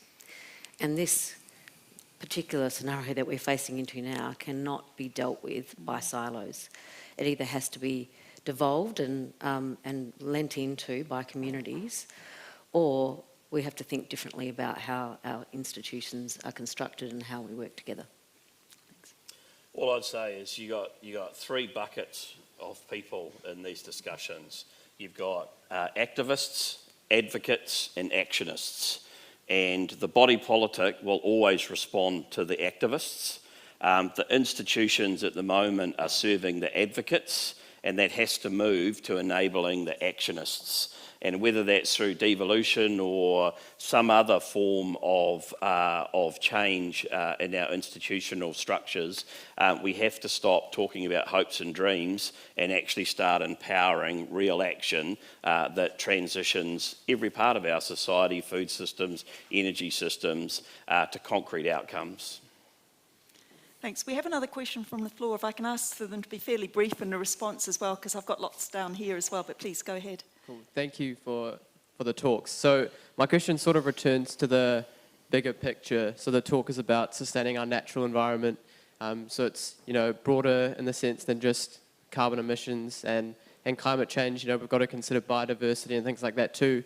So my question is, how do we get resources and how do we incentivize people to restore our natural environment? Because we're in a situation where people do that, but they're not, they don't benefit from doing so. They don't get paid for doing so. So do we need something like biodiversity credits or something like that? Because I'm just thinking of the example where it's 5 to 10 times more profitable to plant monoculture pines than it is to plant an indigenous native forest. And we know that there are significant benefits from planting that forest, the indigenous forest, in terms of the wider ecosystem and the resilience of the ecosystem. So yeah, just how do we shift that? Yes. Thanks. Julianne, maybe we'll turn to you first. Yeah, spot on. And I think biodiversity credits could be a place to start. But as I mentioned in my opening comments, I think we need to have a bigger focus on conservation of land and marine areas. And that part of the economic transition has to be supporting people so that, at the moment, people who are working in industries that are related to environmental destruction or fossil fuel consumption production, they need to worry about their livelihoods. And it's a symptom of our economic system not working, that it's rewarding activities that extract and pollute rather than rewarding activities that restore and protect. And so I do think, the donut economics model is something we need to shift to in an Aotearoa specific framework, that incorporates tangata whenua worldview and values. So that's like a guaranteed minimum standard of living for everyone. And then there's a boundary on what we do in terms of not overly taking from the earth, because we can't afford to do that forever. Any other comments? Okay. Well, I'm going to move on to a question that's come in from Slido.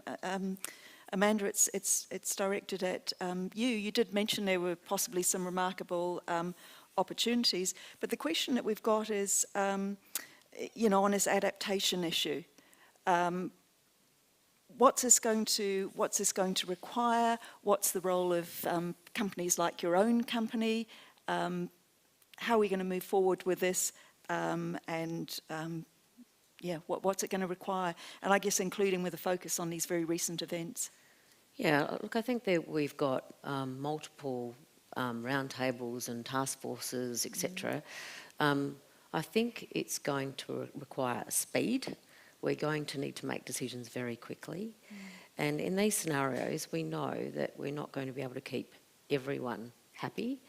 But I think for us not to move at speed at the moment will really waste this opportunity and will potentially be putting customers and communities back in harm's way. So I'd say it needs speed.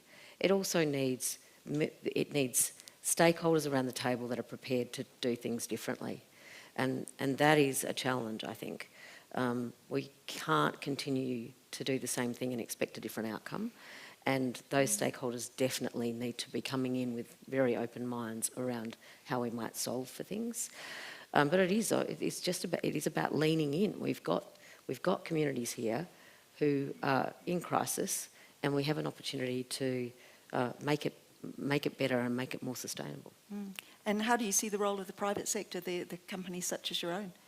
We've got an awful lot of information available that will actually assist government and other other bodies to actually make decisions. So that's a good start. And then, of course, we'll have a seat at the table and we'll work through different solutions. So we're absolutely committed to supporting. Yeah, thanks very much. Jason, can we get a microphone to Jason, please?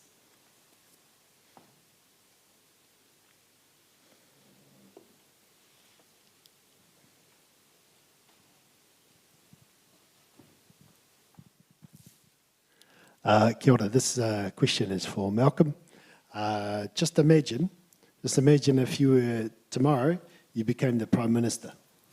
You became the Prime Minister.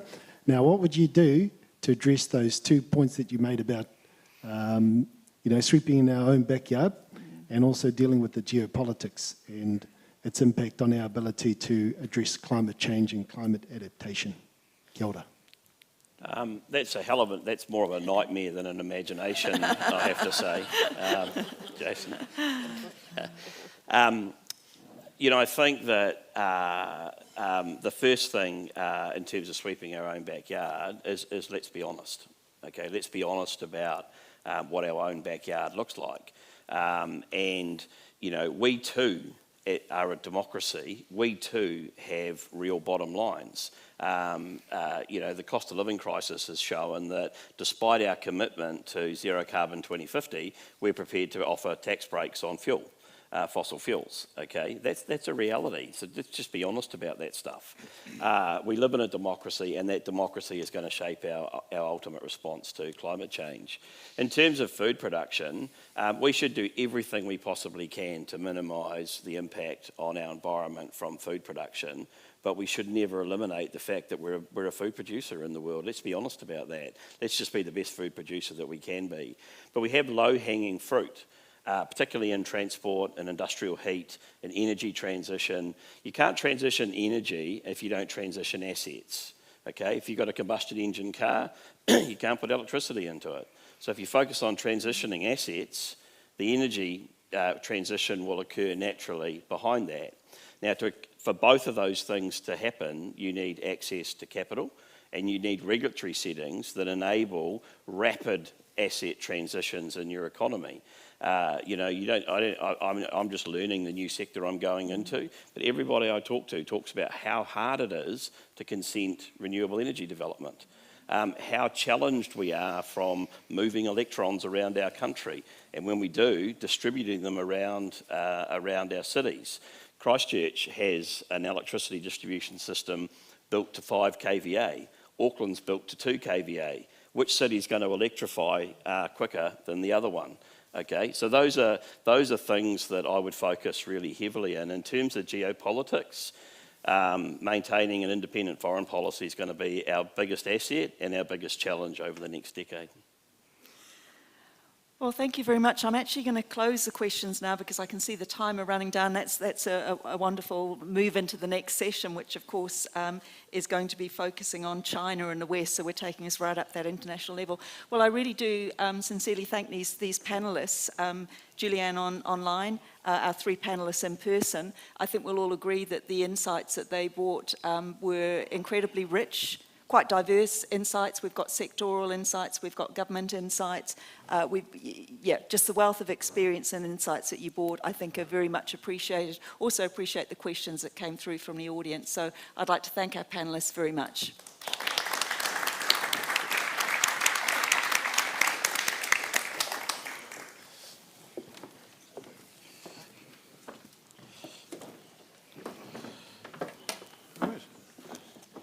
I'm not sure if I'm leaving the Slido in good shape for you. Thanks. I didn't use the water glass.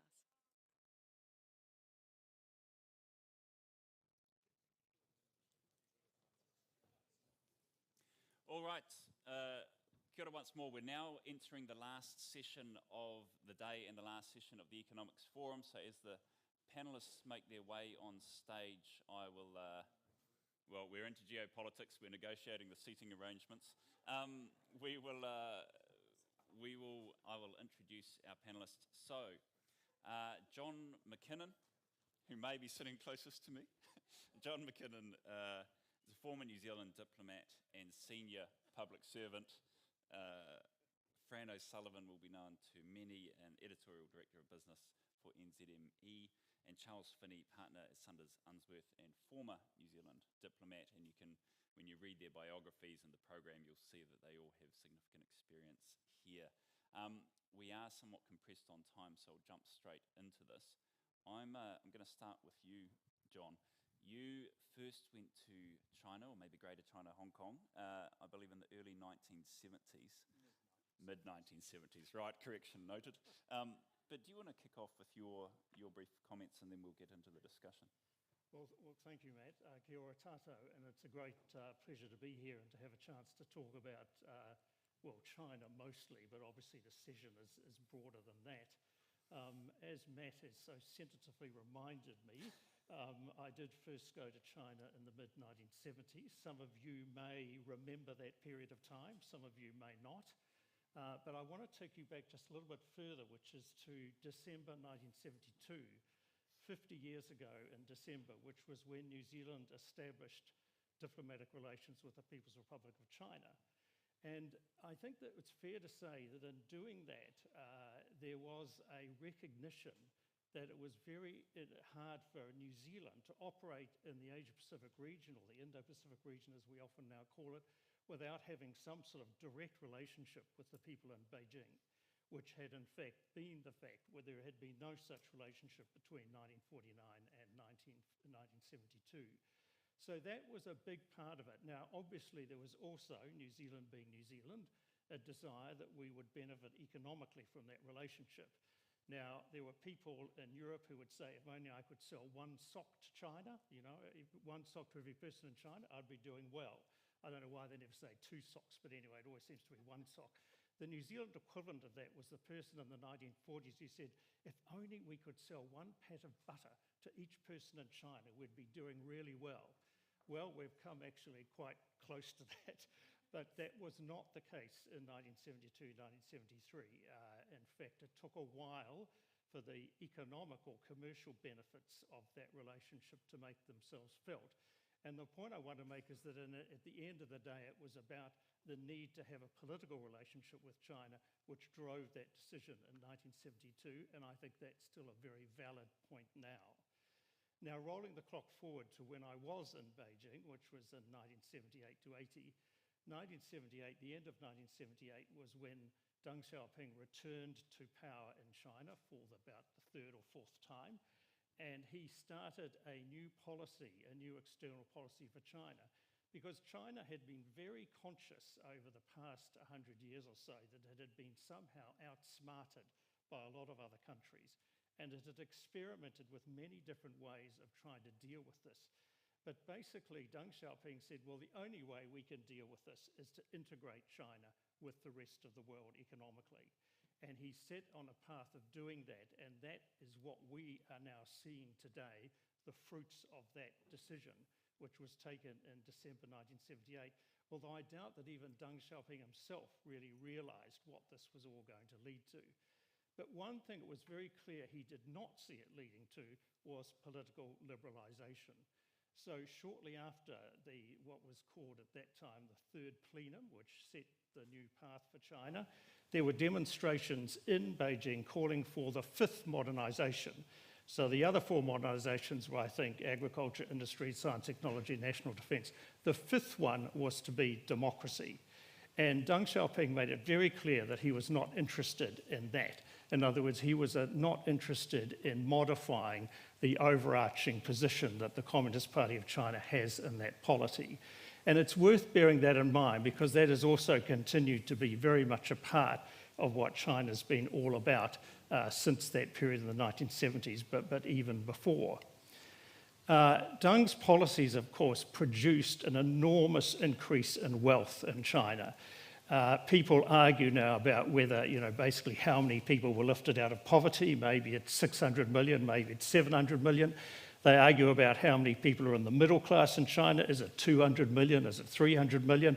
Well, if you're not very sure whether it's 200 or 300, all you do know is it's a lot of people. When we think of our own country and our own population, it sort of rather dwarfs it. From our point of view, the significance of that was that a lot of these people were interested in purchasing the goods and services that this country produces so well. And to cap that off, in 2008, we had the free trade agreement with China, which was upgraded last year, and it's just about to reach its final conclusion on the 1st of January next year. And that has also led to a massive increase in the Chinese economic interaction with New Zealand. So in 2023, we're in a very different world from the world that we started off in 1972. And one of the other, of course, huge differences in 2023 compared with 1972 is a change in the geopolitics. So in 1972, of course, this was in the wake of the Nixon-Kissinger opening to China. A lot of it was about a collective view that other countries, including the United States and China, wanted to check the Soviet Union. Now, whatever we may say about the situation now, it is certainly not that. And there are a lot of reasons why things have changed, and I don't want to go into those. But what I will say is that for a country such as ours, it is really very challenging to have a circumstance in which two of our major partner countries, the United States and China, have limited, if not zero, trust in each other, which means that anything which happens, and I'm not an expert on balloons, and I don't want to talk about balloons, but for anything which happens, it's interpreted in the most negative way possible. And that, I have to say, applies on both sides. So this is a very tricky situation for a country such as New Zealand, because our interests lie in both those places. And it's often said that, you know, we have an economic relationship with China and a security political relationship with the United States. I would say it's a little more complicated than that, because on the one hand, the United States is a big market for us. We sell a lot of things there. We do very well there. On the other hand, the Chinese certainly expect an economic relationship to be built on a very sound foundation of a political relationship. So the two are not exactly contrasting. If anything, they have elements of a similar kind with one another. We have to find a way of working through that, and it was just alluded to at the end of the previous session, that, you know, navigating, well, this is the theme, isn't it? Navigating is the way we have to go ahead. But let's not imagine it's going to be easy, and let's not imagine that it's going to finish anytime soon. I think the circumstance we are looking at geopolitically now is probably going to be with us for a couple of decades at least. And we will have to constantly be thinking about how we manage those things. And in terms of our relationship with China, there are pluses. Obviously, China is a big voice in the world and in the region. It's a massive market for us. There's a big Chinese presence now in New Zealand. But there are also obviously areas where we disagree very much, whether that's things which happen domestically in China or things which happen internationally. So finding our way through that is not going to be straightforward, but it's a task that we will have to deliver on, and we will have to continue doing so for quite some years. Thank you. Kia ora. Yeah. And a great, I guess, zoom back into some of the recent historical context as well as the current moment. Thank you. Fran. I'm going to, it's a real cascade of reckons over today, much of which also impinges on China. I want to talk about what I perceive right now as sort of an era of new pragmatism in China. And we've had, you know, the period of COVID, we've had China kind of withdrawing from the world, Xi Jinping, who did an amazing amount of international trips as president, basically stayed home for the best part of 3 years. But now, you know, at the end of last year, once he'd been endorsed by the National Congress, he'd put in place a clean sweep of the Politburo, brought onto the Politburo people like Wang Yi, the Foreign Affairs Minister, who is now kind of a super diplomat, right at the centre of international affairs in China. And he went ahead, he signalled COVID was going to be, all restrictions lifted, the borders were going to come down, and this after a very, very painstaking period of a very sheltered China. It was actually quite a shock at how quickly it has actually moved. And we've seen this period with massive acceleration of interest by investment bankers, all sorts of people. The Asia Financial Forum up in Hong Kong this year was deeply, deeply optimistic in January about what lied ahead after the period of negativity around China. In our immediate backyard, Penny Wong, the Foreign Affairs Minister from Australia, she managed to get a meeting with Wang Yi. You saw the Albanese government and Beijing start to take very small steps, but towards getting to a period where the coercive measures China had taken against Australia, and largely from a really ridiculous comment made by Maurice Payne, wanting to have an inquiry into the origins of COVID right at the time when China was just grappling with the bug itself. And so she was the foreign minister. Things, became very, very difficult. New Zealand managed to steer its way around that without getting too far embroiled.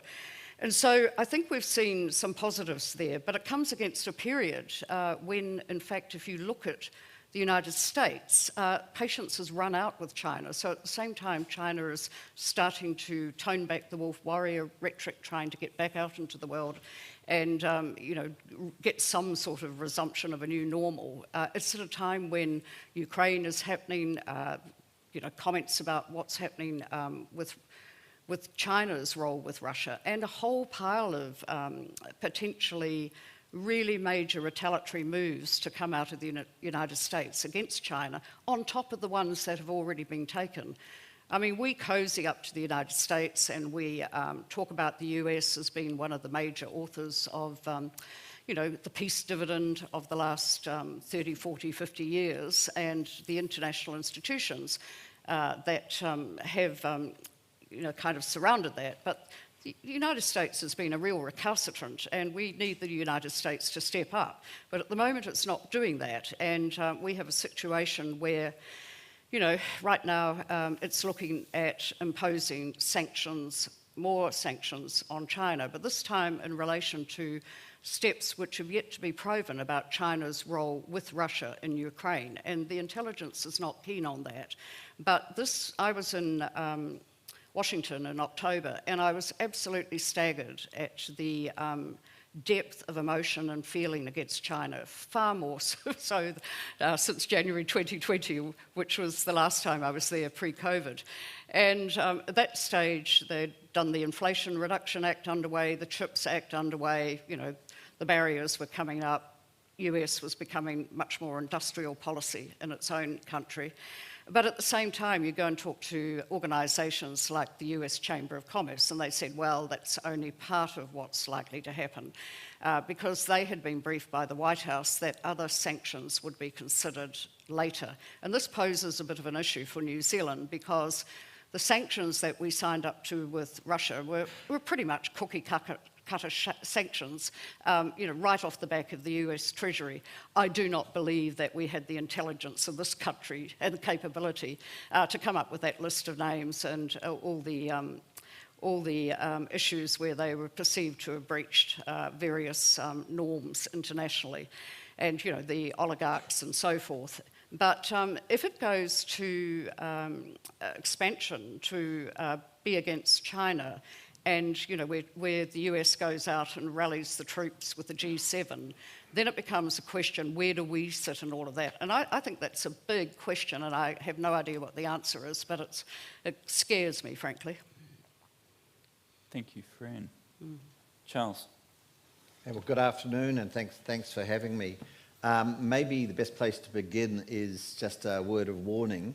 I have never felt so uncertain about our future in my adult lifetime. So normally by now I'd be telling my clients who's going to win the New Zealand election. I would be pretty confident knowing where the US politics was heading. I would understand the operation of global financial markets. I understand nothing right now. Nothing is behaving the way it should. And we're in a period of real change in terms of major power relations. Fran's already alluded to Australia trying to improve relations with China. Actually, I think the Biden administration wants to improve relations with China too, and China wants to improve relations with the Biden administration, but no one knows quite how to do it. So it's a really challenging time to be thinking about the New Zealand-China relationship. But just on the United States, it's amazing that probably the world's most divided politics agrees on one thing absolutely, and that is that China is bad and that China is the threat. That really complicates life for us enormously. There are some things that are pretty obvious. China is going to remain our major market for many years. It's interesting listening to John's reference to the pat of butter. When I first served in Beijing in 1992, it was impossible to get the dairy board interested in the China market. At that point, the view was Chinese did not really like dairy products. It was never going to be a major market. That had changed actually by the time I'd left China, but it was a real uphill battle. And the meat industry said, oh, Chinese people don't like eating sheep meat. Well, in both cases, China is by far our biggest dairy market and sheep meat market now. So it's very, very important to keep challenging those perceptions. And on the services side of the equation, I think we will see quite a substantial return to international students. One or two people will be very pleased with that review, and tourists from China. I think the challenge is actually going to be our immigration settings and letting those students back in. But we also should be realistic. China is not going to be growing as an economy as quickly as we have been used to over the last 20 years. Its population has begun an inevitable decline, and over the next 50 or 60 years, it's going to halve. It's probably going to, in per capita terms, become much more wealthy, but you know, if you're a producer of infant powder and expect a straight line upwards, you've got a problem. Chinese government is also making increasingly loud noises that the Chinese economy needs to be more self-sufficient in the production of a number of products that we are very good at producing and exporting to China. And there are some real structural challenges in the Chinese economy. We've got a very inefficient SOE sector still, and there's a property bubble that needs to be addressed. We need also to set our relationship settings in the context of those of our major other friends and partners around the world. The United States we've been talking about, but there's actually very strong views growing in the EU about China that we need to be mindful of. UK, we need to be mindful of, and Japan is becoming increasingly independent and assertive in its views and sees China as a problem that needs to be addressed. And in China too, don't forget that politics is not quite as stable as they would like us to believe. But it's very interesting now that Xi Jinping has secured another 5 years. We are seeing a noticeable change in attitude, a slight easing of some of the rhetoric towards the rest of the world, and a desire to get out there and be a bit more open to dialogue with some that they had not been prepared to talk to. I am really very worried, though, about this view that's formed in the United States and the view that is growing in significance in other parts of the world about China being a real threat. And it all seems to be coming to a head right now around Taiwan and the cross-strait relationships. Actually, that's one thing I'm not really worried about, because there is no way China is wanting to invade Taiwan at present. And they don't have the capability to do that, and they'd be very, very worried about the consequences of that act. I think that one of the problems we face is that the Chinese have kicked out a whole lot of journalists from China, from the US, from the UK and in Australia, and guess where they've turned up? Taipei. They're not needing to produce copy, and the easiest thing to write about is the cross-strait tensions. And we're seeing much more of this in our media, and unfortunately we still don't have New Zealand media operating in that critically important part of the world for us. We're very much getting a view which is derived from others in that space. A lot of the tension you're seeing between China and Taiwan right now is actually not about China and Taiwan. It's about China and the democratic progressive party in Taiwan, which is in power. You're seeing already a dialogue between the KMT leadership and the Chinese government. If there's a change of president in Taiwan in a year and a half's time, you'll see a noticeable cooling in the rhetoric and a changed posturing. Don't forget that China and Taiwan, as recently as 2012, were negotiating their own free trade agreement. Fell down because of people flows and services regulations, but they were doing things that people previously thought would be unthinkable. So look, we need to, as John has been indicating, have as good a possible relationship, a broad relationship with China that extends beyond economics and trade. The view that we can just ignore things we don't like and just focus on trade and investment, unfortunately, is naive, and I don't think can be the way we operate in the future. But there are things that we agree on, and there will be things we disagree on. We need to have a mature relationship. If we disagree with something, we can say it. If China disagrees with something we do, they can tell us, and we should get used to those differences. But we really need to be putting a lot of effort into looking for those opportunities where we are on the same page. I think climate change actually is one where we can work very closely together. And actually, even though they have broken a few international rules recently in the trade space, I think China at the end of the day does believe in the rules-based international order, and we can work with them on strengthening that. I do worry what would happen if Trump comes back, because he is already talking about even more tariffs than he had before, and goodness knows what that's going to mean for our situation. So as New Zealand business people, if there are still some in the room, please take a really close look at what's going on, but be very sophisticated in your analysis. It's not a binary thing, either or. There's a lot of nuance. Try and understand it, and I do think we can navigate our way through by investing a lot more in the relationship. Kia ora, Charles. Thank you. I'm reflecting on the last couple of days and then this session. If you were to have sat in this room as a visitor to New Zealand and you were trying to understand New Zealand's position facing out into the world, you would quickly realise, well, actually, a lot of politics is domestic. And so some of the things we project out into the world are a reflection of the realities. Many of us have a surface level understanding of China. Some have a very deep understanding. But John, I'm going to go to you, and then I've got other questions I'll bring back to Charles and Fran. What are we maybe not seeing that's happening within China that would help explain their role in the world, that will be less obvious to an audience that understands some dynamics, reads, where it's a well-informed audience, but if we're not close China watchers, what's actually happening on the inside that leads to those projections? So, should I give an hour lecture or just... I mean, I think it is challenging, but and Charles actually alluded to some of the challenges which China faces, which are demographic, which are environmental, which are also economic. So in some ways, getting a realisation that China is not immune from the sort of challenges that our societies face is quite important. Secondly, scale.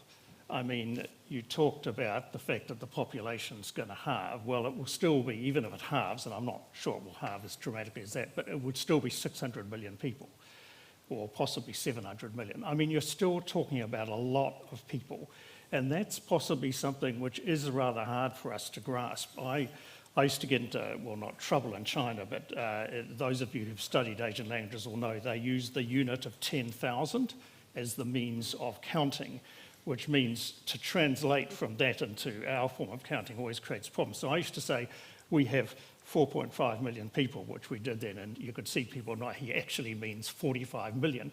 And then I would say, and we have 27 million sheep, and he'd say, he means 2.7 million, because they couldn't comprehend a country which had 4.5 million people and 27 million sheep. I mean, maybe we can't comprehend it either, so there are those differences which are extremely sort of self-evident if you're living in China, but not so evident if you're coming from here. The final one I would simply mention is the role of the Communist Party. I mean, we've, as been talked about a lot in the course of the last 2 days, we live in a liberal democracy. We have free speech, we have freedom of religion, we have freedom of all sorts of things. It's a very different proposition in China.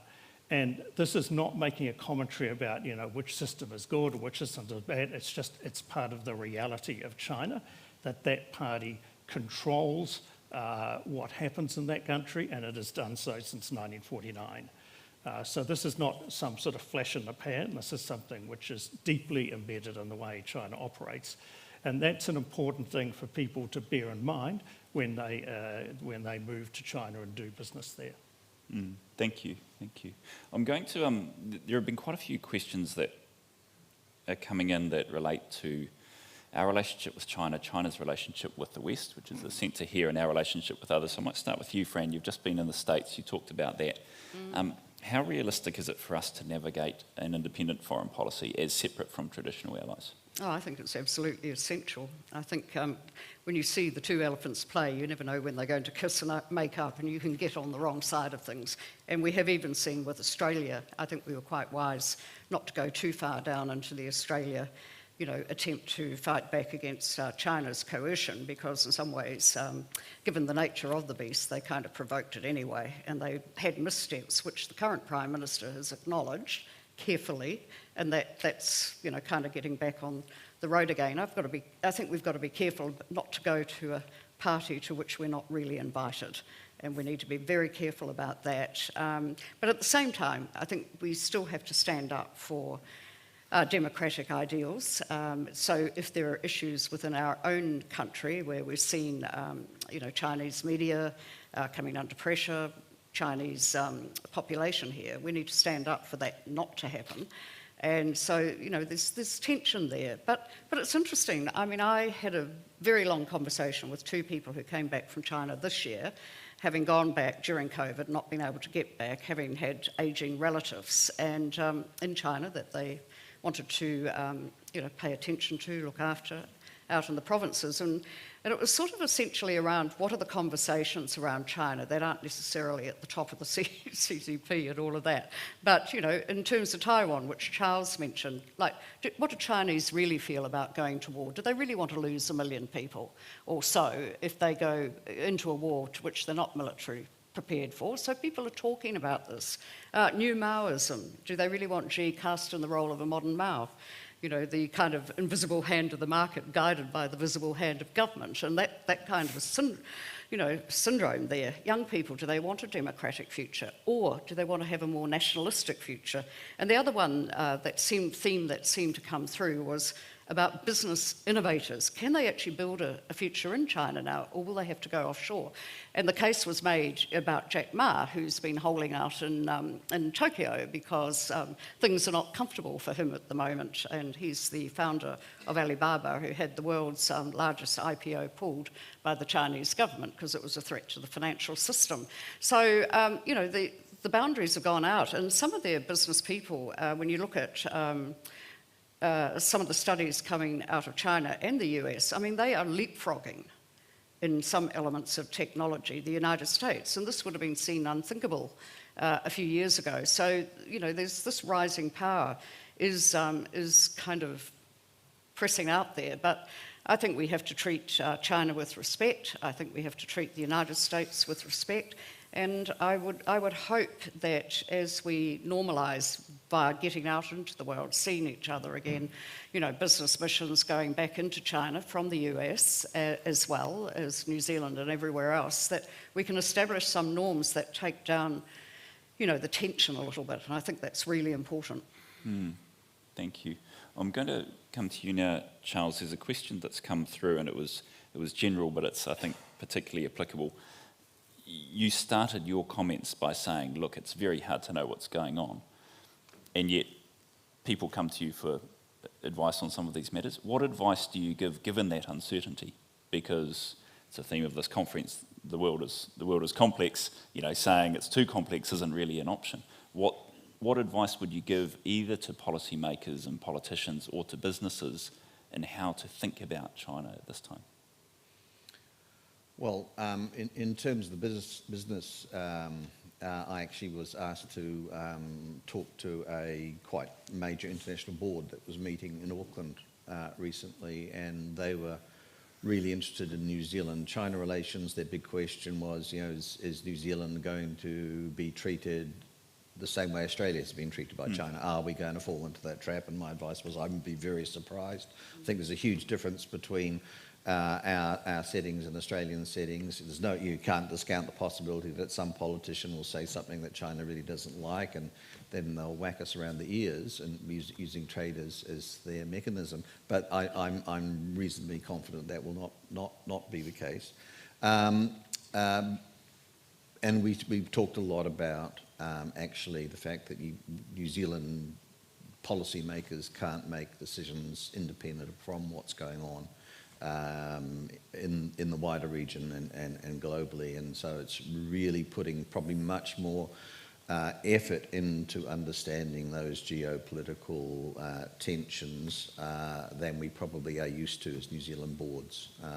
And if you can't do it in-house, and I think you can actually do a lot in-house, get that expertise in every 6 months or every year when you're having your strategy sessions, build geopolitics into your discussion, and make sure you have a really good risk policy as a board, and you're taking decisions with a full understanding of the risks you're taking. I'm pretty comfortable overall with our level of trade dependency on China, but there are certain industries that are very dependent. I hope they've got a plan B and a plan C. One of the plan B, plan C options has come through in a question around if China were to align more closely with Russia, what then? So, to any of you, would anybody like to grab? Take a frigate out. You go, Fran, first. No. And I think the first thing is, do we think that's likely? Let's not, completely, shoot. Well, I think China's playing very carefully at the moment because, if you look at just the rhetoric over the last few days, the meeting with the Belarus president and so forth and so on, and some sort of indication of wanting to see not quite a peace plan, but the first steps toward it. And the US obviously feels that doesn't go far enough, and they may well be right. But but China has sort of not really come out on this issue until about now. It doesn't go as far as where politicians like Jacinda Ardern, had remonstrated with Xi at APEC last year about, use your influence in the UN and elsewhere on this, and they have been allies over a long time. So it's difficult, but we'll just have to wait really to see how it plays out. But I think just well, all bets are off, aren't it? If they do seriously get into bed together, then it does come into that question about if it's a major challenge to world peace, where do we sit? And, as one cynic said to me the other day, and it might even have been me, that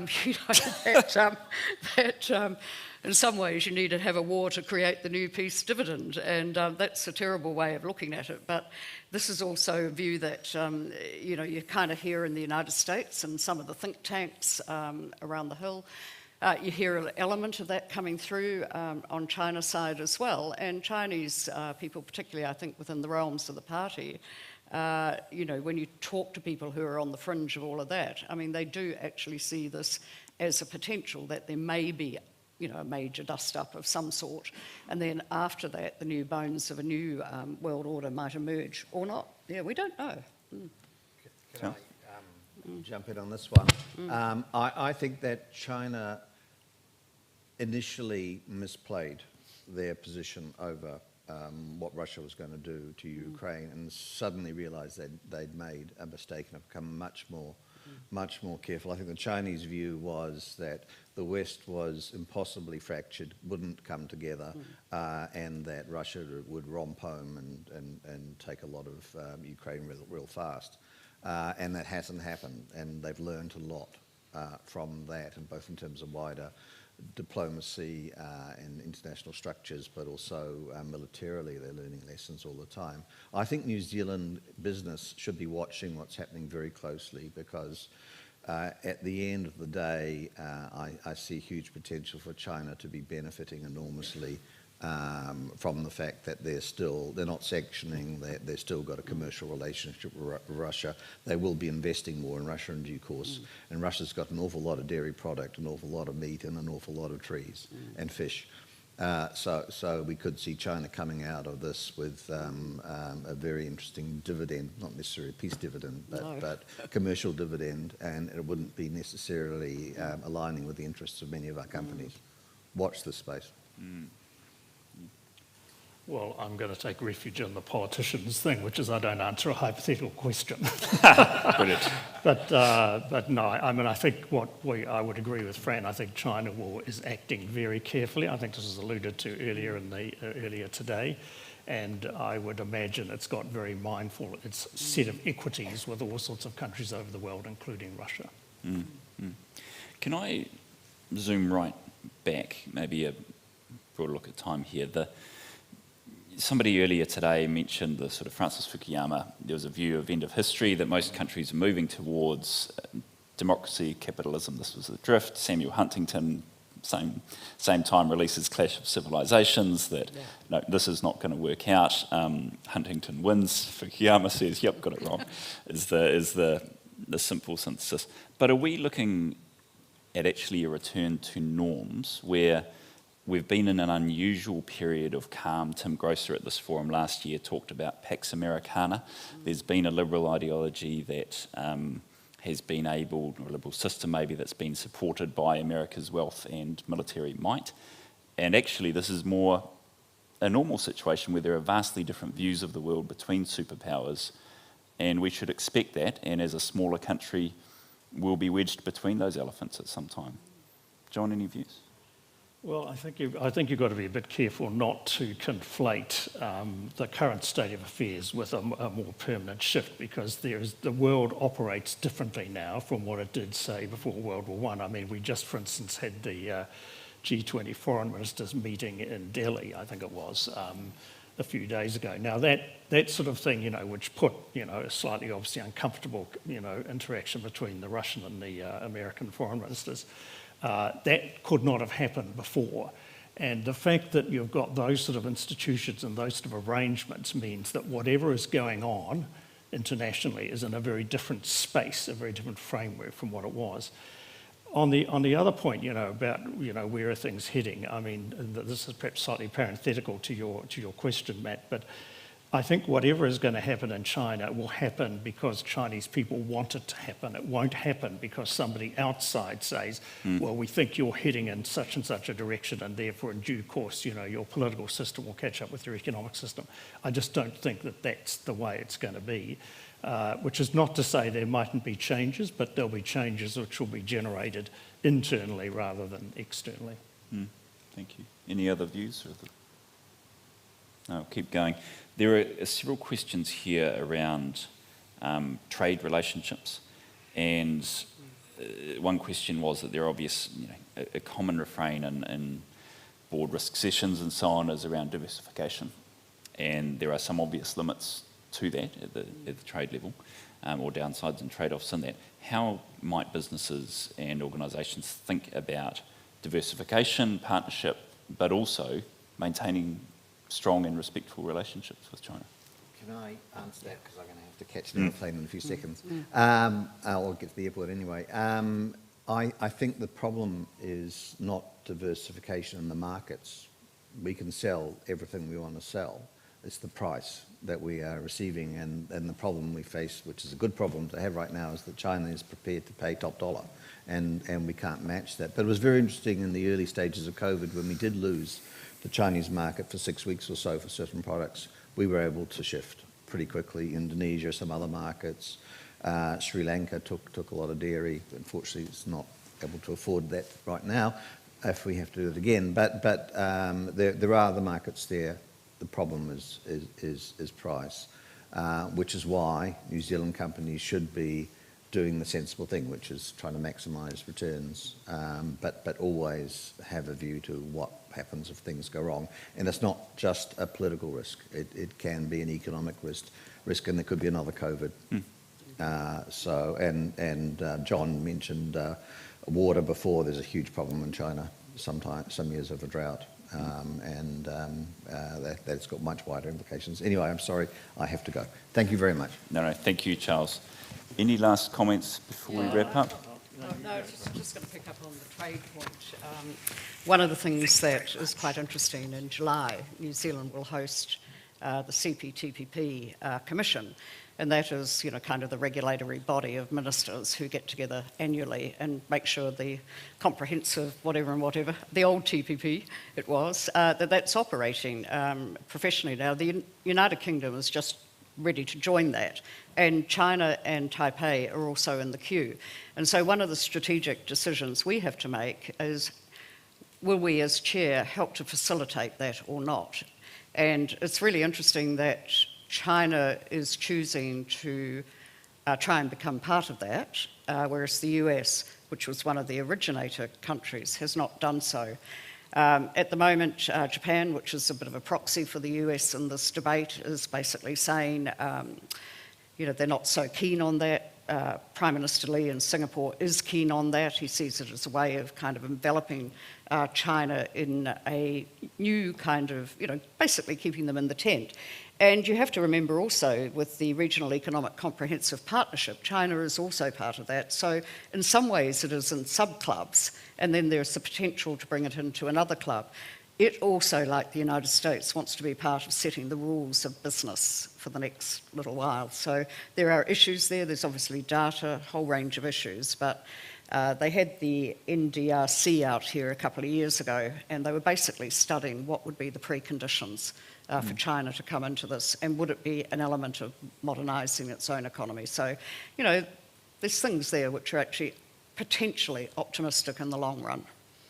I was about to end on exactly that note, the word optimism. So, a last question to both of you before we close. What do you see as the greatest opportunities for us in this relationship as we navigate it forward? Well, I think the greatest opportunity is simply that there is going to continue to be a large group of people in China. It may not be quite as large as we thought, but a large group of people in China who are interested in purchasing what we supply, whether that's food, whether that's scenery, whether that's English language education or whatever.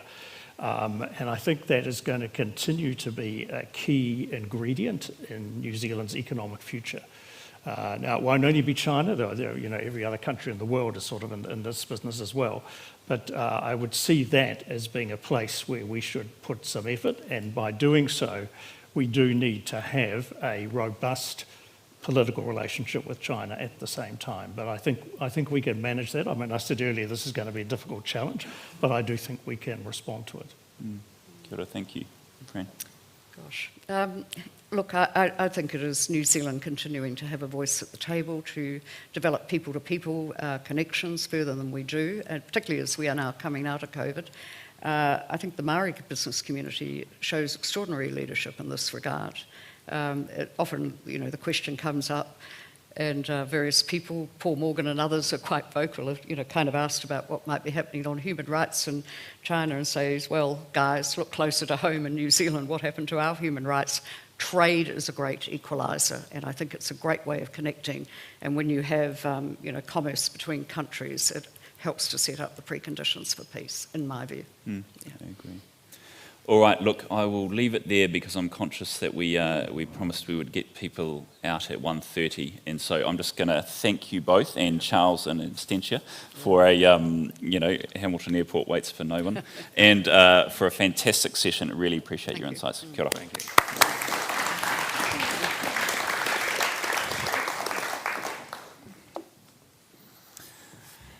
All right, before we release people out into the rest of their Friday and on through the weekend, just some brief concluding remarks. And I'll actually start with the thank yous. 3 groups that I want to thank in particular. One is the speakers. Many of you are still in the room. I think we have been treated to an exceptional range of views that are real experts on so many topics over the last couple of days. And so I just want to acknowledge all of the speakers that have contributed here over the last 2 days. The second group is the staff behind the scenes, a little bit less visible than Anna and I, or the professors who spoke earlier, who have pulled an event like this together. It takes a heck of a lot of work, and so I really do appreciate the work of the team, the wider team that's brought this together. And the last is all of you, because the reason we do this is to have challenging debate, conversation, all the things we've spoken about, which makes absolutely not a jot of difference if it's speakers without an audience. And this is a wonderful audience. I know many of you here, many of you I've met over the last couple of days, and you are people with influence and networks. So obviously we ask you to take insights from here, share them with your teams. The last thought is, again, finishing on the note of optimism. I was talking with Jim on the drive-in this morning, and if you consider some of the topics that we've gone through over the last days, the COVID response pandemic, immigration, schools, robust public sector infrastructure and housing, the political system and election campaigns over dinner, monetary policy, governance and populism, democracy writ large, monetary policy again, Crown-Māori relations, our natural environment and climate change, and then China, the West and geopolitics. One of the greatest themes I picked up when I chatted over a coffee outside is the sheer weight of some of these topics. Charles just said it, it can feel like everything is uncertain, and it is. And when we're in this moment, that can feel, there's an element of exceptionalism. Somebody yesterday used the term chronological snobbery. We can feel that we are in a time that is unprecedented. Of course we are, none of this has happened before, but let's just rewind a little bit. If you take a 40-year block and say from 1980 to 2020, yes, exceptional change. Do the experiment, take the previous 40 years, 1940 to 1980. It wasn't exactly calm sailing. You've got a nuclear bomb, you've got changes in society, women entering the workforce, you've got the Cold War. Try the experiment again, 1900 to 1940. You start with horse and cart, you end up with Spitfires over Europe and all of the other changes in there. Keep going back, you've got the Industrial Revolution. The last several centuries have been full of people chatting in whatever language, in whatever conference or castle, saying, gosh, there's a lot going on. And I think in that we should have a degree of humility and also of optimism. I don't think that this conference leaves any of us with the impression that it's plain sailing and sunny skies ahead. But it should, when we look at it in a historical context, give us the sense that yes, there are very hard choices to be made. Yes, there are trade-offs to be made. Our ancestors have made those, and we will have to. They won't be cost-free decisions, but we can get through those and, pardon me, and into better times. So I'll leave you with hopefully that optimistic thought. Thanks again to all of you for being here, and as we continue to grow the forum, I look forward to seeing hopefully all of you and many more next year. Kia ora.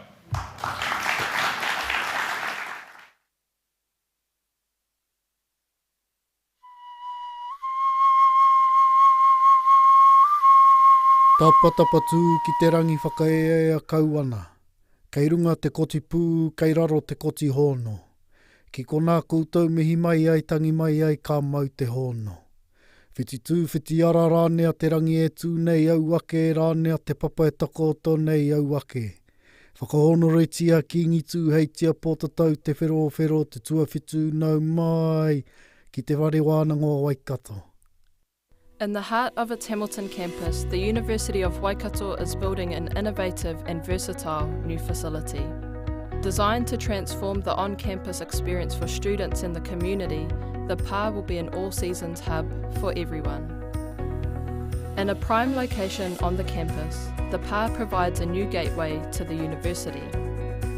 Across an expansive marae atea, the face of a new university wharenui will provide the shape and inspiration for the broader complex of the PA. The wharenui will embrace the history, heritage and mana of Waikato, Tainui and the Kingitanga. This will be a premier space for teaching and learning and a place of mana and pride for the university. Along the northern face of the pa, the central campus walkway leads from the marae to the student hub. With spaces tailored for socialising, resting and recharging, the hub will be the year-round home of campus life. A generous central atrium incorporates a selection of food retailers, breakout spaces, social spaces and meeting rooms throughout, extending to the Faculty of Māori and Indigenous Studies and senior leadership space on the upper level. A large stage will host performances and events including student welcomes, graduations, celebrations and other university and community activities. The lift tower and bridge will connect the upper and lower levels of the campus, improving accessibility and mobility across the university. The PA is the largest capital project in the history of the university. It represents our commitment to students and student learning, to innovation, distinctiveness and to a transformative campus experience. With its diverse spaces and multiple functions, the PA will be an all-seasons campus destination for students, staff and the wider community. The PA, it's for you, for me, for all of us. Māku, mau, mā tātou katoa.